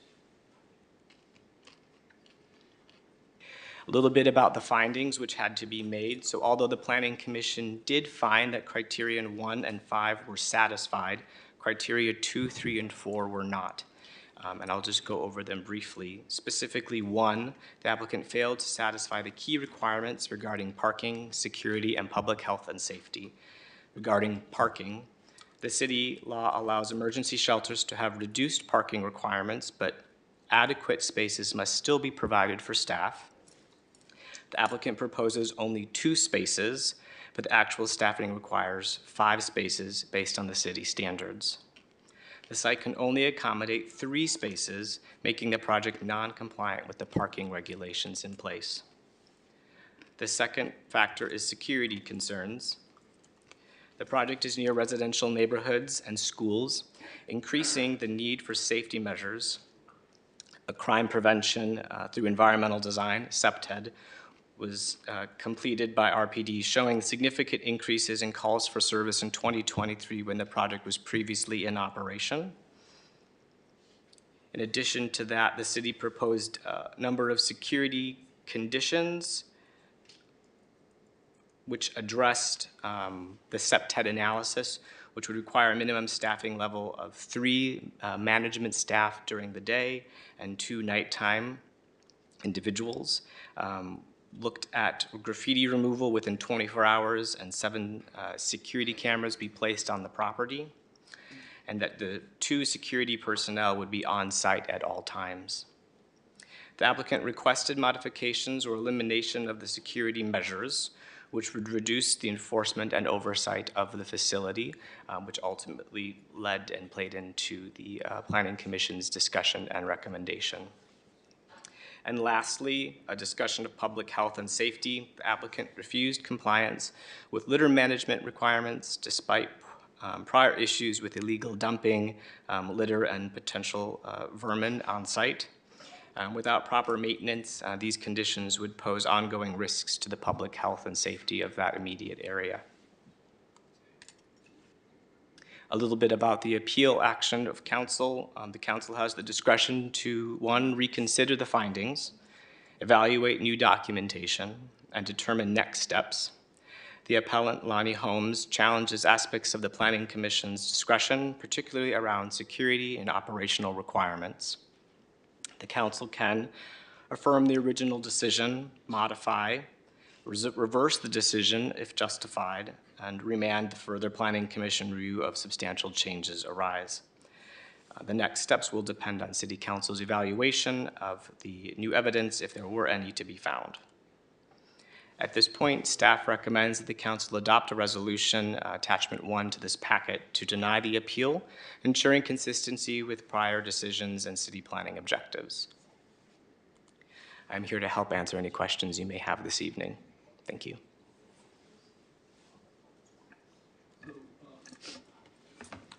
Questions and comments will come from us after we hear from the appellant. So,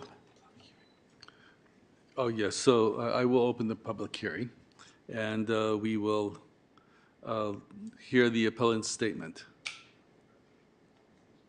So you'll have a maximum of 8 minutes? Yes. Before you start, can you confirm that the chronology that was sent this morning that you all have received, council members? Yes. Thank you. At this time, I want to introduce litigation attorney Maurice Chenier. Hi. Thank you for allowing me to speak. I'm not just a litigation attorney, I'm an attorney. I'm not here to litigate. I'm here for mitigation and conciliation. I attended one of these hearings. And the reason why I attended, I've been knowing Mr. Holmes for 20 years. He is clearly a racial minority, without question. And I think it's fitting that before the previous agenda item, there was a lot of talk about discrimination against immigrants and everything else. And I want to hold the city true to that. And I'm not here to bang the racial drum. I'm not one to do that. In fact, I'm a conservative. But what happened at the underlying planning commission level is simply outrageous. My client was ostracized by the community, particular 2 or 3 members. During the hearing, they were referred to, my client, a long-standing member of the community who helps people for a living, was referred to as a nigger in open hearing and told to go back to Africa. He's here healing the community. Wait, quiet, please, or remove him, please. The bottom line is, what I'm asking here is that, just what he indicated, I was very encouraged by the fact that in the planning staff commission report, you can reconsider. My client was never, ever adverse to working this out. He is willing to make changes. The big issue was the security cost. Now, I do litigate cases for businesses, and what often comes up is controlling the crime at places. For example, you look it up on the public website, there's the case in Reading that I just handled. It was the Taco Bell case. Young gentleman was murdered. There was a suit against Taco Bell that says, hey, you guys don't have enough security, it's your fault. That was thrown out. That's on appeal right now. I represented the Taco Bell in that particular case.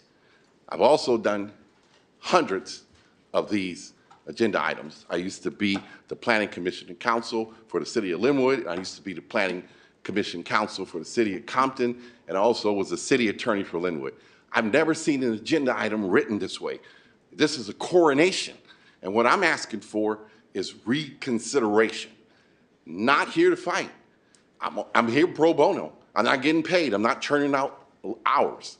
So let's address a few of the things that he said. You can reconsider, and that's what he's requesting. My client is providing a healing element to the community. What do? They provide housing for the community. They provide education. They provide life skills. They basically are in the nonprofit business of allowing people to be re-entered into the community. That is a community service. I have reviewed the crime data for the city of Richmond. Crime is indigenous to this area.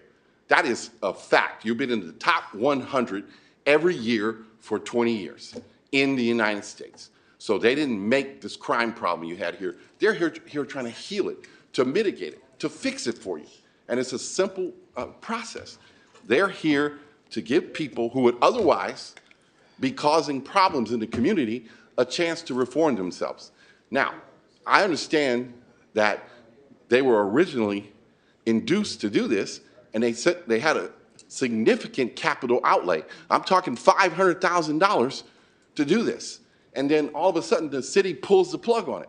My clients are out of $500,000. So if you're not going to grant this, I would ask that at least you reimburse them for what they did, because they came to the city's aid in a time of need.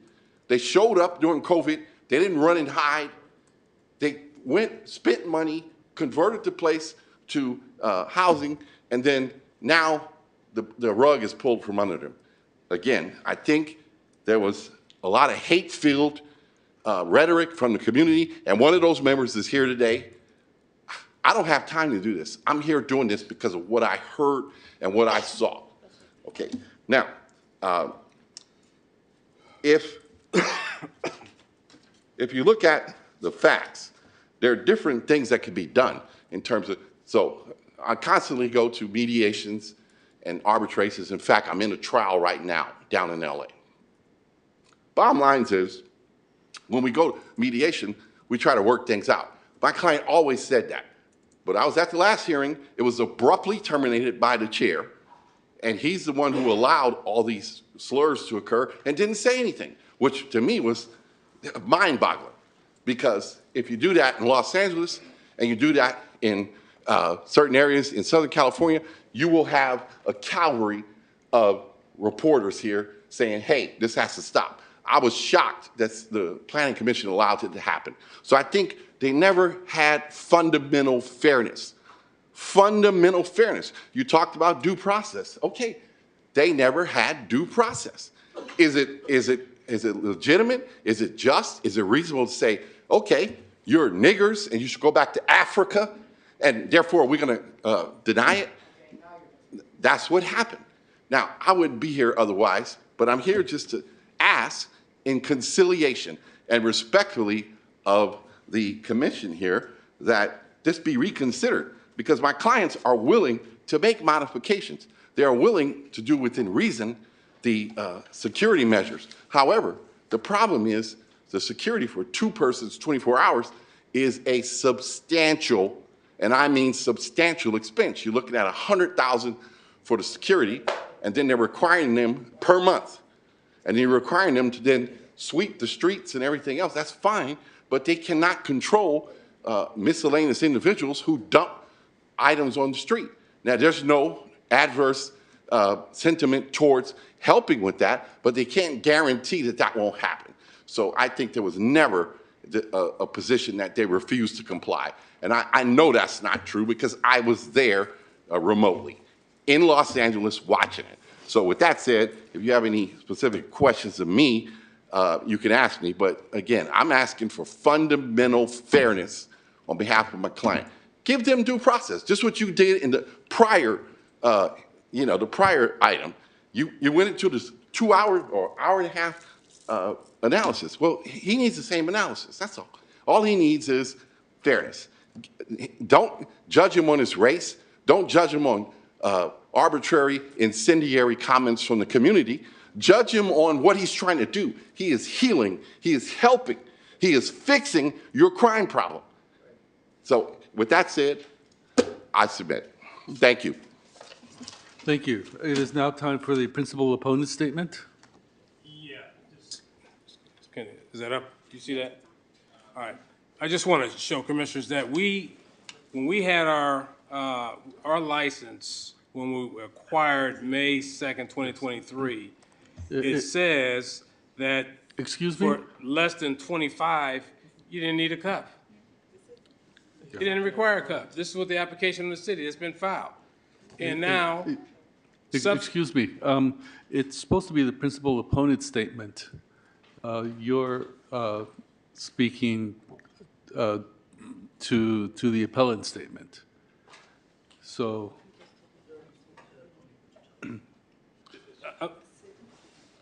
yes. So it's the opponent's turn to make a statement. all right. So will the opponent please stand up and speak? who's the, Good evening. Turn it this way. Good evening. My name is Roxana. Okay, well, I think there's a little confusion here.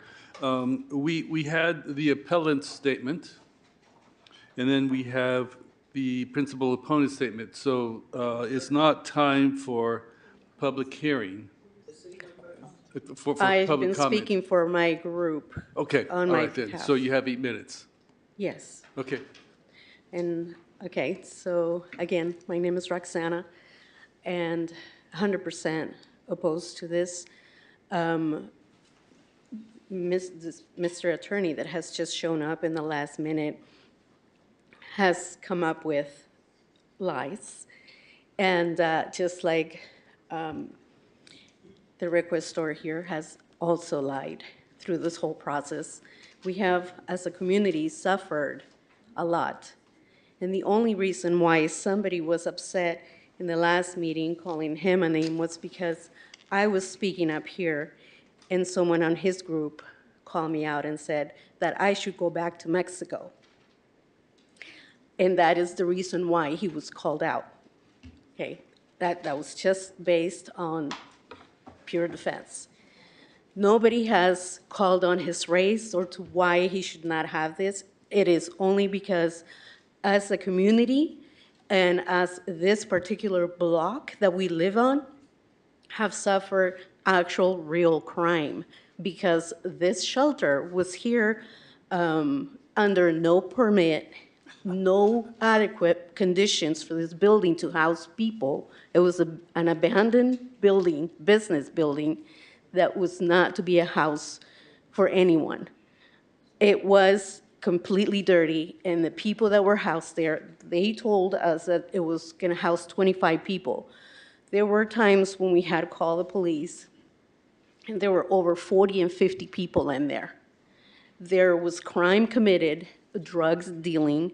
They were working on cars on the parking lot. They left all kinds of garbage. They were doing drugs, having sex, defecating in this parking lot outside. We could hear the screams. That's how loud it was when it was inside the building.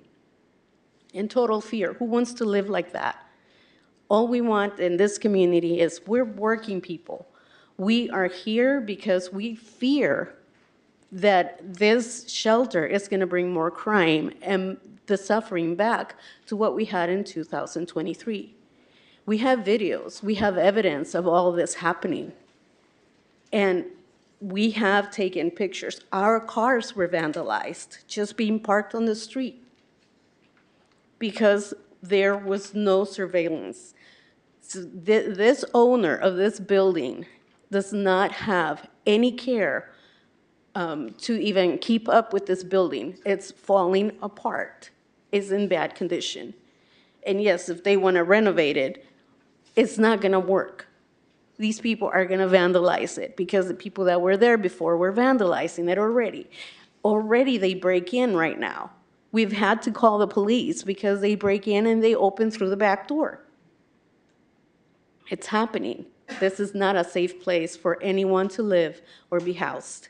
There are many other buildings that are abandoned and they can be housing these people. We are not opponent to helping others and helping those in need, but we do oppose having them on our block where we have children, we have a school, couple of schools, and we don't deserve this. We don't deserve to live under fear and under these conditions. We work hard every day. We're working people, and we all keep our block clean. Street cleaning is not enough. Yeah, people dump stuff, and we clean it ourselves. We don't complain about that. We like to keep our block clean. And so all we want is to live in peace, like we have been responsibly working and keeping this community safe for ourselves. We don't need any more stress added to this. So I plead to every single one of you to listen to our suffering and everything we have lived through because of this neglect. These people are not responsible. They will not keep anything clean or keep us safe. They don't care about us. All they care about is their corner, that building, and the money that they'll be acquiring through this business of them. We don't need that. Please help us, keep us safe, and our block to be a family block that we live on. We appreciate you listening to all of us. If you want evidence, we can provide it. We have videos of everything we've suffered. Our children were also talked to by these people that were housed there. They broke into the front of our lawns. They stole items from our properties. Who wants to live like that? I particularly live next door to this building, and even over the fence, they were dumping garbage on my block, in my side yard. We've had to purchase cameras. Why? You know, we were fine before all of this. Yeah, there was crime. It wasn't, you know, all safe 100%, but it was safer. And that we don't want any of this. So please, I plead to you, help us stay safe. We do rely on city protection. Thank you. Thank you. It is now time for public speakers, and we're going to alternate from a speaker in favor to a speaker opposing. So, do we have a speaker in favor?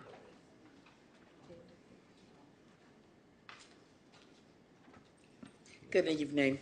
I am a city taxpayer, City of Richmond, also retired nurse. I work with many programs here in the City of Richmond. I understand about safety because I deal with safety as well. Okay, we have the City of Richmond Planning Commission meeting that was a couple of months ago or whenever it was. Okay, I want to state about, they said that it was no programs in that area. Okay, I had a program in that area in 1976, 78, and 1980. I worked with also with John Joya when he was at 37th Street in the county building. We also had Judge McKinley, who started the safety needle exchange when the AIDS academics was very high. We was right next door where she lived, or stated she lived. We gave away syringes, bleach, condoms, and packages for years. Methadone clinics from 29th and Cutting, people would cross over the overpass to come to get this package. We also had the Nevins House, transitional rehabilitation on 34th Street, Victory Outreach on 37th, right across down the street. It's Sojourner Truth. We had many programs and still do right in the community of 37th Street. Okay, St. John Church admin building that I'm involved with is right across the street from that building where we were going to house people. We also, it's many programs, and you can pull them up in the archives in the City of Richmond. Surrounded, drug use is everywhere. North Richmond, West Richmond, Central Richmond, murder case, all over. I have worked with every type of organization here in the City of Richmond. This organization is about helping people, like working with immigrants, working with people, period, all walks of life. It's like a difference being made, and it's not great. It's not good. It's always been, when there was an attorney office right there, when Haney had that office, we had an organization in there that reached out to people that were homeless off in the trenches and gutters all behind the parkway. We would bring them to the south side and give them food right there at that same building. Okay, we can put what crimes were ever committed there, we need to see it for ourselves, because that's not true. And I know my time is out, but the STAR program was dealing with Contra Costa Martinez and Richmond Your Courthouse. time is expired, You remember the Pam. STAR program? It Your was time right is there. expired. Okay. Okay, so, Okay. just for clarification, I said people who were in favor, I had actually meant in favor of the, of the, of Of the, the project, I'm in favor of it. okay, right, Yes. okay, so then now we'll have someone who is Against. against, Cordell Hindler. against the program. Cordell Hindler. Oh, I'm sorry. So is Cordell against it? 'Cause- That's what he said. Okay. No, because I said, I thought it was gonna be the He other said speaker. against. No, I meant to say, no, I was gonna speak on it Okay. after her. Okay, yeah, so. So we need someone against. Let's see, Ronald Sanchez. Ronald Sanchez. How are you, sir? My name is Ronald Sanchez, and I don't want this shelter in my neighborhood. I don't want criminals in my neighborhood. I don't want sex offenders in my neighborhood. I don't want drug users in my neighborhood. I don't want to see homeless using drugs like fentanyl in front of my house. These individuals, they're not trained to have this kind of people, of ex-convicts living in our neighborhood. They don't have the training for that. This project is going to bring crimes. It's going to bring a lot of crimes to our neighborhood. This is going to bring drugs. It's going to bring homeless camping outside. And this, if you see, say emergency housing, this is not emergency housing. This is they looking for something for 25 ex-convicts. How they gonna bring 25 ex-convicts to our neighborhood?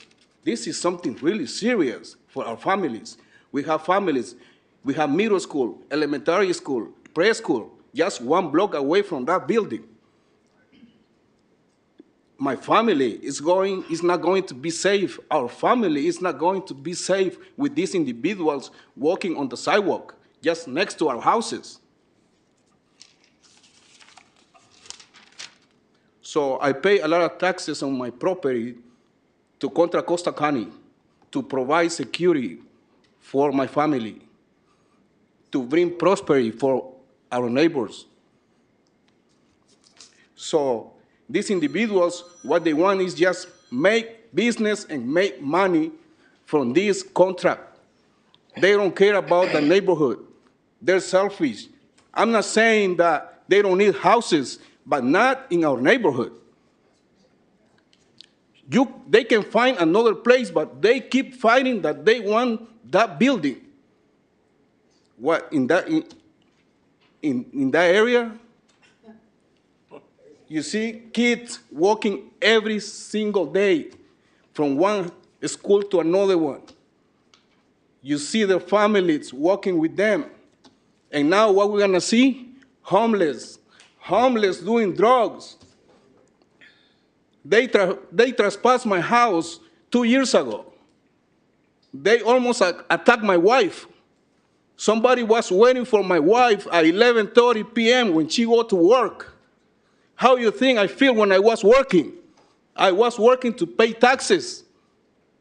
I was working to run the economy. And these guys, they don't have anything to do that they were watching the neighborhood. Your time has expired. Okay, thanks. Mayor, the next speakers are 4. The next 3 speakers are 4, and then the last 3 speakers are just general comments. So you want me to just call them? Is there anyone who is for the project? Okay. Yes. Yeah. We have Amanda Jenkins. Good evening, you guys. Most of you know me. I've been advocating for the homeless for a long time. The stories that we just heard are completely false. I can tell you that the 15 people that were living at that site have all been housed. Most of them have jobs. They're all successful and they're doing well. And it's because of Lonnie Holmes and his project. The city of Richmond and Way to Love put those people in there with no staff, no supervision, and nothing. And that is not Lonnie Holmes' job. He's the landlord. He's not the program manager. Way to Love was the program manager. And we all know, I know the city, and I know what's going on with the whole program with the homeless, so I know what I'm talking about. They didn't drop the ball. Lonnie Holmes didn't drop the ball. The city of Richmond, Way to Love, and HCB dropped the ball. They're the ones that put them people in there. And when Lonnie Holmes wouldn't give them a key to everybody's room so she could illegally break in the rooms, which she did, and it's on paper right here with the Richmond Police Department with her, okay, and took all their stuff and they never seen it again, and I can prove that also. But anyway, when he wouldn't give them the keys, that's when all of a sudden it went bad and everybody had to get out. Nobody wanted to get out of there. Everybody was striving. The only one person that didn't, two people I can say, one is dead because she dropped dead from a brain aneurysm from being moved around like cattle after she had to get out of 37th Street. Her husband is the only one that is not successful in this whole situation, and that's because he's suicidal from having to deal with the loss of his wife and being homeless again. You know what I'm saying? But she got a job when she was living there on 37th Street at the new FedEx building. She was striving. Everybody in that program at that time is housed right now and striving, and not all from the city of Richmond. Yes, you guys have helped quite a few people, and I appreciate that. But a lot of those people, like myself, did not get housed from the city of Richmond. We all found our other ways. Most of us got Section 8 or something else, you know what I mean? Found other ways. Yes, the city of Richmond did help a few of them, but every single one of those people are striving. Every single one. Lonnie Holmes came every day to take care of his property, to secure his property. He put cameras up. He came there and did conflict resolution. He talked to us every single day. He made sure we were all right. He gave people jobs, responsibilities, even planned fishing trips for people that would do the right thing and help him work there at the property. Because the city of Richmond was paying security on Castro with nobody there anymore, millions of goddamn dollars for nothing when they could have put them at that site. We would never hurt any children. We're not all a bunch of drug addicts. We're not all a bunch of people. I was a battered woman getting off the streets. You know what I mean? Me and my child are now safe. So everybody that's homeless is not a drug addict.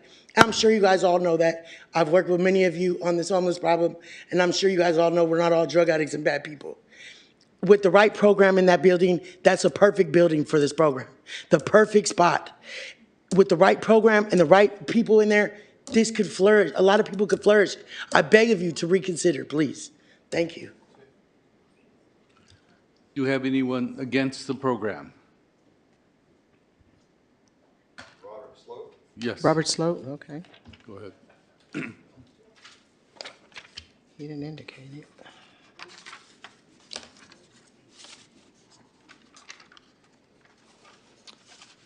First of all, I will say it is a noble cause, and I applaud the cause. It is something that is needed, absolutely.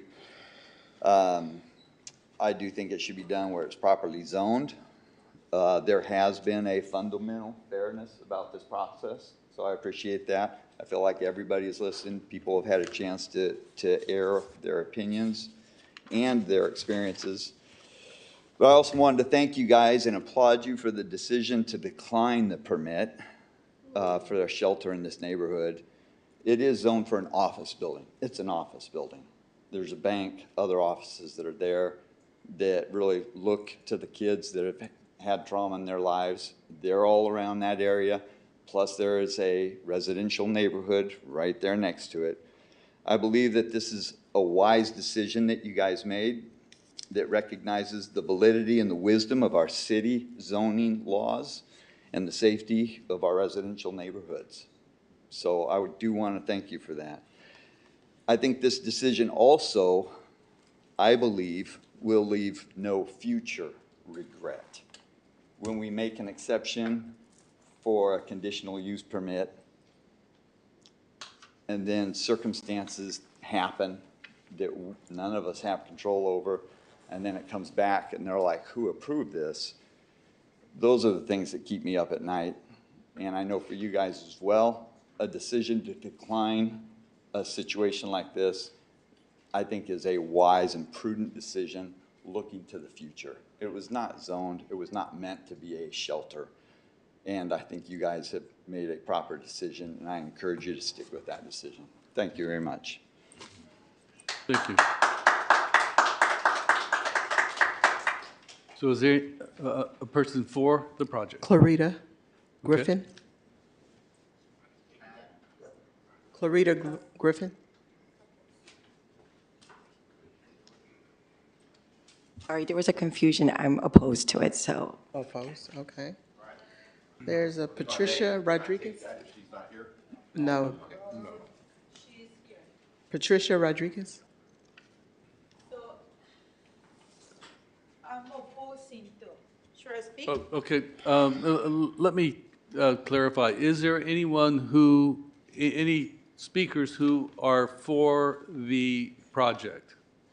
I'm for it, and I would like to speak again. No. Sorry, you've already had a chance? Okay, so, excuse me, excuse me. I own my own business. Thank you. Seems like the rest of the people are against. So. Okay. Just call them. Shall we hear them? Okay, Patricia Rodriguez. As well, right down the street. That's an attorney's office. It's not zone filed, but they got over 20. After public Patricia. speaking, he will have. Yes, my name is Patricia Rodriguez, and I'm here. Thank you for all of you hearing this. I would like to acknowledge that human needs a space for healing. That is true. By why choosing Pullman neighborhood? I don't have any. So I'm here to oppose for that building, planning department, and I want to say I'm a contractor too. So planning department says one of the reason is because it's not in compliance because they don't meet the key zoning and development standard. Saying that if the owners of these shelters wants to break this rule, why don't break it in different neighborhood where there's more land? Example, in the hills. Why don't put this shelter in the hills? Why in our neighborhood? There's a lot of land in Richmond. And I'm also a parent with a high schooler, and I have a kid doing masters. So I'm very pro-parenting, advocating. I don't want to see kids going to elementary school, walking with the mom through this building. Or I don't want to see middle schoolers being teenagers and through these environments. Tell me, if you're a parent, you want a shelter close to a school. I don't see any parent that wants a kid with this environment. So I'm opposed to the application number PLN 23-360. Thank you. Clarita Griffin. Clarita. Right. Good evening, City Council. Happy Mardi Gras. My name is Clarita Griffin. I'm a member of the Pullman Neighborhood Council, District 3. I'm in support of the Planning Commission's decision in denying the appeal for the permit of emergency shelter located at 207 37th Street because neighbors have voiced their concerns about problems with the residents at the shelter about safety, parking, and being so close to a middle school. And it was expressed again tonight. Our president of the Pullman Neighborhood Council, Naomi Williams, who was recently honored at the RNCC for Black History Month, spoke at the Planning Commission late last year, not in support of the permit, and that CPSA never reached out to her. Furthermore, our newsletters can be found on the City of Richmond website. They included all of our in-person meeting dates for 2024, and CPSA never attended. We understand the urgency to address the economic disparity, but transient housing is not the solution. And historically, Southside has been used as a dumping ground. What we want is co-housing or eco-village that promotes cooperative community with diverse backgrounds, including unhoused, families, trade workers, folks in transition, college students, retirees with more invested roots as a solution. Thank you. Mark Wassberg.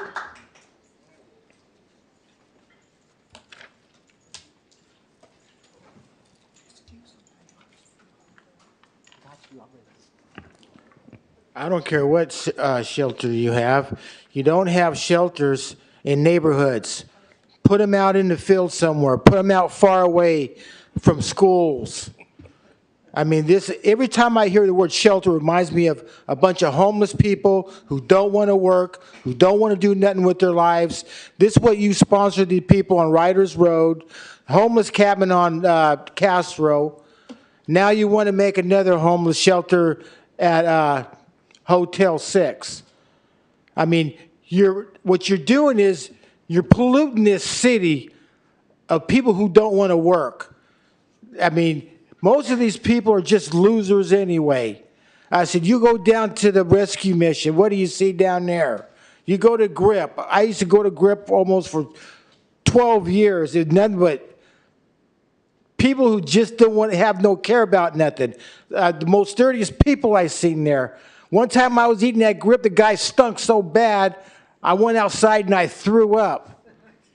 See, this is no joke. These people, the majority of people, don't want to do nothing with their lives. If you're going to have a shelter, just like I said, have it away from the city. Have these people go to a job training program. Force them to do it. If they don't want to do it, just let them die on the street. I was homeless for 12 years. I know what it is to eat out of garbage cans. I fell asleep at the Richmond dumpster. Of course, I was making $30 a night out of there. But this is no joke, man. I mean, you people have sponsored these people being homeless. You have sponsored these people being criminals. Just like on Riders Road, you even told the police chief not to enforce the parking ordinance. You just let them live there. Piss and shit everywhere. Matter of fact, you even had a catering service go down there and give them free food. You had a lot of porta potties, showers, everything. These guys were living like a king. It's you people that's causing the problems. You know, I want to see evidence. I want to see evidence of these people causing all the problems. But I don't care what kind of shelter you have. You don't keep it inside the city around kids, around people shopping, people who work every day. Just put them out somewhere where people don't want to see it. If they have to go somewhere, just set up some type of transportation where they have to go. I mean, this is getting stupid because more and more people are going to come. The more you sponsor these homeless people, the more these people are going to come. Now the people out on Motel 6 are going to live for free. You are going to give them everything they want. Utilities, showers, clothes, everything. They're going to live like right. And it's you people that's doing this. Cordell Hindler. I don't know how I can top that, but good evening again, Mayor Martinez, Council. Nice to see you again, Lonnie. Thank you. Thank you, Community Development staff, for this report. So I am a member of the Park Plaza Neighborhood Council, and as Clarita has pointed out, we were never informed of this project, because I'm not opposing to housing. I mean, I'm all about affordable housing, but right near a middle school, and I'm like, because if I can provide my testimony, because I have a niece and a nephew that are like in the middle school range, and I'm concerned about safety, because one of the things that I don't think it was not mentioned in the staff report about is traffic, because if you go down there on 37th McDonald on any given day between 8 and 8:30 in the morning, traffic is backed up for miles, for like 10 minutes. It's like, that's true. And I said 10 cars. And I'm like, and as parents, it's like, parents have to like drop their kids off at school. And it's like, it's a concern because as the gentleman spoke earlier, it's going to lower his, he pays property taxes just like I do. And I'm like, I'm all about affordable housing and we want to help people, but there has to be a way. And so I'm thinking it's like, hey, affordable housing, an office space, that's perfect. But like near middle school, I'm like, a part of me is like, is concerned because I'm like, I see kids like all the time and it's like, we want them to be safe and secure. So I'm gonna leave you with a quote from my good friend Spike Lee, do the right thing.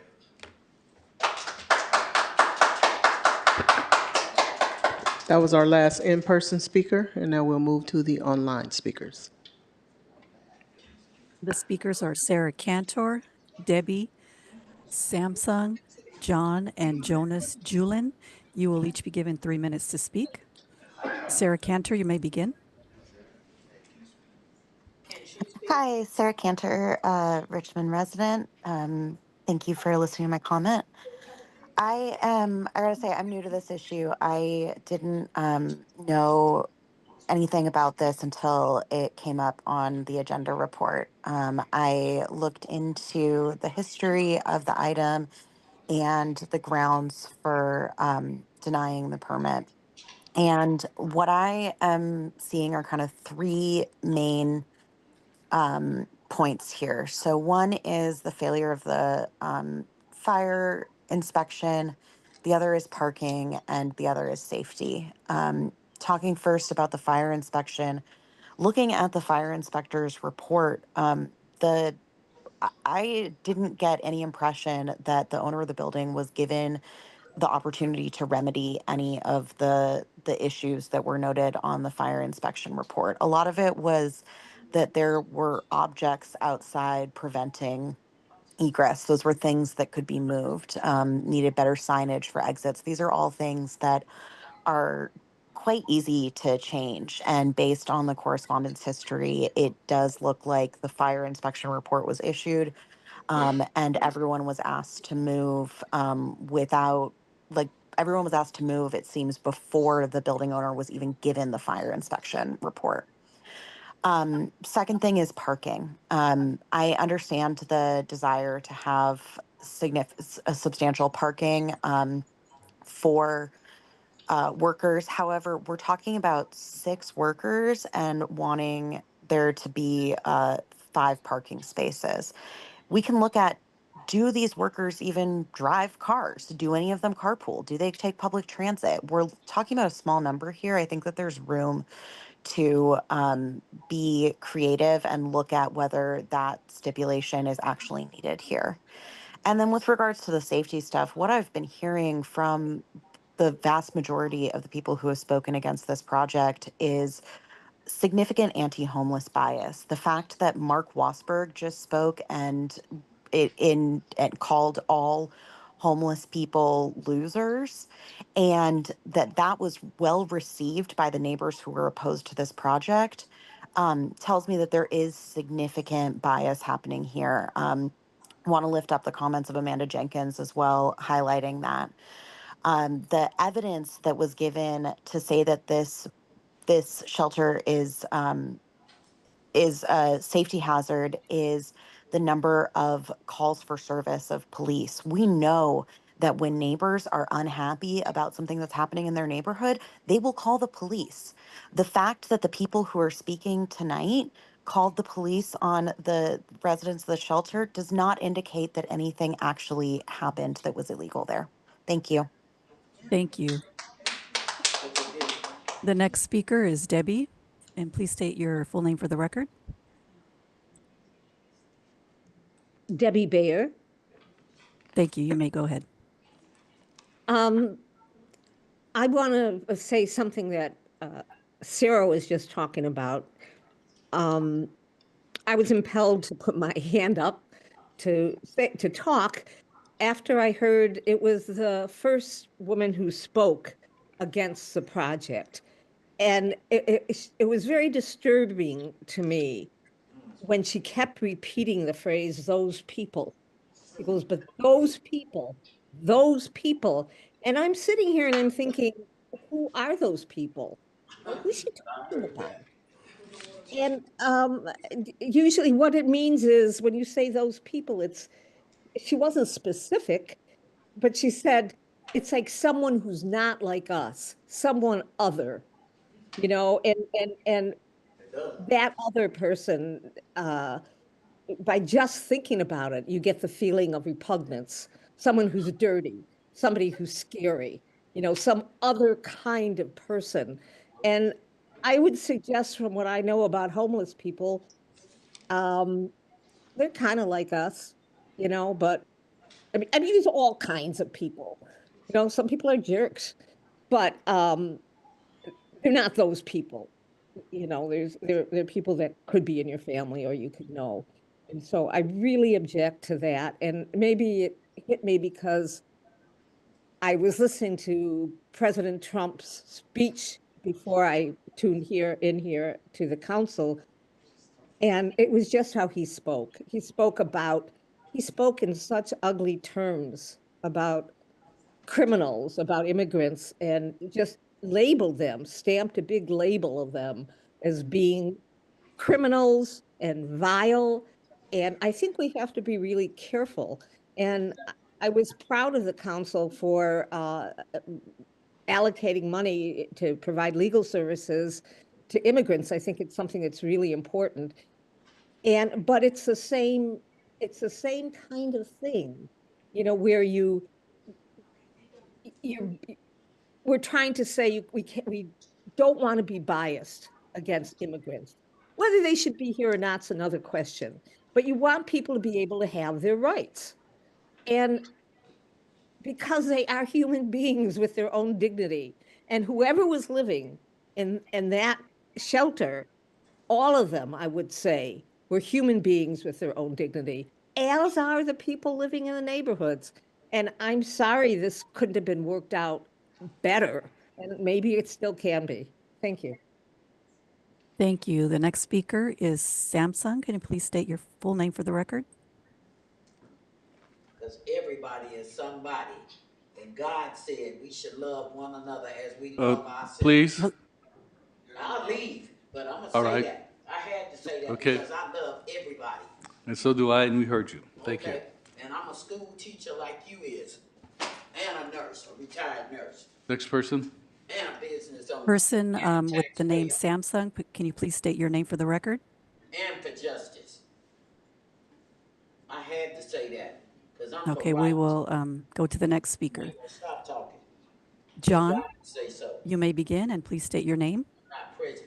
I do not like what's going on. Evilness. John? Hello, can you hear me? Yes. Hi, John Halcomb, Pullman neighborhood, lifelong resident in Richmond. For the grace of the universe goes every one of us. In other words, any one of us at any given time could use a shelter. What I've seen is the plaintiff has not engaged with the community. They've complained. He said their lies. No bueno. That's not good. I suggest going forward, if they really want this property, that they actually reach out to the community and talk to the community.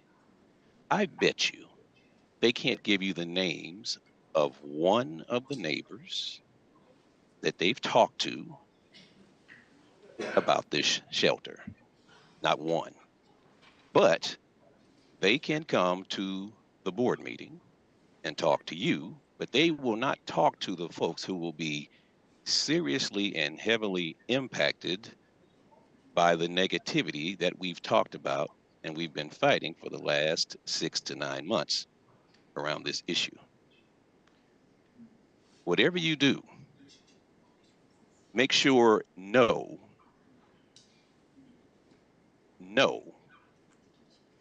and no is your answer to this appeal. I think anybody but these folks, they've shown they are unprofessional and they could give a hell of beans around what the community is concerned about. Thank you. Thank you. The next speaker is Jonas Julin. Hello. Hi, my name is Jonas Julin, Pullman resident for 15 years. I just want to echo my neighbors' concerns and commend their, compassion for wanting to be of service. And Pullman is 100% about supporting vulnerable populations. And our neighborhood, in fact, has a history of housing vulnerable populations. The International Hotel is a great example, and there's other current projects underway throughout Pullman. So Mark Wasberg does not live in Pullman, nor does he live in Park Plaza. Just to be clear on that. We clearly have a housing issue, not only in Richmond, but all over California and the country, the country as a whole. Pullman currently has large encampments all around the neighborhood, along the Greenway. At any time of day, you'll see folks without shelter. And I think to put an undue burden on Pullman to solve this problem doesn't, I think, as you can see, is filled with problems. And then also, what does it say about an organization that doesn't follow basic protocol to discuss their plans with the neighborhood council? As we all know, in Richmond, to build almost anything, to film a movie, to put up a sign, it's standard practice to, at the very least, introduce yourself. Tell us about your organization, your intentions, etc. Get some support. Come talk to the neighbors. Nobody's, we would happily be supportive of you. I was just with the Pullman Neighborhood Council president. She spoke a few months ago. You had months to call her, send her an email. Her information is online. It's not hard to find. You could have easily just called her up, chatted with her, introduced yourself. So I don't think anybody's reached out to her unless you can tell us otherwise. But just in that alone, I question their intentions, their capacity to communicate with their neighbors and run a safe and professional organization. Thank you. Thank you. And that was our last public speaker. All right. I believe there's a couple of speakers in the audience who had wanted to speak, and I'm not sure that they understood the process, so I'm going to give them the privilege of speaking. So if there's, go ahead. I'm sorry? I cannot hold anymore. Okay. We have all these speakers that can't wait. Oh. It's not one or two. How many are there?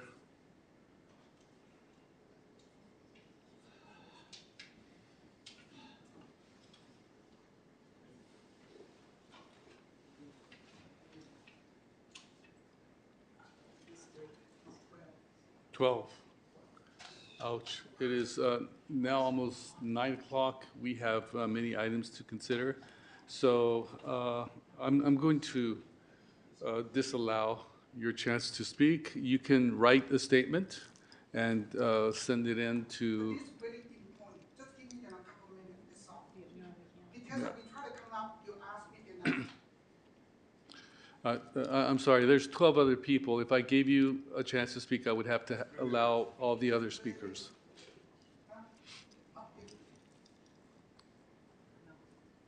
No, sorry. Okay. All right, so it is now time for the appellant's rebuttal.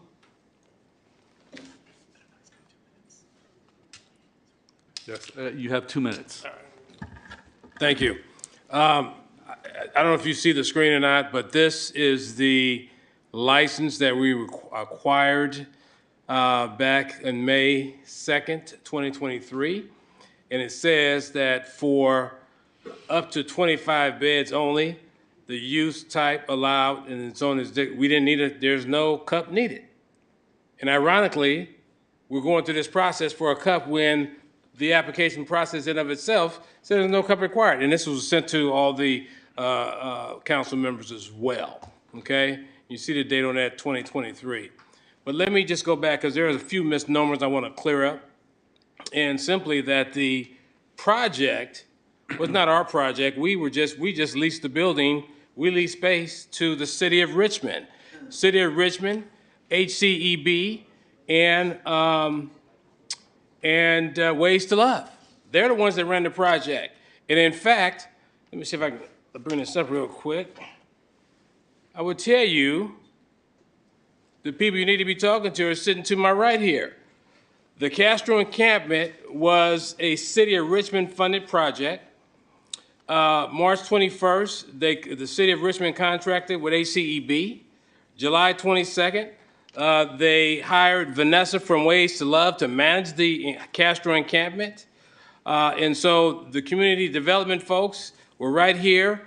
They didn't mention anything to the local community or to the Planning Commission that project, the Castro encampment project, was ran by the city of Richmond, not by CPSA.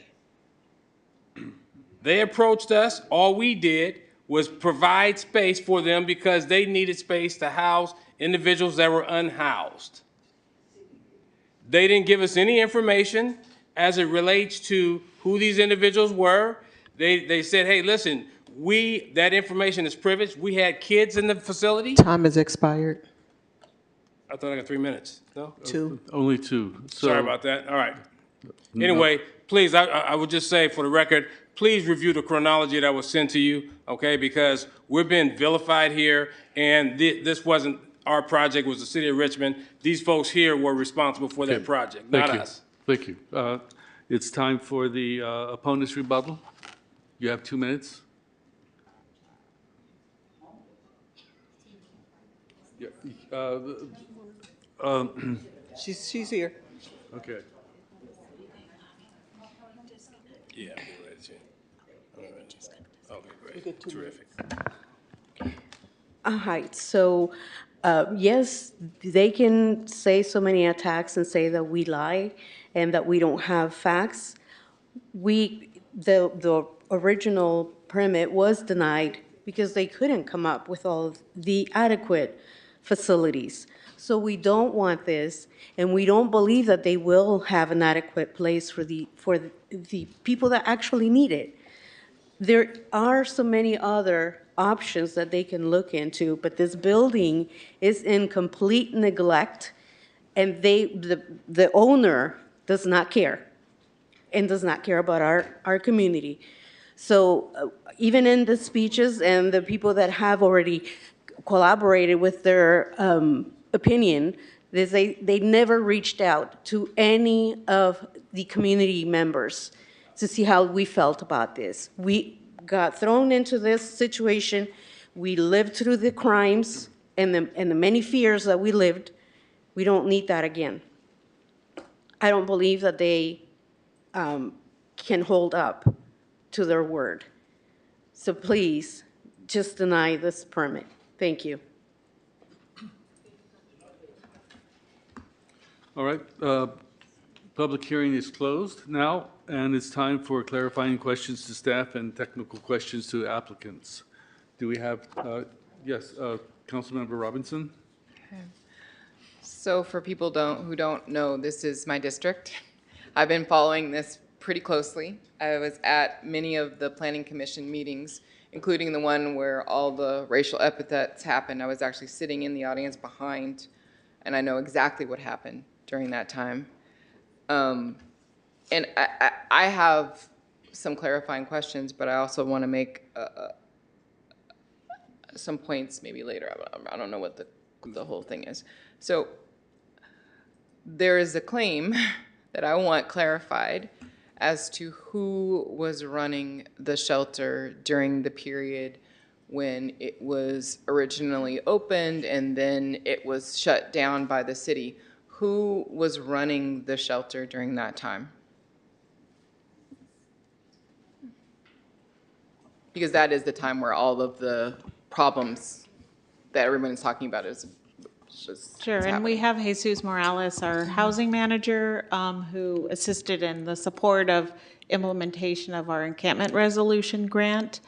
So Jesus will answer the question. Thank you. Good evening, City Council members. So the The Homeless Encampment Program, ERF1, or people sometimes refer to as the Castro Program, was administered by the city. However, the placing of the homeless clients that we were working with at 37th Street was done in a manner as we would when people are placed, whether they're in a motel or a residence. They may have a lease with the property owner. So the city, HCEB, Way to Love weren't, quote, operating the shelter. Individuals had leases with the property owner who was the responsible entity to, quote, run and manage the property. So we weren't managing the property per se. We were working with the clients that were housed there. So just to be clear, the responsibility for 24-hour security of the site, for having the proper, interior build out of the building was on the property owner who was leasing that property to the clients of the city. Is that correct? Am I understanding that correctly? Yes, that's correct. And so during the program implementation, we had workshops for landlords to come to us who were willing to lease a room, lease a unit for our unhoused clients that we were trying to house. And so Mr. Holmes came to us stating he had a property that was available and that he would be willing to house residents in the property. And so we walked through the process, and we later learned that the building had not been properly permitted to convert from an office building into a sleeping quarters. And so at that point, we quickly responded by moving out the clients, placing them into a hotel, because the building did not have proper egress for bedrooms and sleeping. And so that's sort of what led us here, is now he's going through the formal permitting process to do an actual conversion, and the permit is required as part of that. And another point of clarification, Way to Love, were they responsible for securing the site, administering programming at that location? What was their role in this particular property?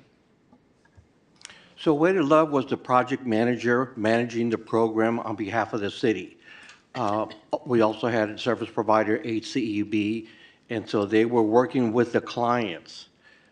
Anytime we place any of our unhoused residents in a property, we're not the property managers. We're not responsible for security of the building and managing what goes on in our building. The responsibility of Way to Love, HCEB, and the city working with its clients is to work with the clients, providing services, working with them to try to get into housing, more permanent housing.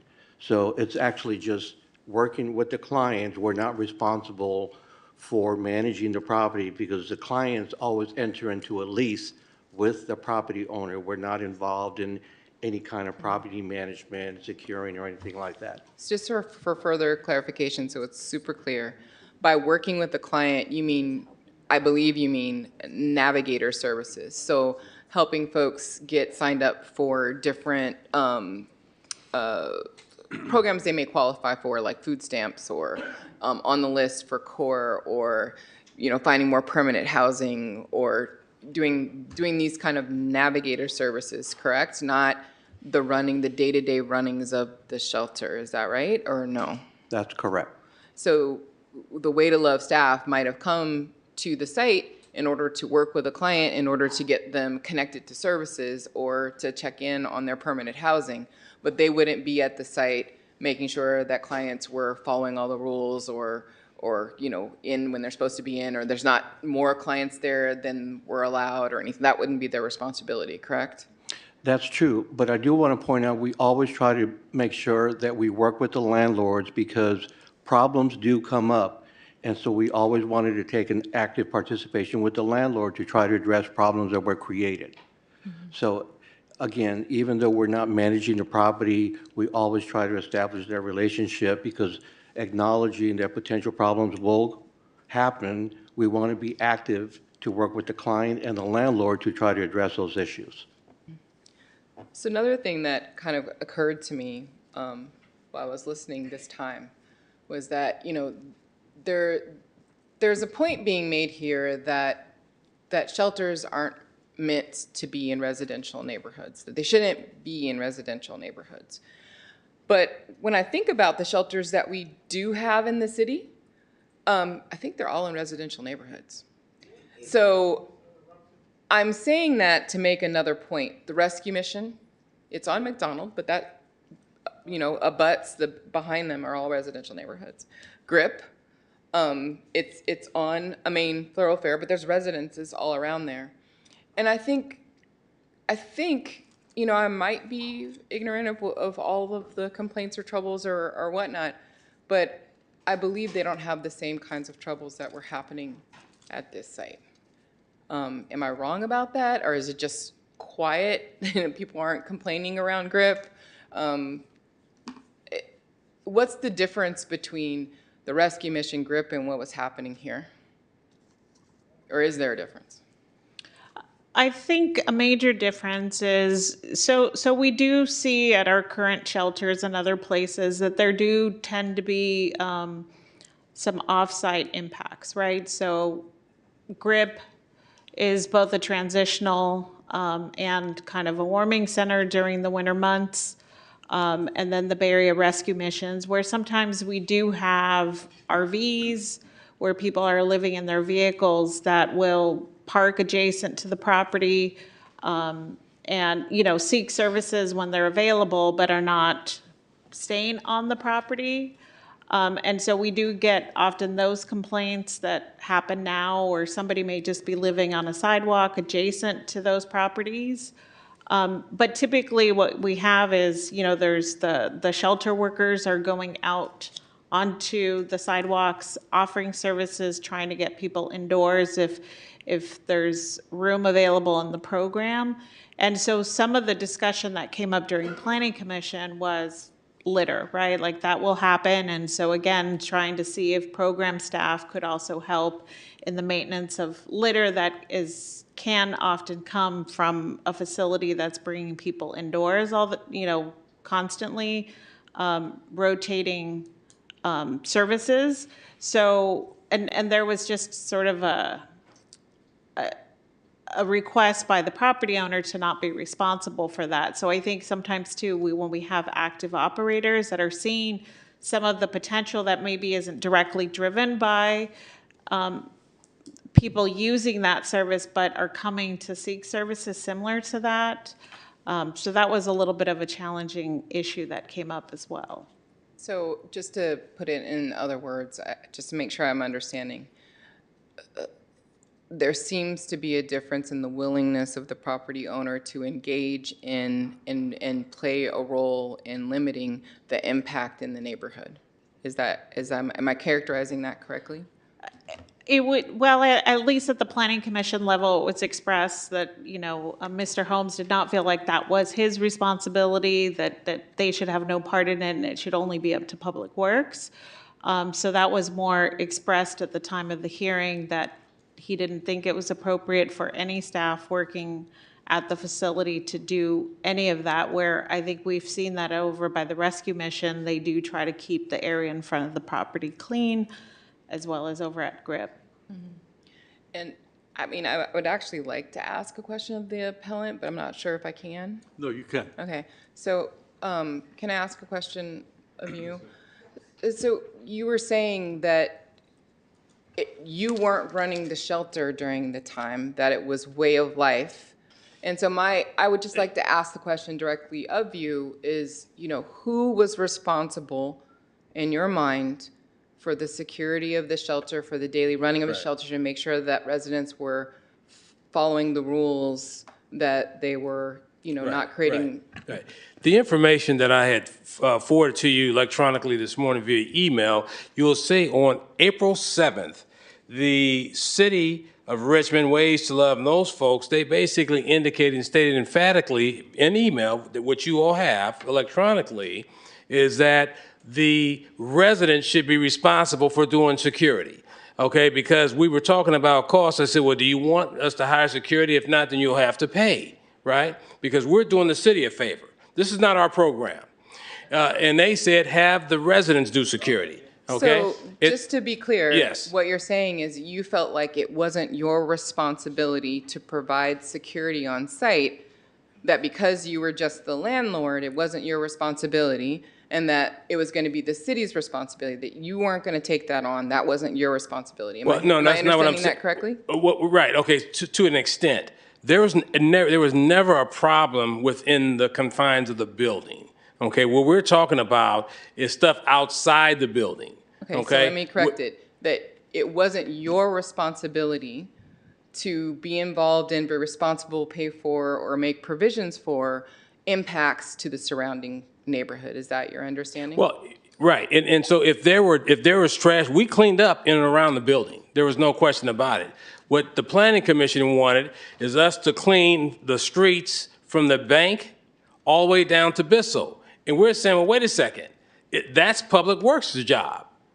You know, if someone's, and so we've had people dump stuff there, we've picked up, we've put it in the garbage can, we've had 3 garbage cans, and so we took care of garbage in and around the site. But for us to be doing that on a regular recurring basis, that's not our job. Yeah. So I'm just want to make sure I No, I understand this understand, right. please. So you believe that your responsibility when it comes to the shelter ends at the area that's on the property of the shelter. Right. And that you don't have responsibility for the impacts Exactly. on the neighborhood. Exactly. Because people are dumping couches and all that stuff. We don't have the capacity to go out and do, you know what I mean? So that's the responsibility of the city to come and do that. Okay, that's what we were saying. And so What about the claim by neighbors that having a shelter in their neighborhood, one, they're 2 blocks away from a middle school, and that, illegal dumping and trash is one thing, but then also, you know, having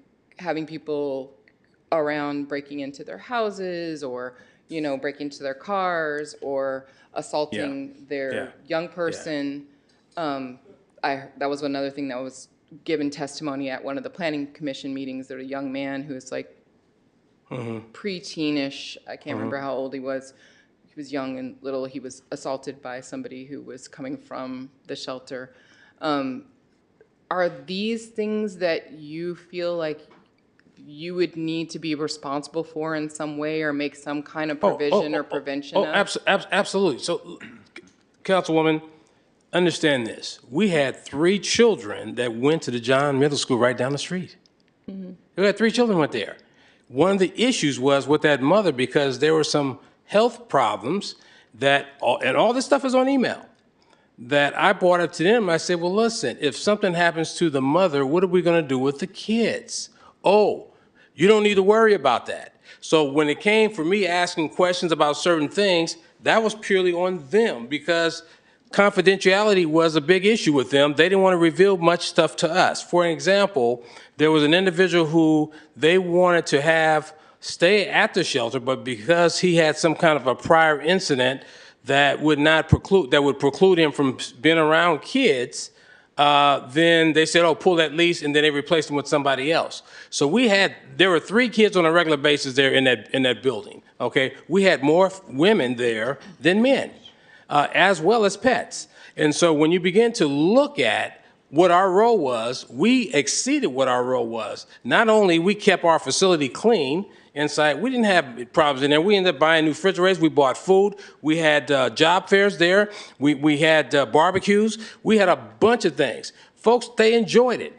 And so when they were told they had to move, they were absolutely upset. And what happened was the city representatives, they were pissed because what the residents did, they came to the city council to complain. They went to the mayor's office to complain and everything else. They blamed us. They blamed us. And so consequently what happened was when they ended up moving, so when the fire department, you know, unbeknownst to us said, hey, well, we came from inspection. We asked the inspector, what's the problem? Oh, everything's fine. The next day, and so they had more information than we did. We didn't find out until maybe about a week or so later that, oh, the residents had to go because it was a health hazard. Well, what was the health hazard? What was the health situation? We didn't even know. And we still don't even know. And so, but the point simply is that when they were informed, they were extremely upset. And I explained to them, look, we can't do anything about it. You need to talk to the city because we have a lease agreement. We're just leasing property to you guys. That's on them. The other thing was they wanted keys to their individual rooms. They had lease agreements. We weren't going to violate the Richmond rental laws. We said, listen, you have to ask the residents for keys. Okay? And so that is kind of the impetus and why a lot of this kind of started, right? Even though they came to us asking us to use our facility on a temporary basis so that they can clear out the Castro encampment.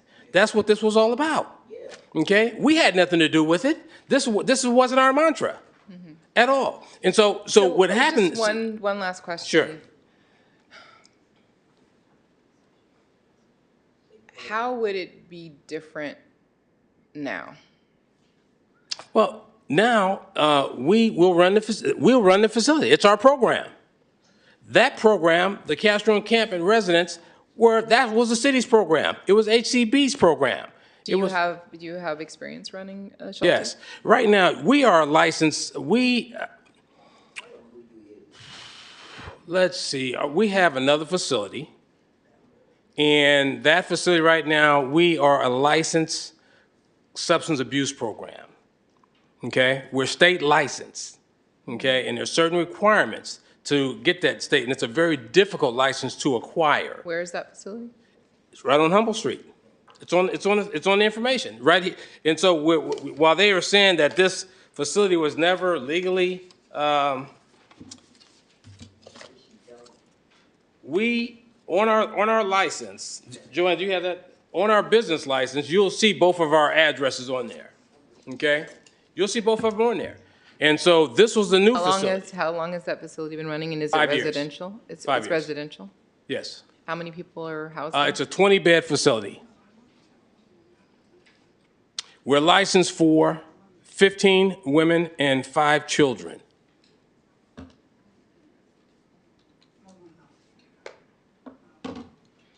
Okay, that's all the questions I have. Councilmember Jimenez. Yeah, thank you. I just wanted to understand. Yes, I sir. think the questioning is done, so the speaker should sit back down. Oh, sorry. Okay. Okay. Thank you. I just wanted to understand one thing about how people were placed in a building where it wasn't adequate at a build or like had the permits. How the city allowed that in the first place? We've certainly learned through this process of double checking information. So again, it was noted that there was a business license as a facility. And so while the business license was obtained, the building permits to formally convert the building from an office commercial building to a building that would allow sleeping quarters was never done. So, I think often you'll see the business license is considered a taxing document. So doesn't always come with the extra checks to make sure that somebody's done formal conversions of a building. And so that's been part of the challenge. So we are double checking that now as we do new placements, but it was a learning experience for us as part of the program. Yeah, I am just kind of like confused because the provider said that they have other shelter, so I suppose they will know that they will have to have all these permits. So how is that the provider, and this is a question for you, how is that you started running that without the permits when I think you will have to know that. Mr. Mayor? Yes. I think the speaker had a chance to make his opening statement and to make a rebuttal. And at this point in time, if the council now starts asking questions, you're giving him a broad chance to make a rebuttal Okay. and all kinds of additional arguments he would like to make his case. So Okay. I- So I- I won't say as a question. I just really wondering, like, I feel for me is not like, I think what I want to get is it's kind of like to the point where I think like the city has to check, right? But it's also the responsibility of the people who are running the shelters to just have all of these. I am not saying that. I think like in some ways is for me really sad to hear the neighbors with this narrative of the other, and that like, oh, people should not be in my backyard because people are humans. Like we need, like there is a housing crisis, homeless. So homeless issues is a big issue. We need spaces, but we need spaces that treat people with dignity, and no spaces that people are just converting to just make money out of poor people. So I just I am just kind of like in this dilemma because I just like I know the need, and I think like what happened is that the city is kind of like, because there is a greater need, move faster and to provide solutions. But what this is teaching us is that we need to be more proactive in making sure that where we are placing people is not these spaces where they don't have the proper permit, and that is not a provider that I want to work with. Like, I don't want providers here that are trying to gain the system. So I think like it's a responsibility between what the city needs to do, but also we want good providers, like ethical and people who really are going to do the work. So the community sees that a well-run shelter in their neighborhood can be happening. And I think what is happening with this experience is that it kind of like get a bittersweet, like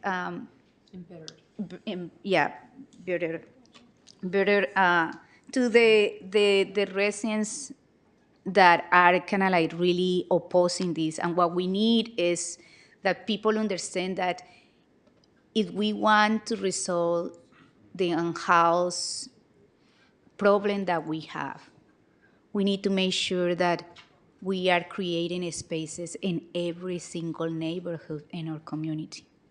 But these spaces needs to be in a way that are really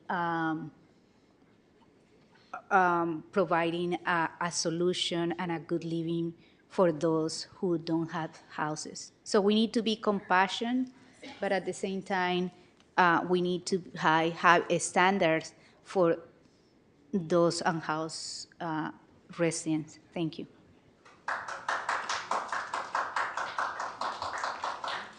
Councilmember Bana? Thank you. I make it very brief. So I understand the neighbors' concerns, and I understand the issues of misunderstanding between the city, and the owner and everything. At the same time, we need to consider there's such a space can be used for shelters, for transitional housing, affordable housing, something. So instead of voting yes and no, is it possible to ask the city to look into possibilities and a good model of collaboration that would work? Like, if it's a house for families only, would it work for the neighbors? If, the issue of security is resolved around the housing, is that possible to look into it and come back so we can look into that? Respectfully, as a point of information, currently the city has over 27 affordable housing sites and over 4,000 affordable housing units. So we recognize that there is a challenge still with affordable housing. And so one of the items that staff are currently working on is, for example, bringing the Home Key project online with the Motel 6. And so the city council has made a significant financial investment in Home Key. The project, the budget needed to finalize the project is increasing, and so we will be bringing an item to the city council at the next meeting or shortly thereafter, requesting an additional budget appropriation. So that is my long way of saying that yes, what you're suggesting is in progress based on the policy direction that the council's already provided on other agenda items.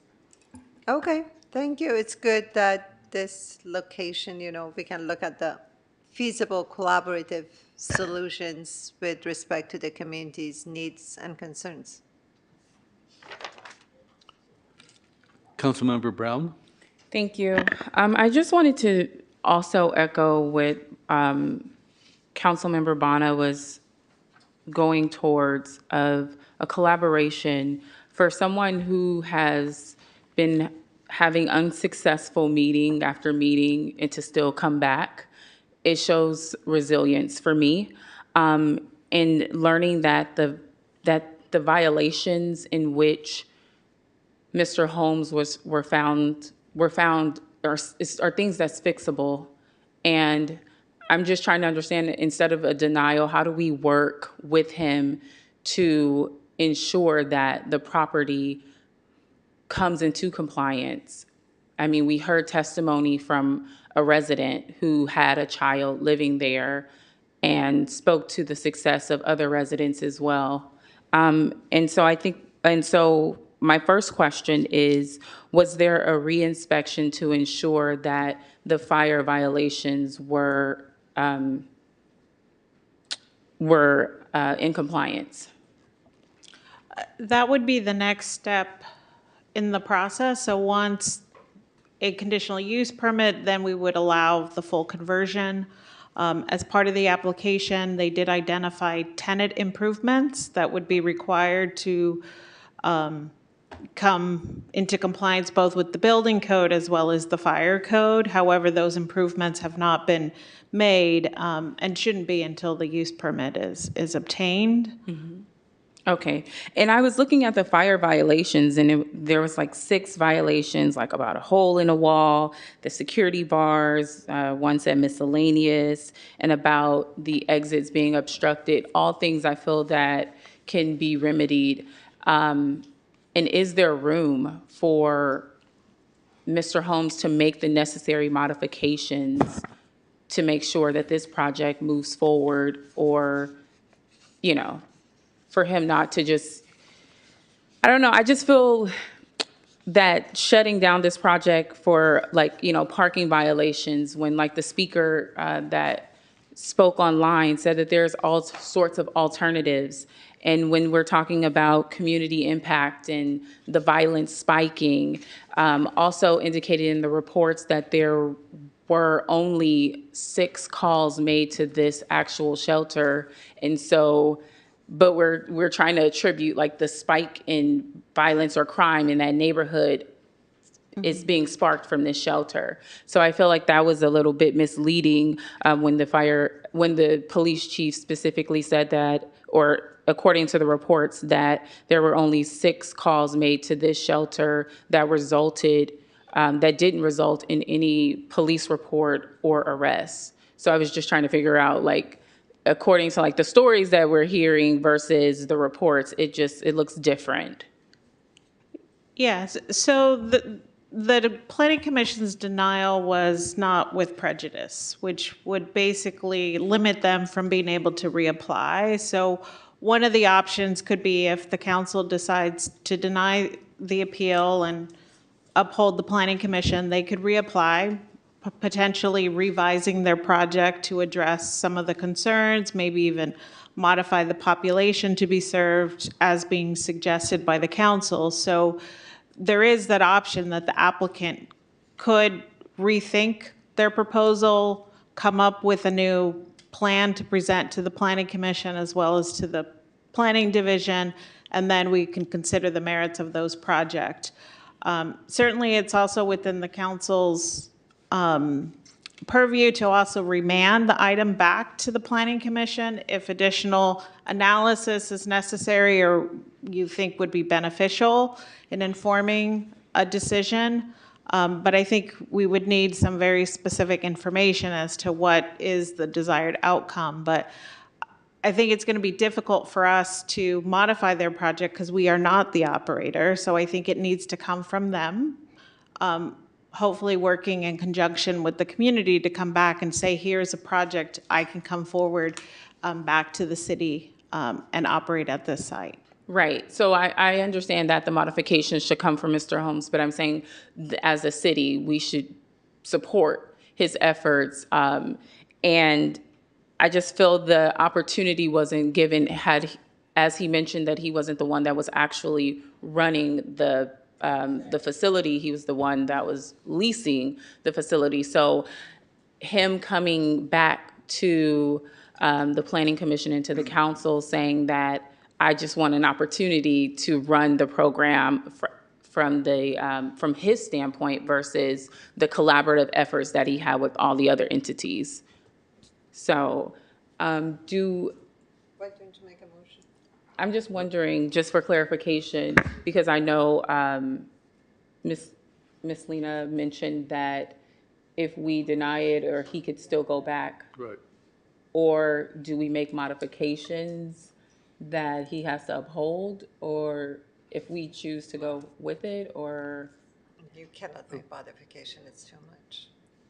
Or no, I'm saying requesting that, like the contingency of him making the updates or what was denied, if those things were, if the improvements were made. I think they know. I think I- we should So rely on I think It's a suggestion, and I'm just Yeah. trying to get an understanding, because when I'm looking at the denials, Right. they're minimal to me. I didn't see anything that talked about the inside. Like, none of the reports discussed like Right. there was a lot.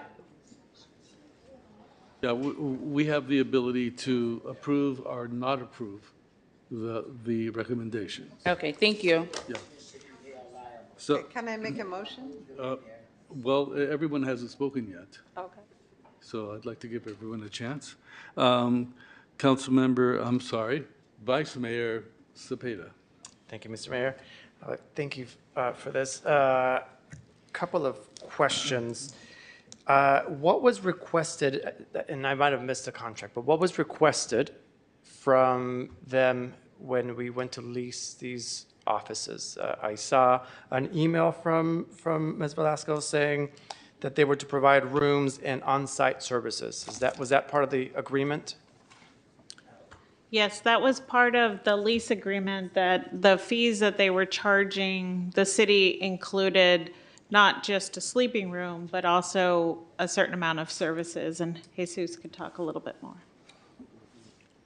That's right. So part of when we were talking with Lonnie about leasing the space there was that he was willing and able to provide some services.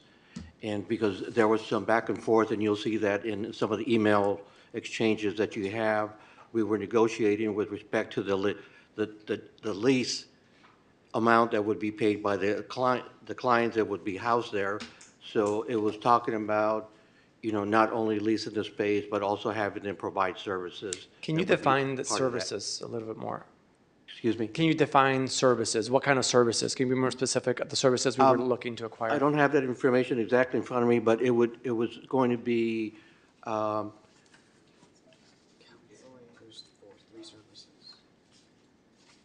there something there? This was when we were placing the clients there. Bear with me. And then let me ask another follow-up, as you guys are looking for those there. Were those services met? Were those on-site services provided, to your recollection?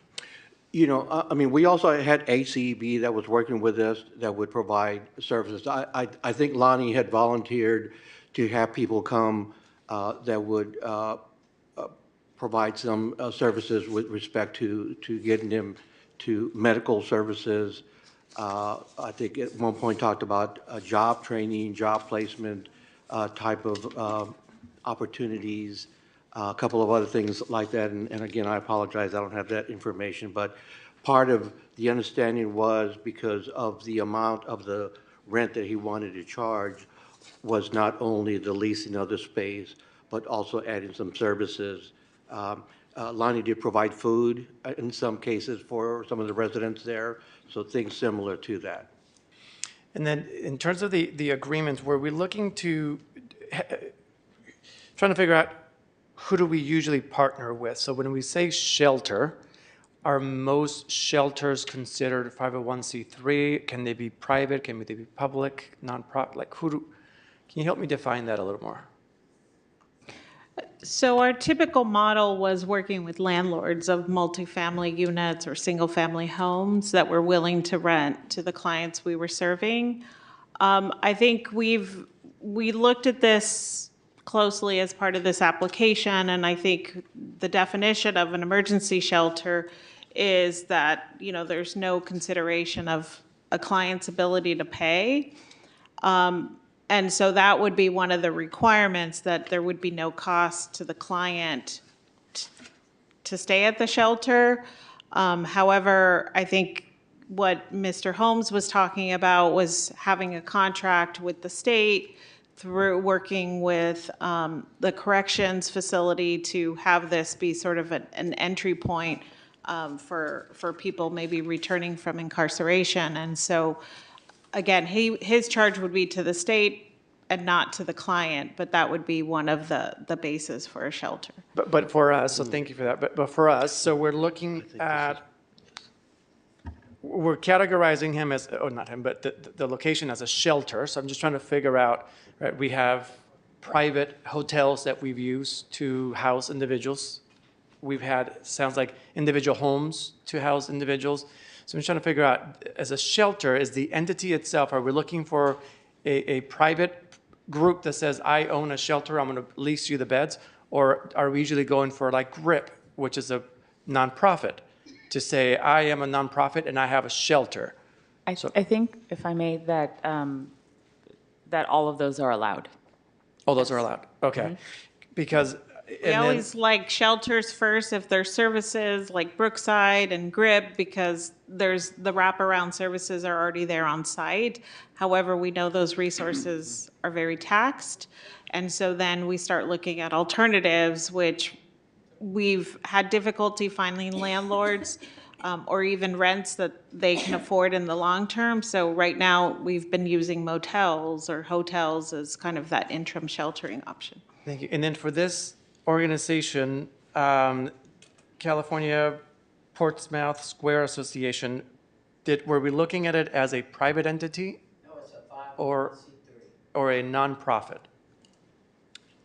We didn't look at consideration in terms, because a lot of our landlords are not 501c3 that we're working with. So that wasn't a consideration in our decision to work with them. Thank you, because I was trying to figure out, because I also went to the IRS website, and I don't see the filings for the past couple of years.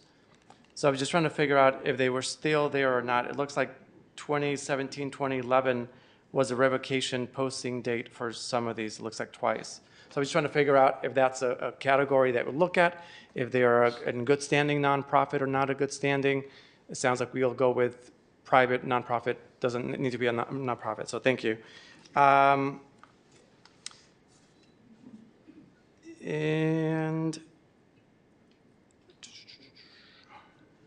how do we make sure, trying to figure out my next question. Yeah, so many of them. The other, also went to the website. On the website, it shows the Starlight Home. Did we have any references? I'm just trying to figure out too, the process. Do we just say somebody has a building, we're going to just place people there? What was the process to determine that this was the right site, the right group to place people with? Do you want to talk about how clients were placed with landlords?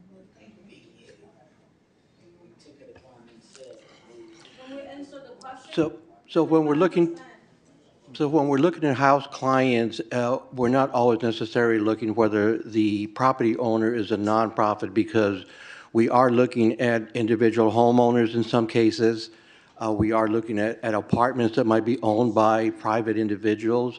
So being a nonprofit is not one of the, quote, qualifications. No, I get that. So let me rephrase a little bit more. So if I say I have a building that can house 25 people, are you going to do any background checks on me? Are you going to check that what I'm telling you is real?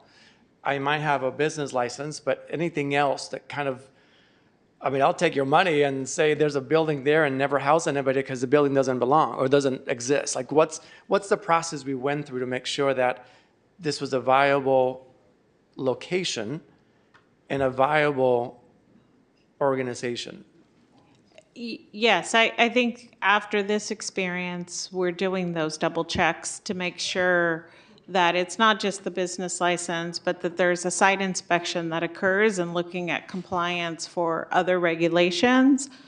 We do also provide a matching option where the landlord gets to interview the clients that will be housed there to make sure there's a match as well, because ultimately we're not going to be responsible for enforcing their rules, and so we do also sort of set up a match process, and then our providers are also providing a Staying on Your Feet program where monthly they work with residents to provide support to just make sure that they're able to maintain their housing in the long term. Thank you. And then since they mentioned the other facility, the Starlight Home 24-bed facility, I'm not sure exactly the address, but I think something was mentioned about Humboldt. Did we ever look into that location to see if it was a match to something that we can use, or? No, we have not. No. It was a 686, I'm not sure. They mentioned Humboldt, so I'm not sure if that's the. At the time of the application and when the city engaged with the appellant of this case, their site at 686 Humboldt Street, Richmond, had already been in operation for a number of years. Again, it was already hosting 15 women and 5 children, which was their maximum occupancy. So they wouldn't have been eligible to put anyone else in that home from the Castro site. And was that just a standalone home? I don't have the specifics of the design of that home. We'd have to ask Lonnie for the specifics of its setup. Okay. Thank you. Actually, the other, for the kind of calls that we were getting, I tried to look at Exhibit C and then Attachment 9, and I only saw a count. I don't know if you had more specifics about the types of calls. I don't have the exact specifics of each call in front of me, but in the attachments that you referenced to the Planning Commission report that was brought prior does have the full detail of each call and the report of each call, but if we need to follow up with just a memo to the council of those specifics, we certainly can. I'll take a look again. I just saw the count, so maybe I missed the rest. So, but that's it for now. Thank you so much. Okay, in our conversations, I've noticed that language is important. I'm hearing 2 words. One of them is shelter, and the other is sheltering. So a shelter, I imagine, is a particular place that provides services. If if you're sheltering someone, you might put them in a hotel somewhere where they either have services or they don't have services. But the responsibility of that individual is themselves. If, as a landlord, if I have a tenant who is unruly, would I, as a landlord, be responsible for his behavior, or would it be something that would be sent to the city to take care of? The landlord. The landlord. So, okay, so,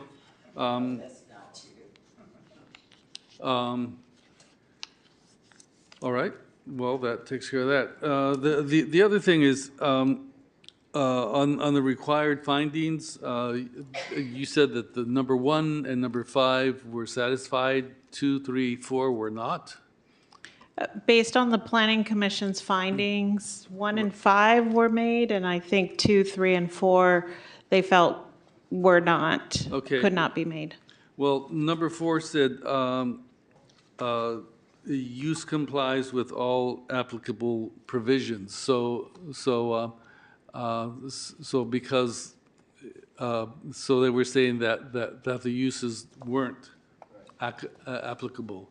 So is there a list of what those uses were that were not? The way the condition is written is that, does the use comply with all of the development standards that are specified within the zoning ordinance? And I think, Okay. as we mentioned, the minimum parking was not met, and that was one of the standards. And then the compatibility with other uses within the neighborhood could also not be made. So as an office building, it met parking requirements? It wouldn't for today's standards, but at the time it was built, again, the building has been there for a long time, so the zoning ordinance has changed over time. And so it's an existing non-conforming use is how we would define it. And so as long as it remains a commercial building, it's not required to come into compliance. But the moment you convert it to another use, then you trigger current codes. Okay, all right. All right, I'll save my comments for later. Councilmember Robinson? Just a couple more questions. In terms of the things that are making this project remain out of compliance, it is that it only has 2, not 5 parking spaces, is that right?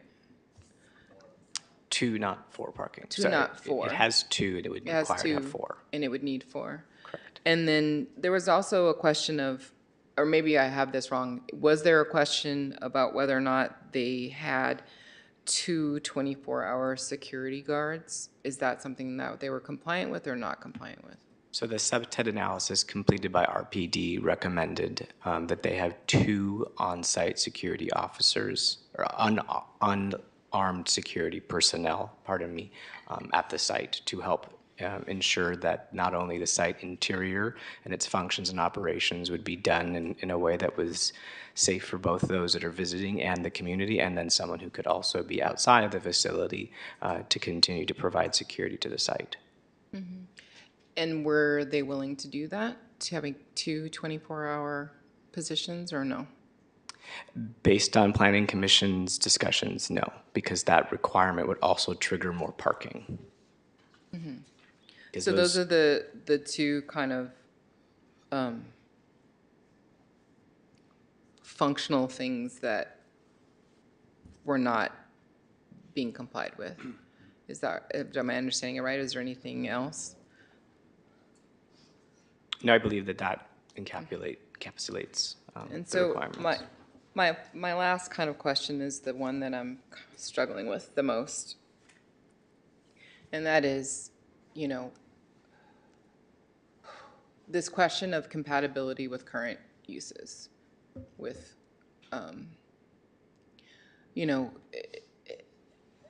what is the role? So somebody's coming to us and asking us to change the rules about what's allowed in an area. It's a conditional use permit. So under certain conditions, we're going to have a use that we don't normally have. That's what they're asking for. And so we go out and we look and see, you know, well, is that possible? And we say, under these conditions, it may be possible. And I feel like we could probably figure out the security. We could probably figure out something around the parking. But the thing that I'm having a hard time figuring out is the compatibility as a neighborhood and as a location that's within 2 blocks of a middle school. And I have as I was thinking here tonight, I was kind of like, what is the difference between, you know, tiny village spirit and, you know, grip and all these things? What has happened differently?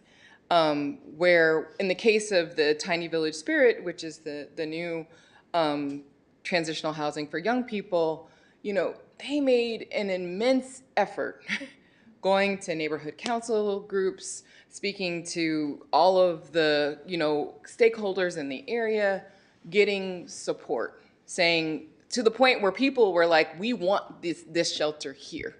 You know, we want this project here.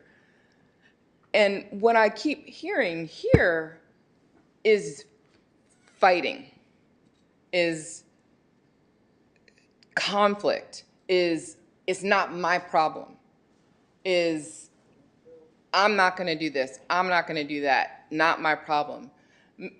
The fact that Miss Naomi, who has been in this community for so long, is on the record opposing this project gives me great pause.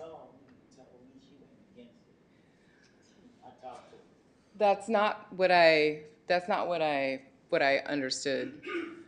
And it gives me pause, right? And I'm wondering what responsibility this project has to have a working relationship with this community and to have a sense of responsibility for impact. And I'm not sure that, I don't know what the law says, but in terms of compatibility of use and in terms of impact on the surrounding community, I feel like it's something that sets this apart from other projects. And, you know, I was in the room sitting behind when the whole thing blew up. And quite frankly, Miss Pam, I heard you. With all due respect, I heard you say what you said.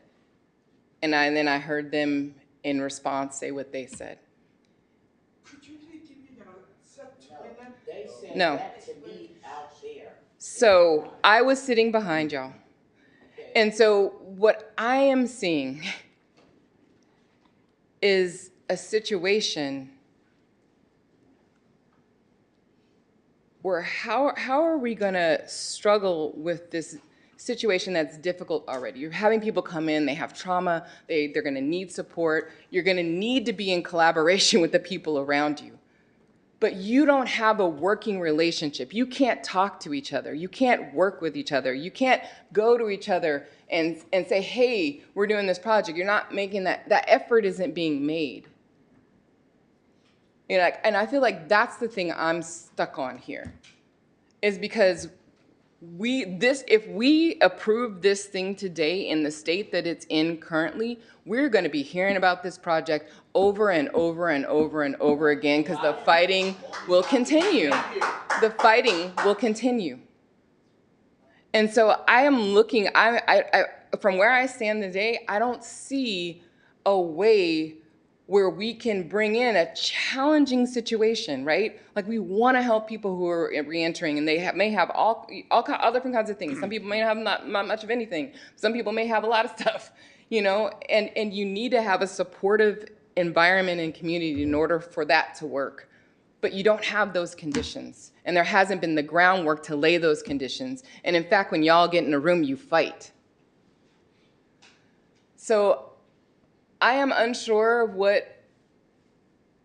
of if there's anything that the city or the attorney or whatever can offer us on this issue. But for me, this is the sticking point, just to name the elephant in the room. We will be back here dealing with fight after fight after fight unless there is some resolution. Would you like to make a motion? Excuse me. Both sides have shown unprofessional behavior in the chambers. Both sides. That means that both sides have a lot of anger towards each other. See, the very fact that you have to explain to me that you have no anger shows that in fact you do.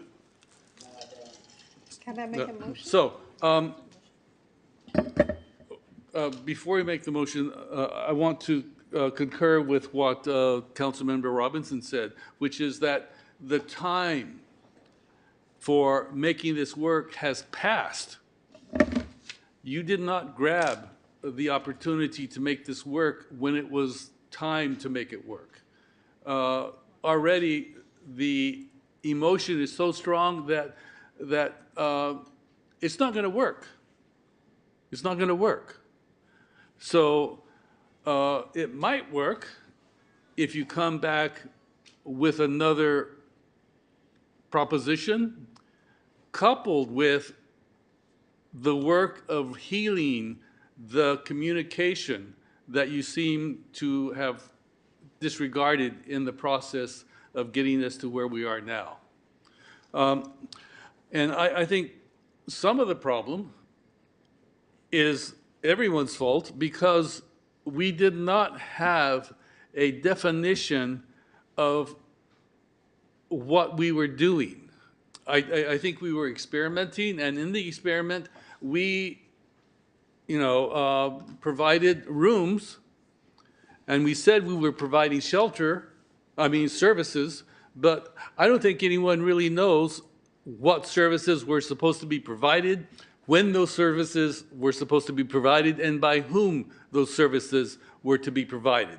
So that, just having that as a foggy overlay also points towards disaster. So I think it's time for a motion. May I make a motion that we approve the recommendation, the resolution to deny the conditional use permit, while we urge, both sides to work together. But I think the opinion of Councilmember Robinson, who has been in close contact with the community, counts a lot to us. So my motion is to approve the resolution and deny the conditional use permit at this point. Any seconds? Do we have a second? Point of order. I don't know if this is the same thing, but what is on the agenda is a resolution to deny the appeal. Yeah, Yes. So that's really what she's okay, moving. so that's the same thing. Because there is an appeal, that's what's in front of you, you would be denying the appeal. Okay, just want Is to make that sure we're voting on. rewording okay with you? Okay. Sure. So that's what you can second. So I would like to second that and include in my seconding that, if this project was ever going to have a life, the life is going to be through healing your relationship with the community.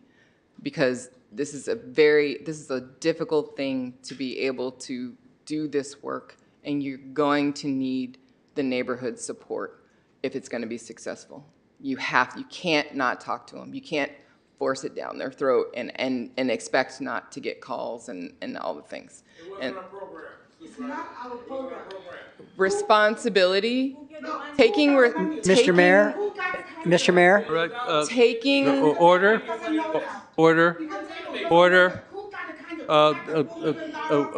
It's this is a key example for why we're denying it today. Excuse me? Lack of responsibility. Vote. We're taking a vote. Councilmember Brown? Abstain. Councilmember Bonner? Yes. Quiet in the chambers. Councilmember Bonner? Quiet in the chambers, please. All right. Councilmember Bonner? I said yes. Oh, my God. All right. Are you calling me? I said yes. This is exactly why. This is exactly why we should be denying it. Councilmember Jimenez? Yes. Councilmember Wilson? Yes. Councilmember Robinson? Yes. Vice Mayor Cepeda? Yes. Mayor Martinez. Yes. The motion passes with Councilmember Brown abstaining.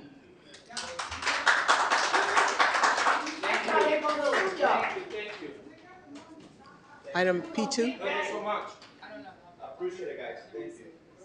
If they made that statement. Item out P2. there in the corner, right out there, and I said Mayor, that, Mayor, then you need to go back. are we moving to item P2? Item P2 I'll find out.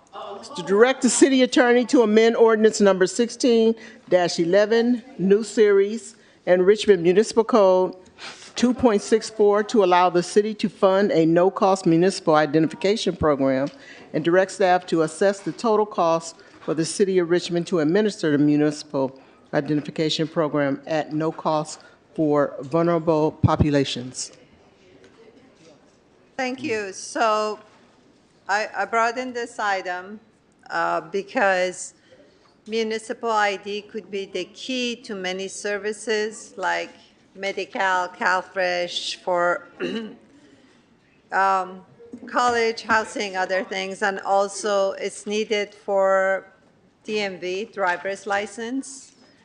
But then it was brought to my attention that there may be issues with ICE and immigration and everything.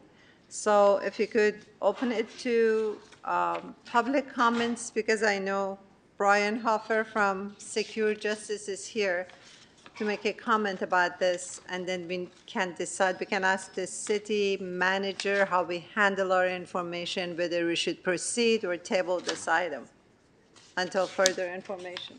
Okay. We have one speaker. Okay. And then we have speakers online. The speaker in person is Brian Hoffer. You'll have 2 minutes. Thank you, Brian, for your patience. Honorable Mayor, City Council members, my name is Brian Hofer. Wait, you're fine. Oh. Push the button. Red, thanks. Brian Hofer, the Executive Director of Secure Justice. We are a privacy, civil liberties organization working all up and down the West Coast, but primarily here in the Bay Area. I've worked with over 100 municipalities at this point in my career on surveillance technology and data privacy concerns. I really want to thank Councilmember Bonnet for speaking with me yesterday about this. We certainly support her desire, and probably yours as well, based on your previous vote to allocate funds to make these benefits more widely available. Why I'm here, same as with San Francisco and the city of Oakland, that we're concerned we might be repeating the AB 60 debacle that the state of California did. Wonderful public policy to issue driver's licenses to undocumented residents. No data privacy experts were at the table. We would have told you ICE had direct access to the DMV. ICE did, in fact, use the AB 60 data to deport Californians. When the 3 cities that I just mentioned created these programs, it was years ago, before Trump 1.0. There was you weren't really looking at these things through a data privacy lens. So what we're asking is that you don't approve the item tonight. You do address the very many questions we raised in our letter. My apologies for sending it to you just hours before this item. You probably haven't even digested it. But I'll just give you, our primary concern is that you're not properly warning people of the risks of participation. And I don't know, Mayor, if I can get an extra 30 seconds, but I'll just, a couple. Your written agreement with SF Global, Section 8 GI, requires the 24/7 data verification. How can you verify data if it's been deleted, as has been stated to me, I believe, erroneously? Section 8S requires uploading of the photo, certainly a concern with facial recognition, the signature, personally identifiable information. Banking regulations require those records to be retained for 5 years. None of this information is on your city website for this ID card program. It's not in any of the outreach materials. We believe that applicants should make the decision for themselves as to the pros and cons of participating, but they haven't been fully informed. There's no mention of 8 U.S.C. sections 1373 and 6044, which legally require... Your time is up. Thank you. Thank you. This is a program that we've had for a long time, and maybe staff can tell us how the program handles the information. Good evening, Mayor, Vice Mayor, and council members. My name is LaShonda White, Deputy City Manager, Community Services. I was actually the staff person that helped write the RFP to get a consultant to come on board and implement this program. It was a very long time ago. I just want to say that Guadalupe Morales and Irene Lozano are both on Zoom right now, and they are the two staff that actually do intake in person here at City Hall for individuals who are interested in a municipal ID. So they do the actual work, so they may be able to answer some questions as well. So I know this item was about funding. This item I know was about covering the cost of Yes. IDs and making Yeah. them free.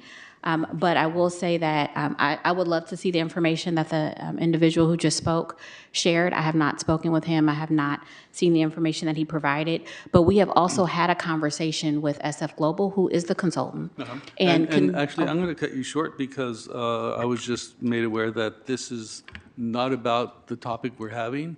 It's about the cost. Correct. The conversation has to be around the cost, and if you have nothing to say about that, then. Well, then- the cost okay. is $25. As stated, it's $25 for adults, and it's $15 for seniors or people under 18. And if we were to cover the cost, if the city was to cover the cost, it would be a little over $5,000 because we did 200, as an example, because we did 211 municipal ID cards last fiscal year. So. Okay, and the last item, the immigrant legal services and resources, we did a lot of money for that, so that's taken care of. Thank you. Mayor, we do have two speakers So- online. Okay, We had two speakers online. all right. Can you call the speakers are- speakers? Yes, Go the ahead. speakers are Sarah Cantor and Michael Fitzhugh. Sarah, you may begin. Hi, everyone. Once again, Sarah Cantor. So I was so happy to hear from the previous public speaker. I had the exact same concerns when looking at this item. I know that this program has been around for a while, but looking into it, it does seem like the major issue here is with the banking side of the card. That any sort of banking is going to have that data accessible, like that bank shares data with ICE, all banks share data with ICE. And the issue is with having a municipal ID card, which is something that will be primarily accessed by people who don't have the ability to get other ID cards connected to their banking, which gives data to ICE. So I think that we need to look at how the administrative organization make sure that they, with their data collection, are complying with our sanctuary city requirements. And my recommendation also for the idea of like bringing it in-house and the cost is to separate the banking function from the municipal ID function, because that is, by my understanding, where the security and privacy concerns come in. I think that that will also more easily enable it to be brought in-house with the city, because as a city, we don't have the resources and structures to conduct banking functions for our residents. So that's my recommendation. Thank you. Thank you. The next speaker is Michael Fitzhugh. Hello again. I'm going to acknowledge the fact that the mayor instructed us not to talk about the privacy element since we're only talking about cost, but since the last speaker talked about it, I'm just going to briefly address it. In Exhibit G of the NHA advisors contract that is on today's agenda, you will find the Sanctuary City compliance statement, which may or may not be part of the SF Global LLC contract. If it is, the SF Global will have acknowledged compliance with the city's sanctuary city policy, and acknowledge that it will not aid ICE in extreme vetting or other activities. On the cost front, the issue at hand, you just voted to provide $1 million to immigrants for legal services. Past this, it's nothing. It's cheap, and it's probably helpful for a lot of people. Thank you. Thank you. That was our last speaker. So, Mr. Mayor, if I may, I would like to add to the motion that the city. Actually, you had said that you would table it. Right. If we, Right, let me finish, please. So I think the city has the duty to inform people who apply for a municipal ID what the implications are, because they use it to go to other agency and get services. So I suggest that we ask the city to look into ways of providing that information to municipal ID applicants before we provide the municipal ID or make it free for them. so are you going to table it, or? I'm going to table it until the city has a suggestion about Okay, how to then, inform. In that case, you're not tabling it. You're Giving direction. Well, you're giving direction. Okay, So, then let's give the direction. okay, so you're not honoring what you proposed. No, I said, Yes. Just as a way of maybe getting out of this, are we able to say, so first of all, there's no point of tabling this. We've actually already done this. I want to like emphasize that we have already decided that we are covering the costs of municipal IDs. That was part of the yeah, last but vote. the more important issue is. Yeah, no, let me finish. But can we just, instead of this, say we're doing a recommended action of asking the staff to come back to study the vulnerabilities of the municipal ID program for immigrants and bring us back a report? And, yeah, and how to get around it. No, but it says to direct the city attorney to amend ordinance 16-11. We're going to vote no on that because we don't need to do that anymore because we just, or, Well, sorry, are we? okay. I'm going to make a motion, we vote no on this. Am I allowed to do that? Yeah. Okay. Well, a motion hasn't been made. Oh. Someone has to make a motion for it and then I don't know. Yes. So I'd like to ask a question of the city attorney. Do we need to adjust the ordinance that says in the ordinance the cost of the municipal ID? Or can we just provide money so we don't have to charge for it? This item was dealing with not charging for the ID. You could certainly ask us to get more information to look into it further as a part of this. But my question is that do we, just in terms of procedure,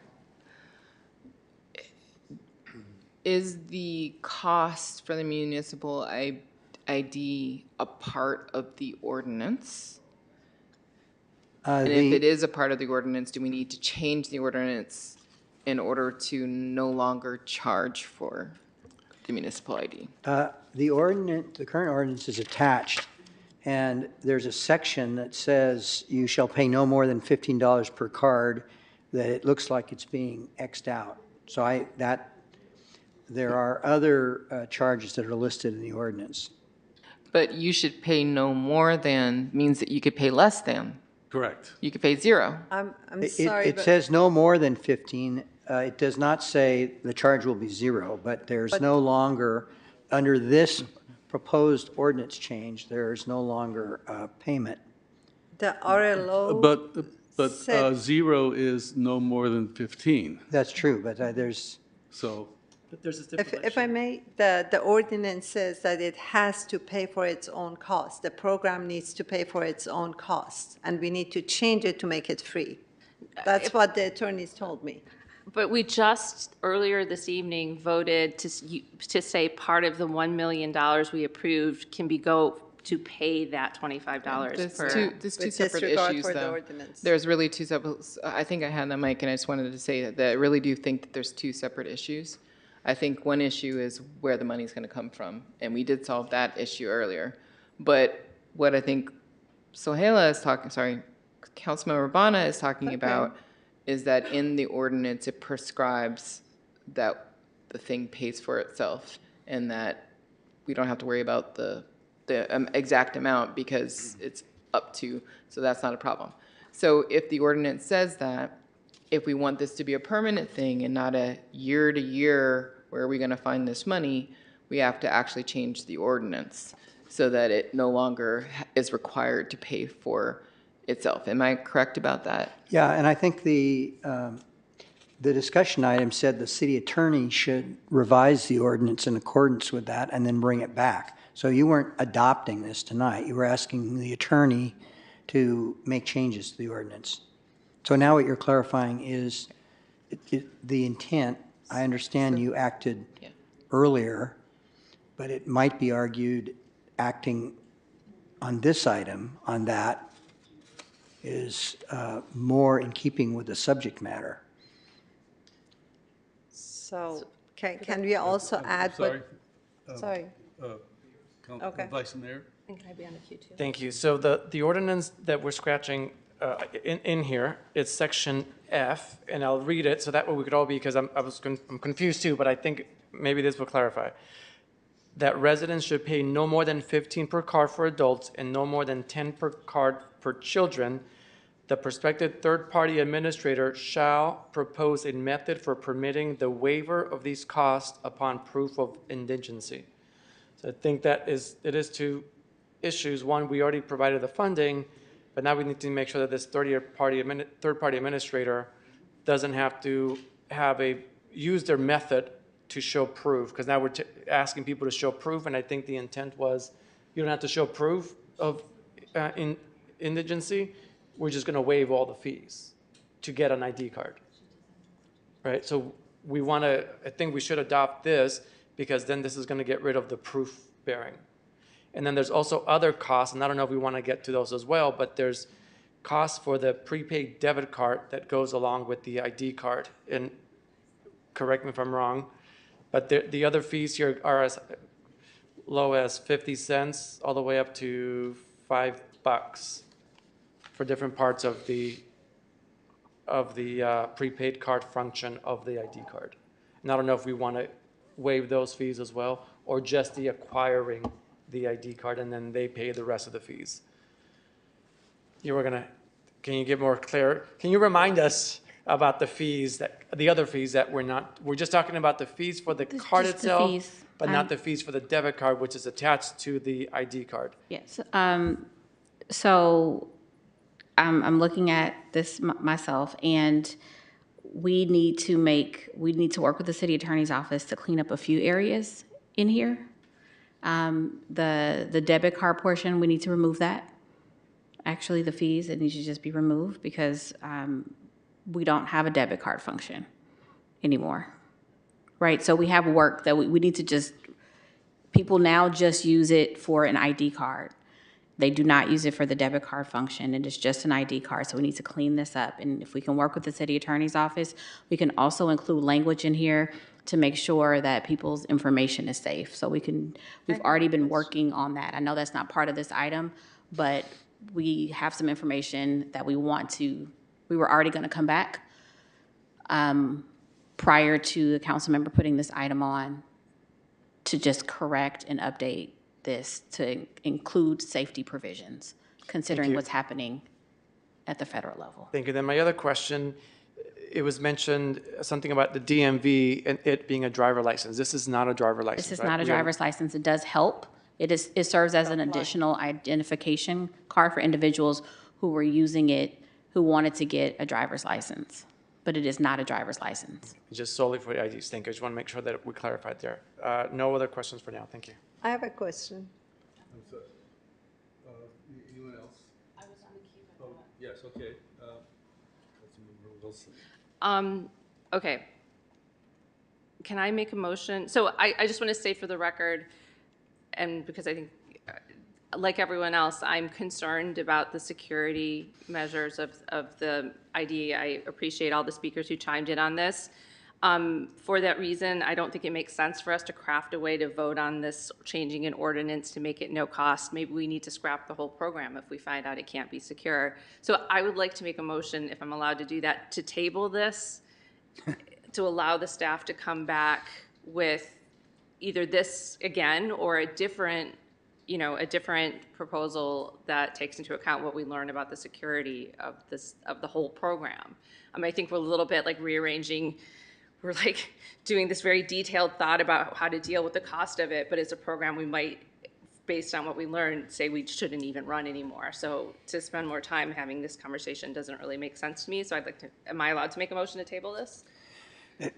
The only thing I would suggest, when you make a motion to table something, put it on the table, you can't bring it off the table until there's a motion to bring it off the table. So it's simpler just to continue it to another place and time.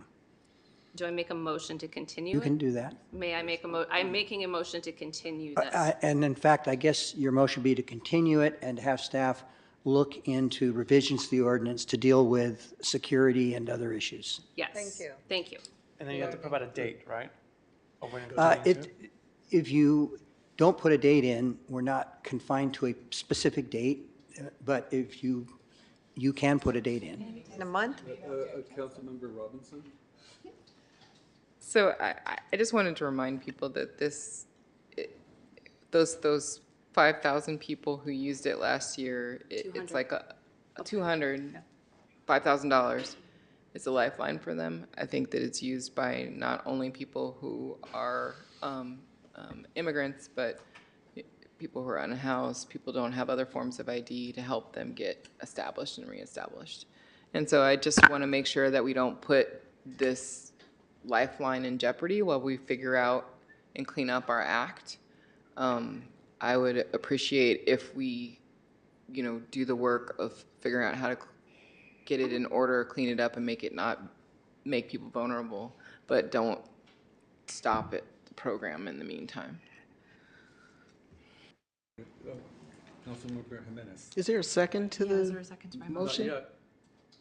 Before we have discussion? we should- Can I second it? Sure.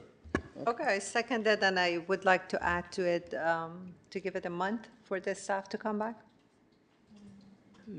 Respectfully, if I may, Mayor, through the chair, you've had two other items this evening that were extremely high priority, and if we can come back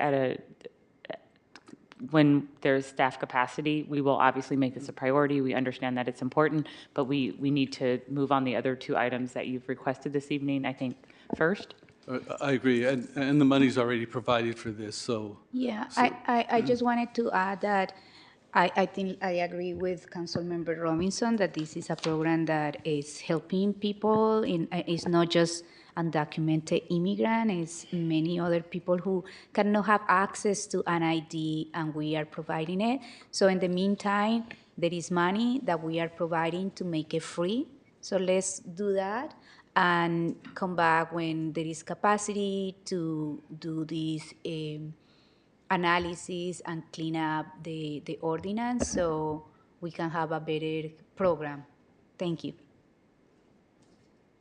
And usually $10,000, that's up to the city manager's signature authority, so I'm hoping it should be fine.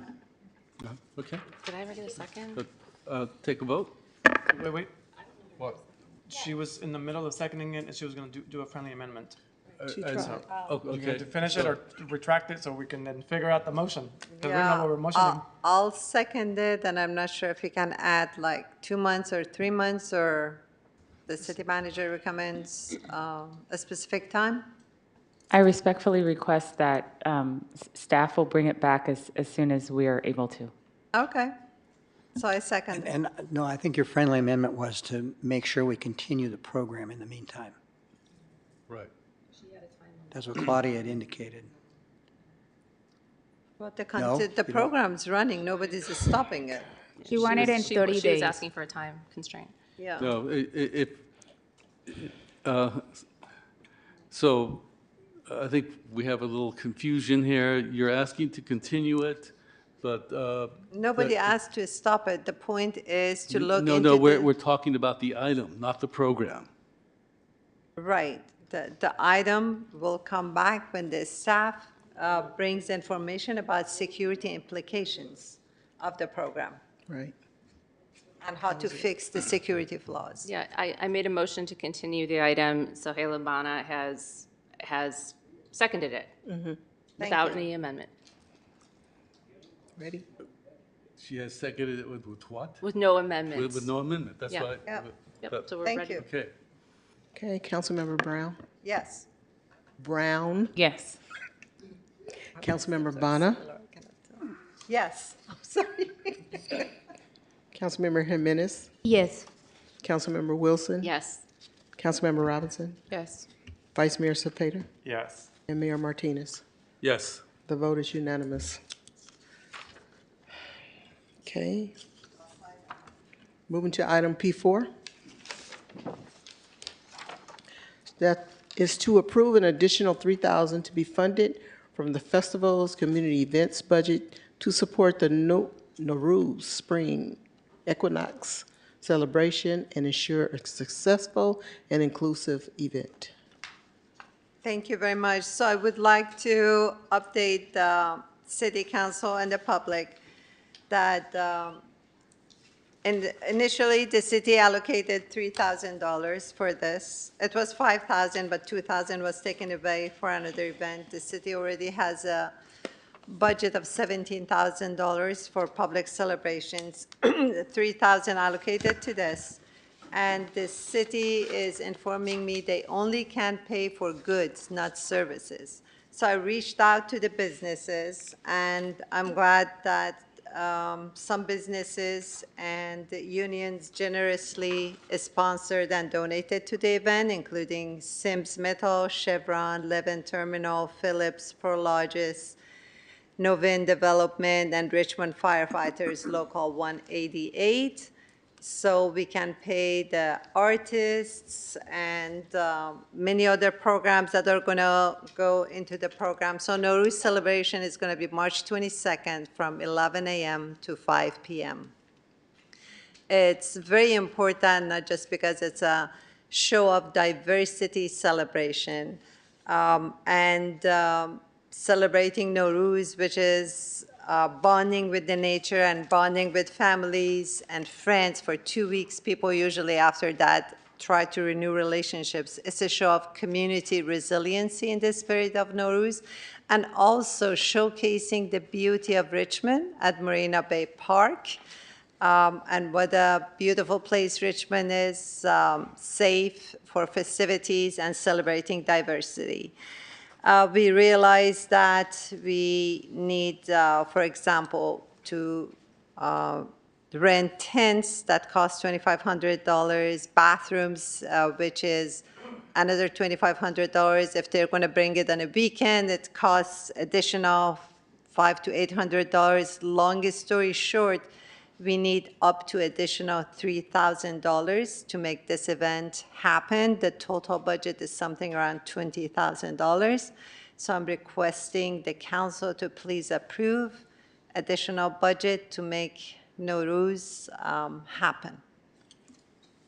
By the way, it's the first public celebration of Nowruz in the entire East Bay. We have other events like Choshambe Suri in Berkeley, but this is the first Nowruz ever that's celebrated publicly in the East Bay. It's very important, and we hope people from all over the Bay Area, especially East Bay, will come to the event.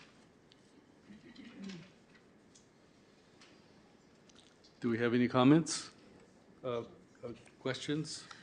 Councilmember Bonner, when, so you had really graciously reached out to me when the organization reached out to you, since the event is scheduled to happen in District 5, which I represent, to see if I wanted to co-sponsor an item about putting initially the full $20,000 on the agenda for the city to pay.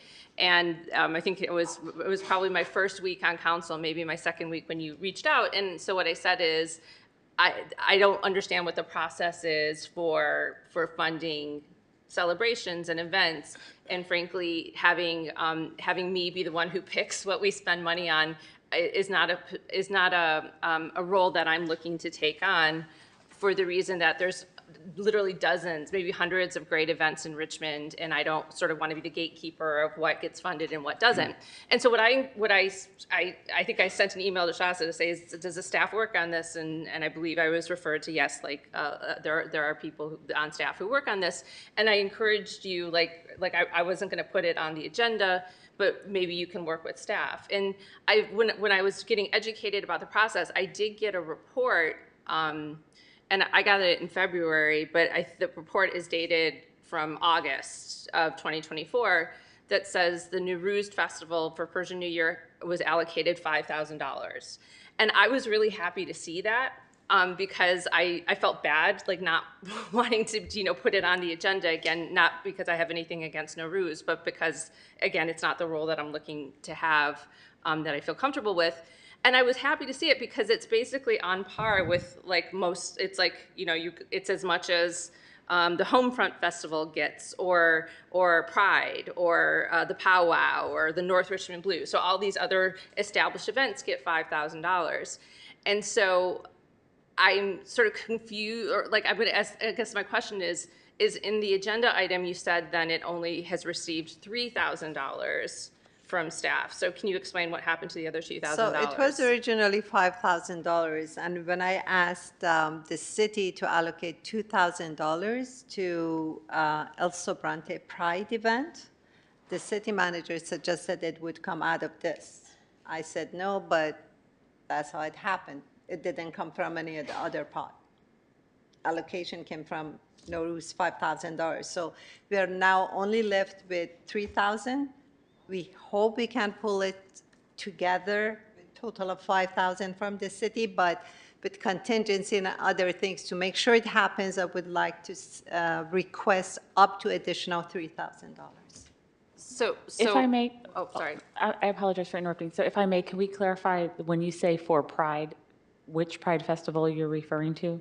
El Sobrante Pride. So I think that's where just for the good of the order, because I think that was omitted. And it's not unincorporated. The El Sobrante means the community of District 4 Richmond plus unincorporated, the El Sobrante Valley Pride, which was very successful, very well attended, and it was very much fun. So just to put my cards on the table in the interest of time, because I know we have another item of this, is that I think I prefer to let the staff come to us with sort of a holistic picture of event funding for the year, and as part of the budget process, which we can weigh in on. I'm not a government expert, but I feel like us individually advocating for particular events can lead down a bad path, or at least have the perception of favoritism. And so I feel like I'm not comfortable voting tonight to add an additional $3,000 to the budget for this event. Seriously, this is your district, and we have raised so much money, and we are only needing $2,000 to $3,000 to make it happen. I honestly don't believe you're saying no. Go ahead. Thank you for bringing the event and this couple of things. One, the list, I just want to clarify. I saw the list as well, and the list is not very updated. It's got some events we haven't done in a couple of years, so I need to update that list. That's a side note. I'm trying to understand, is this a city official event, or who's doing the event? This is sponsored by the city. Because we had to hire an event planner who knows the artists, who play the music, who do the dance, the DJ, and everything. I cannot do it. The city cannot do it, so. So, and maybe I didn't ask the right questions when we try to put in the first 5,000, but I thought we were giving the 5,000 similar to like the Cinco de Mayo or to somebody else. It's a nonprofit, and they do it. Right, it is a nonprofit who's doing it, exactly. So it's not the city of Richmond then? The city is sponsoring in terms of providing the venue and some permits and services. Shonda Connects with the city is supporting and is sponsoring the event a lot, but we would have been happy with total of 5,000, but the budget was cut.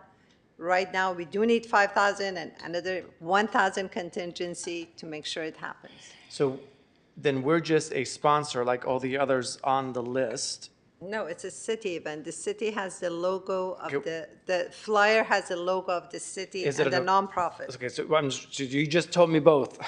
You said we're a sponsor, but it's our event. So the way that when I say sponsor, you have like Sims Metal, for example. I see them as being a sponsor. It's not Their their names event. are not on the flyer. Okay, but None of but them are they're- on the they're- flyer. The city logo Okay. is. But they're giving money, Yeah, they'll be acknowledged as but it's not their sponsors. event.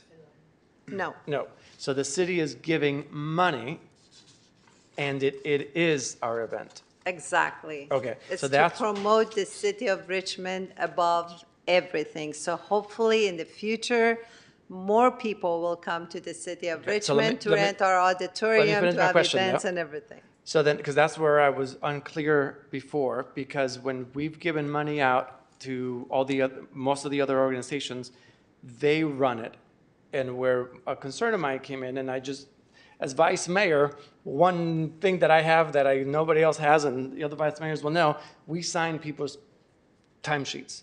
And that's where I was realizing that our only staff person was working various hours a week on the event. And that's where I was like, wait, is this our event? Or are we just giving money and somebody else is running it? So that's where I'm trying to get the clarification. Actually, let me tell you that we suggested that the city provides certain services like chairs and tables. The city said in that case, our staff need to work overtime. It's cheaper for the city if you rent it. That's why we're renting, for example, tents and chairs and tables, and we need the money. And then my other question is, so you did a great job. First off, congratulations. You've raised $15,000 or so. So you. I'm just trying to figure out then, is that money coming to the city? And if it's coming to the city, then, because there's a liability in here as well. So if it's coming to the city. No, it's do going we to then- the nonprofit. Okay, so then the The city nonprofit. didn't want to have anything to do. It's too much accounting, too much time of the staff to handle everything. It's a lot simpler if the nonprofit handles it.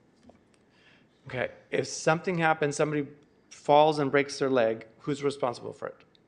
There is insurance involved. LaShonda can explain. Is it the city's liability or is it this nonprofit's So liability? if I am not mistaken, the nonprofit organization is getting insurance for this event. So this is the way in which we have events is interesting, right? So for the majority of events that are on that list, the city provides a certain amount of money, and we are at the table for most events. Cinco de Mayo, Juneteenth, for the larger ones, we're at the table.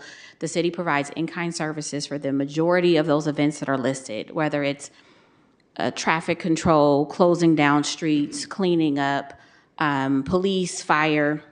We provide in-kind services as well as funding for a lot of the events that are on there. And the funding goes directly to a nonprofit organization that runs it, even if the city is still at the table providing support and helping with the event. There are 2 events on the list that the city made a decision to fund. One was per council member or vice mayor at the time, McLaughlin, she wanted to have a literacy fair. That is an example of, that is all city staff. It's funding that sits with the city and all city staff. We spent the majority of the money on food, but it was a City of Richmond event where all city staff worked on that because the council said, we want you to do a literacy fair. So that's a different example for one of the events.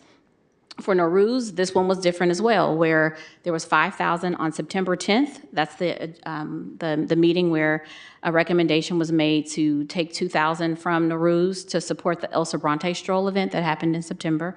So that was September 10th, 2024. So that's the agenda item. But we didn't have a lot of information about what Nowruz was going to look like when it came before City Council. So now we understand there's a lot of logistics and planning, and what's happening is it is falling on a lot of the staff in the City Council office.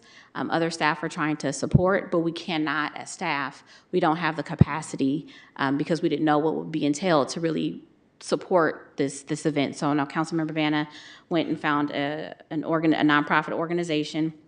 All the funding that she is that they have raised goes directly to that nonprofit organization so that they can pay for things. The reason why we said as a city, we can't pay for services at this juncture is that it takes a lot for us to pay for services. There's a contract involved if we have to pay for services, so it's much easier for us to pay for goods.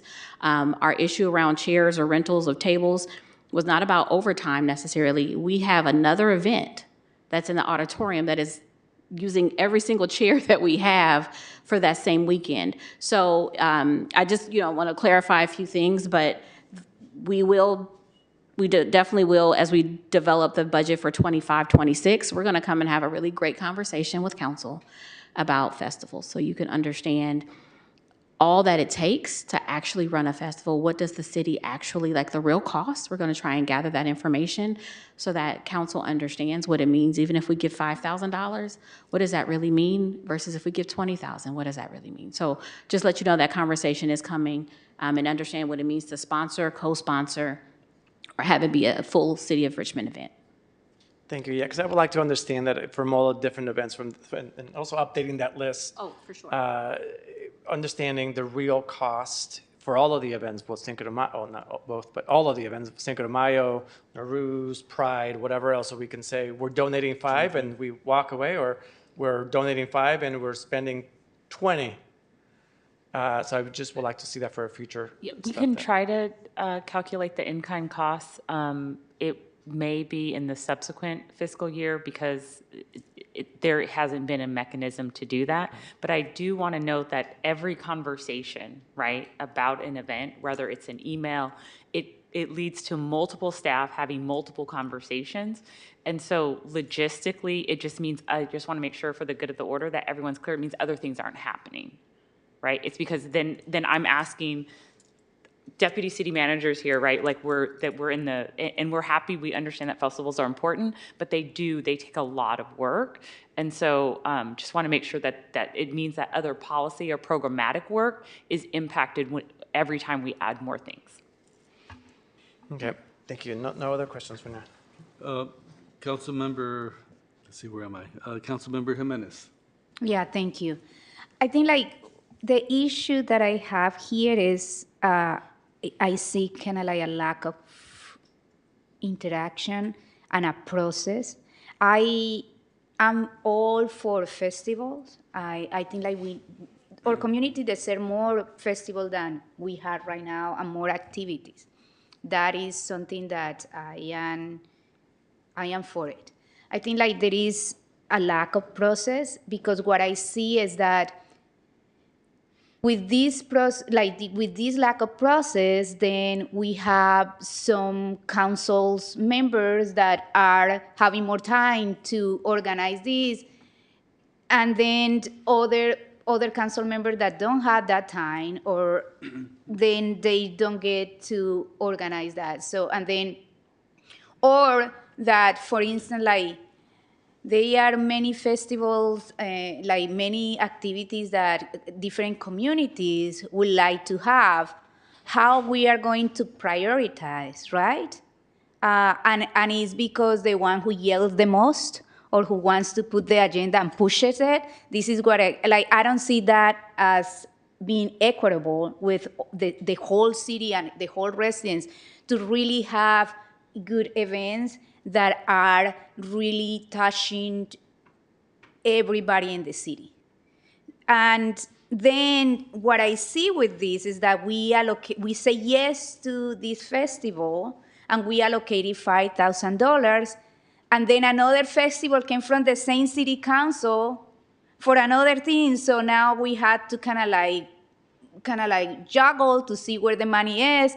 And well, the money is for that allocation. So I just feel like also this is being treated like we have like the city budget is just kind of like a money that you have in your pocket. And give me this $2,000 here, give me this $2,000 there. And I don't think like that is a good process, especially, so I would like to really have a discussion for the next budget to actually put more money into this bucket to be able to have more events, but with also a process that brings equity and a process that is not just the one city council having all the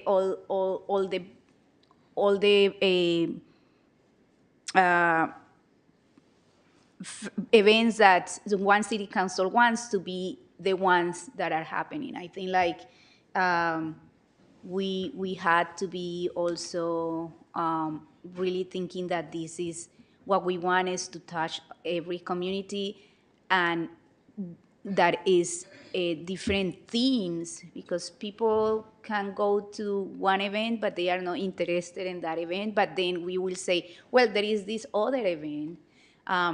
And I don't see that with this. So I am not going to approve any things right now, because what I want is to have a better discussion in the budget, where each of us can bring the events that we want and the money, and we say like the pot has to be a little bigger, so they are more that, and we avoid this this situation where and I think like it's frustrated for and I can imagine it's frustrated for Council Member Bana, because she has to push and push and push.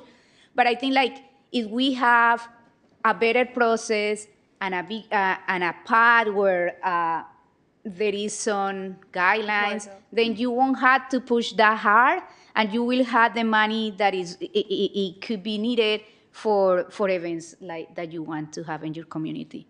Thank you. Councilmember Robinson? I think just going to leave it pretty quickly just to say that I think we need an annual process. So just annual process. We all talk about which events are going to be included, which are not. Take the old ones off the list. And then that's it. We're stuck with it for the year. No bringing new things and adding this and adding that. Annual process. I would like to see an annual process. I think that would be very healthy for us. Yeah, I also think that by granting extra money, we're opening up the door for other events. You know, for instance, I mean, you can do an event and then you can do a better event and you can do a better event, and the more money you have, the better it gets. But we have to be aware of all of the communities. You know, the Juneteenth is coming up. They have a certain amount of money. They could make it even better if they had more money. So you know, we would be giving them reason to come to us again and saying, we want a second bite of the apple because Nehru's got a second bite of the apple. So we need to establish a process and respect that process. And I don't believe that Nehru's is not going to happen because they don't get extra money. I believe that it will be a fantastic. No, it won't I happen. believe it will be an.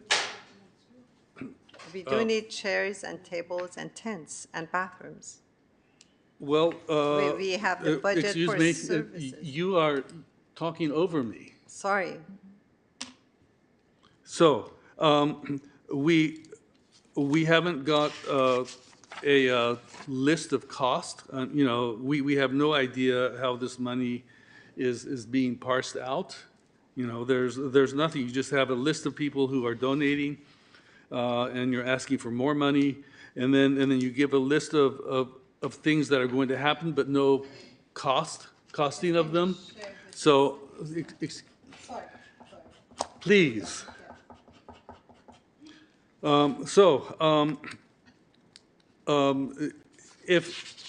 If I were to ask for money, I would have provided that information for everyone to see, so that everyone would have a better idea of what it was I was trying to do and why I needed the extra money. But if it were me, I wouldn't be asking for extra money because I would have planned for something to happen within the budget that I had. So we have a public speaker? Yes. We have one public in-person speaker. If there's anyone online that would like to address the council on this item, please raise your hand at this time.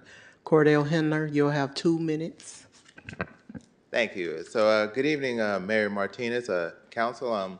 Thank you, Councilmember Bonner, for bringing this item forward. So I don't want to repeat what was said, so in the interest of time. So after looking at this proposal for $3,000 for the additional things like, you know, bathrooms and things like that. So I was gonna agree with the mayor about that, and I said I wanted to see the list of what was being proposed. So I'm thinking it's like, it is a good idea, but I am gonna be at the festival on the 22nd. I'm hoping, so, but without the information in front of me, I'll be like, I'm trying to figure out how much it's gonna cost to rent, like, portable bathrooms, things of that nature. So I am in support of it, so I'm just saying it out there. That was our only in-person speaker. Now we'll move to the online speaker. The speaker is Sarah Cantor. Sarah, you may begin. You will have 2 minutes. Hi, thank you. The piece that I just wanted to name is I remember when the funding was happening for the El Sobrante Stroll, and I was initially opposed to that item for the reasons that have been previously discussed at this council, that El Sobrante is a separate city, et cetera. And but the reason that I, for example, didn't give public comment in opposition to that was that it was understood that that funding was coming out of the funds that Councilmember Bona had already, that it was a sacrifice, that, okay, if you want to fund the El Sobrante Stroll, it means less funding for this other festival or event that you're wanting to fund.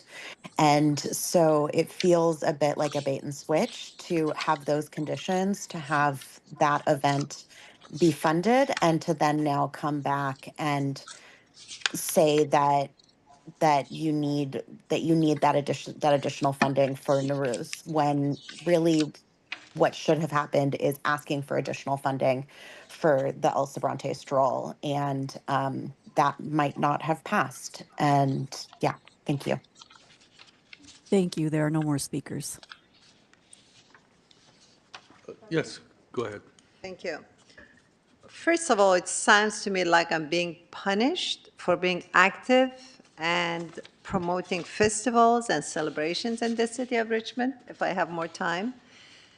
Please note, this is not in my district. It will not benefit me at all. This is in Sue Wilson's district. It's in Marina Bay Park. This is to show the beauty of the city of Richmond. This is for the city of Richmond. Second, we do have minorities in the city who celebrate their own festivals, like Cinco de Mayo. This is the first time that people from West and Central Asia want to celebrate something. And I'm very sorry that some of my council members do not support this. So do we have like majority-minority versus minority-minority? Majority-minority have priority over minority-minority? This is something I don't understand. In terms of the costs, the city informed me that they can only pay for goods, not services. So all the expenses that are not listed are for services of the artists that will be performing from 11 a.m. to 5 p.m. This is for goods. We're going to have a half-scene table. I personally did it at the hallway here a couple of years ago. We're going to have a larger half-scene table, and we're going to have a cultural celebration, and it costs money, from the sound system to the artists to dance performers and everyone. And I would like to add that per city manager, we have $17,000 allocated for this fiscal year. Correct me if I'm wrong, please, Ms. City Manager. For cultural celebrations. Why not use it? I don't understand.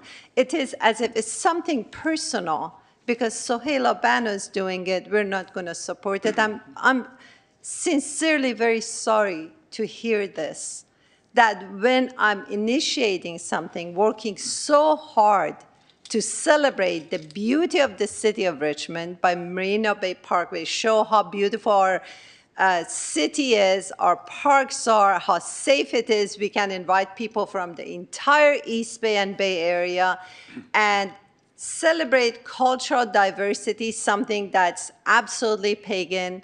celebrated by many people from different countries, different languages, different religions, different cultures, something that celebrates spring equinox, nature, and promotes unity, especially under this federal administration, that we needed more than ever to come together, celebrate our diversity, our being immigrants, feel at home in the city of Richmond as being immigrants. We are spending $1 million to help our immigrants, but the simple celebration that our business community has supported most of it, our firefighters are supporting it, and we've been working so hard. We just need a little more for portable bathrooms to make sure it's happening. And I'm being let down by my own colleagues at the city council. I just cannot describe how disappointed I am. I would like to say that I find this disconcerting. Number one, you use language to shame your fellow council members. Number two, you personalized it as if it's an attack on you, refusing to acknowledge the arguments that we made. And number three, you've been talking over us almost during the entire time. I think we need to pause, examine ourselves, and see how we are affecting the people around us. We do. Well, it doesn't seem that way.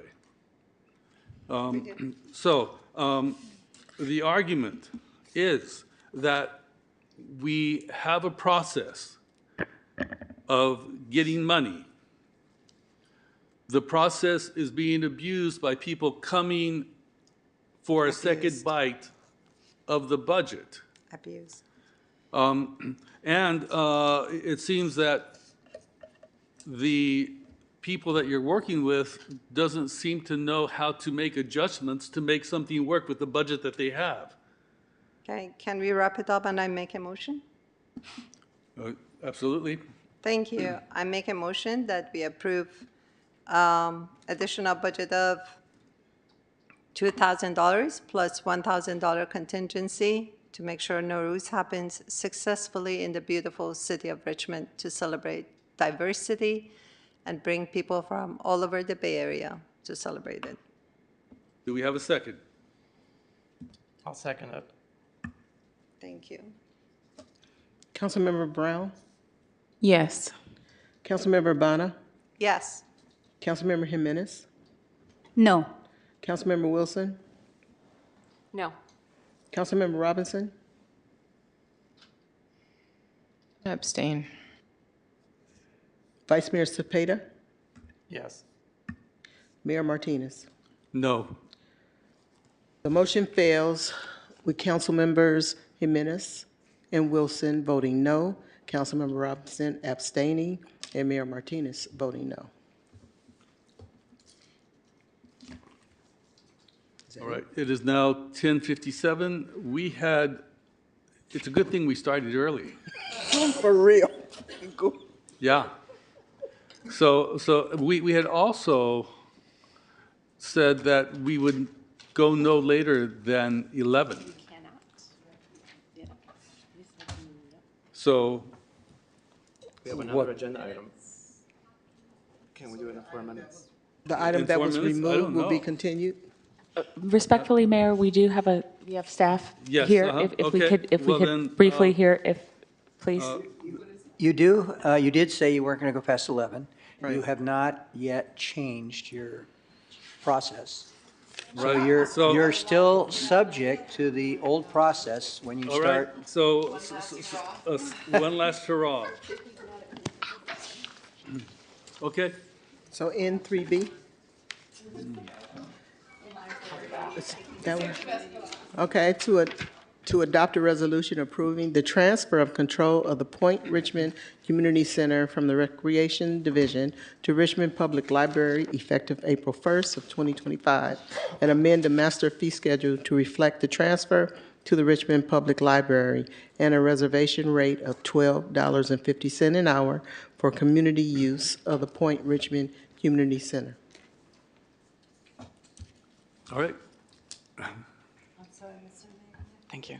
Hi, good evening, council members and mayor and vice mayor. My name is Kate Epler. I'm Deputy Director of Community Services Library, and I believe Ranjana Maharaj is online right now as well. Thank you for taking the time to consider this item tonight. I appreciate you. The Library and Recreation Divisions are requesting transfer of management of the Point Richmond Community Center from Recreation to the library. Transfer would facilitate increased library programming and community events in the space. It would also make the room more affordable for community groups who would like to reserve it for their own meetings and events. We acknowledge that there are trade-offs with this transfer as well. Library room bookings are more affordable. The library also does not staff its community use bookings. This means that the kind of rentals that can be accommodated are more limited. But I hope you'll see the benefits nonetheless. For many rentals, access will be more affordable. The Point Richmond Neighborhood Council has provided a letter of support for this, and I apologize that that wasn't included with the agenda item. It came in a little late. And the library will be able to make fuller access of the room to provide library programs and events for the public benefit if this does go through. Under the community room use booking policy that the library has, certain private uses of the room, so private bookings, are going to be outside our scope. That means private parties, events for friends and family. In the past 3.5 years, the Point Richmond Community Center has had 5 such bookings that we would have to say no to. We would be happy to be librarians and provide referrals and information to other resources for those events. And I understand there are some questions on the item, so I'll pause there and give you the opportunity to ask. Excuse me, Mayor, we need a motion to extend the meeting. Do we have a motion? Yeah, I move that we extend the meeting until this item finish. Second? I'll second. Okay, we have a motion by Jimenez, a second by Vice Mayor. Vote? Councilmember Brown? Yes. Councilmember Jimenez? Yes. Councilmember Wilson? Yes. Councilmember Robinson? Yes. Vice Mayor Cepeda? Yes. Mayor Martinez? Yes. And Councilmember Bana is absent. The motion passes. All right, so to begin with, who is in charge of the Whittlesey Room? That's the library. And you allow food there? For city-sponsored events, yes, we do. That's because city staff are going to be available to make sure the food is cleaned up. We do have a long history with ants and mice and such things in the library, and custodial services are stretched thin. So you're telling me that if it's not city-sponsored, food is not allowed? That's right.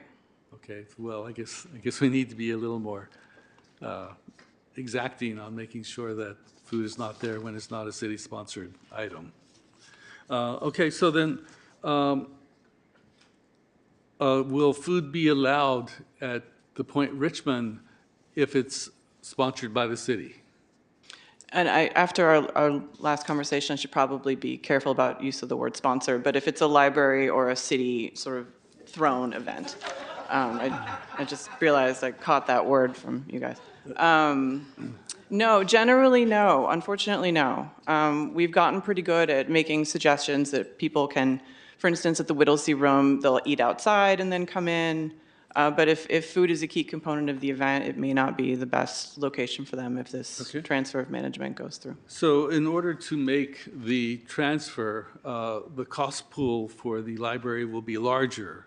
How's that financed? Ranjana, if you're online, I wonder if you could help me out with this. Or maybe LaShonda would like to speak to it, or Nikki. Hi, okay. Currently, the Point Richmond Community Center is not separately charged in the cost pool. The community centers are under sort of one lump charge for recreation. If there is a change coming. So I don't understand this. So that means that if I use my office for if I let my office be used by another department or be in charge by another department, I would still pay the cost pool? I don't know if it helps in terms of cost pool to understand that for the, regardless if it's the library or recreation that's managing it, it's still the general fund that's paying for the cost pool for, for recreation and for the library. I don't know, Nikki, if you see any shifts if the management is transferred in terms of what's No, charged. That's correct. I mean, it's all general fund in essence. In your example, Mayor, so say HR wants to come and use the city council offices. If I give them, the ability to run it, which is not the same as use it. Okay. I mean, the cost pool wouldn't really change. So then, I don't understand how the cost pool works then, because city council gets charged for the space that they occupy. So if the occupation of a particular space is transferred to another department, it seems that the cost pool associated with that space would also be transferred. The cost pool would if it's 100% transferred. If I'm using like your space for 1 day or 1 hour, I'm not going to change the cost pool. But we're not talking about that. We're talking about transferring the responsibility of the space to another department. Years. Yeah, I mean, we do update the cost pool every few years, so that's when everything is looked at. Agenda reports, space, everything. Right, so then the cost pool of the library would increase because they would become responsible for that space, correct? At that time, yes. Possibly, Possibly, correct. yeah. Okay, so then we're increasing the cost of the library by giving them responsibility of a space that used to belong to Parks and Rec. So if we can do that, why can't we increase the budget of the Parks and Rec to provide kinds of services that are necessary to make the room work as a Parks and Rec space? That is a council decision. If council wants to add funding to allow recreation to fully staff and program the Point Richmond Community Center, if that is the request and desire of the council, then city staff will go and figure out what that cost will be, and then we would have to determine if that cost is less or more than whatever the difference might be with a future change to the cost pool allocation. What I can say is in the past 3 years, recreation has not staffed that space. And so we have found now that community, like library and recreation is under community services, under one umbrella, there's much more collaboration and conversation. And so they have realized that the library, because it's adjacent to the library. The community center is adjacent to the library. It is connected. And so the library has found that it is much more feasible and effective and efficient for them to be able to program the space. And they have used the space more. And the community is extremely happy with the use of, or how many programs are being provided now at the library. So if council wants recreation to do something different, we definitely can look into that and bring something back. Okay, I'm not advocating for one thing or the other. I'm just trying to understand. So what will become of the kitchen now that it won't be used? The kitchen would not be used very often until such time as we can be sure that there's regular cleaning that can happen around rentals or even staff uses of the space. From what I understand, it's a heat up the food kitchen. It's not a full commercial kitchen, but the kitchen would not be in frequent use. Okay. So this change will lower availability of individuals for the space. So what's the upside of that? Lower cost is an upside. Some of the most frequent groups who book the room are the Point Richmond Neighborhood Council and Arts of Point Richmond.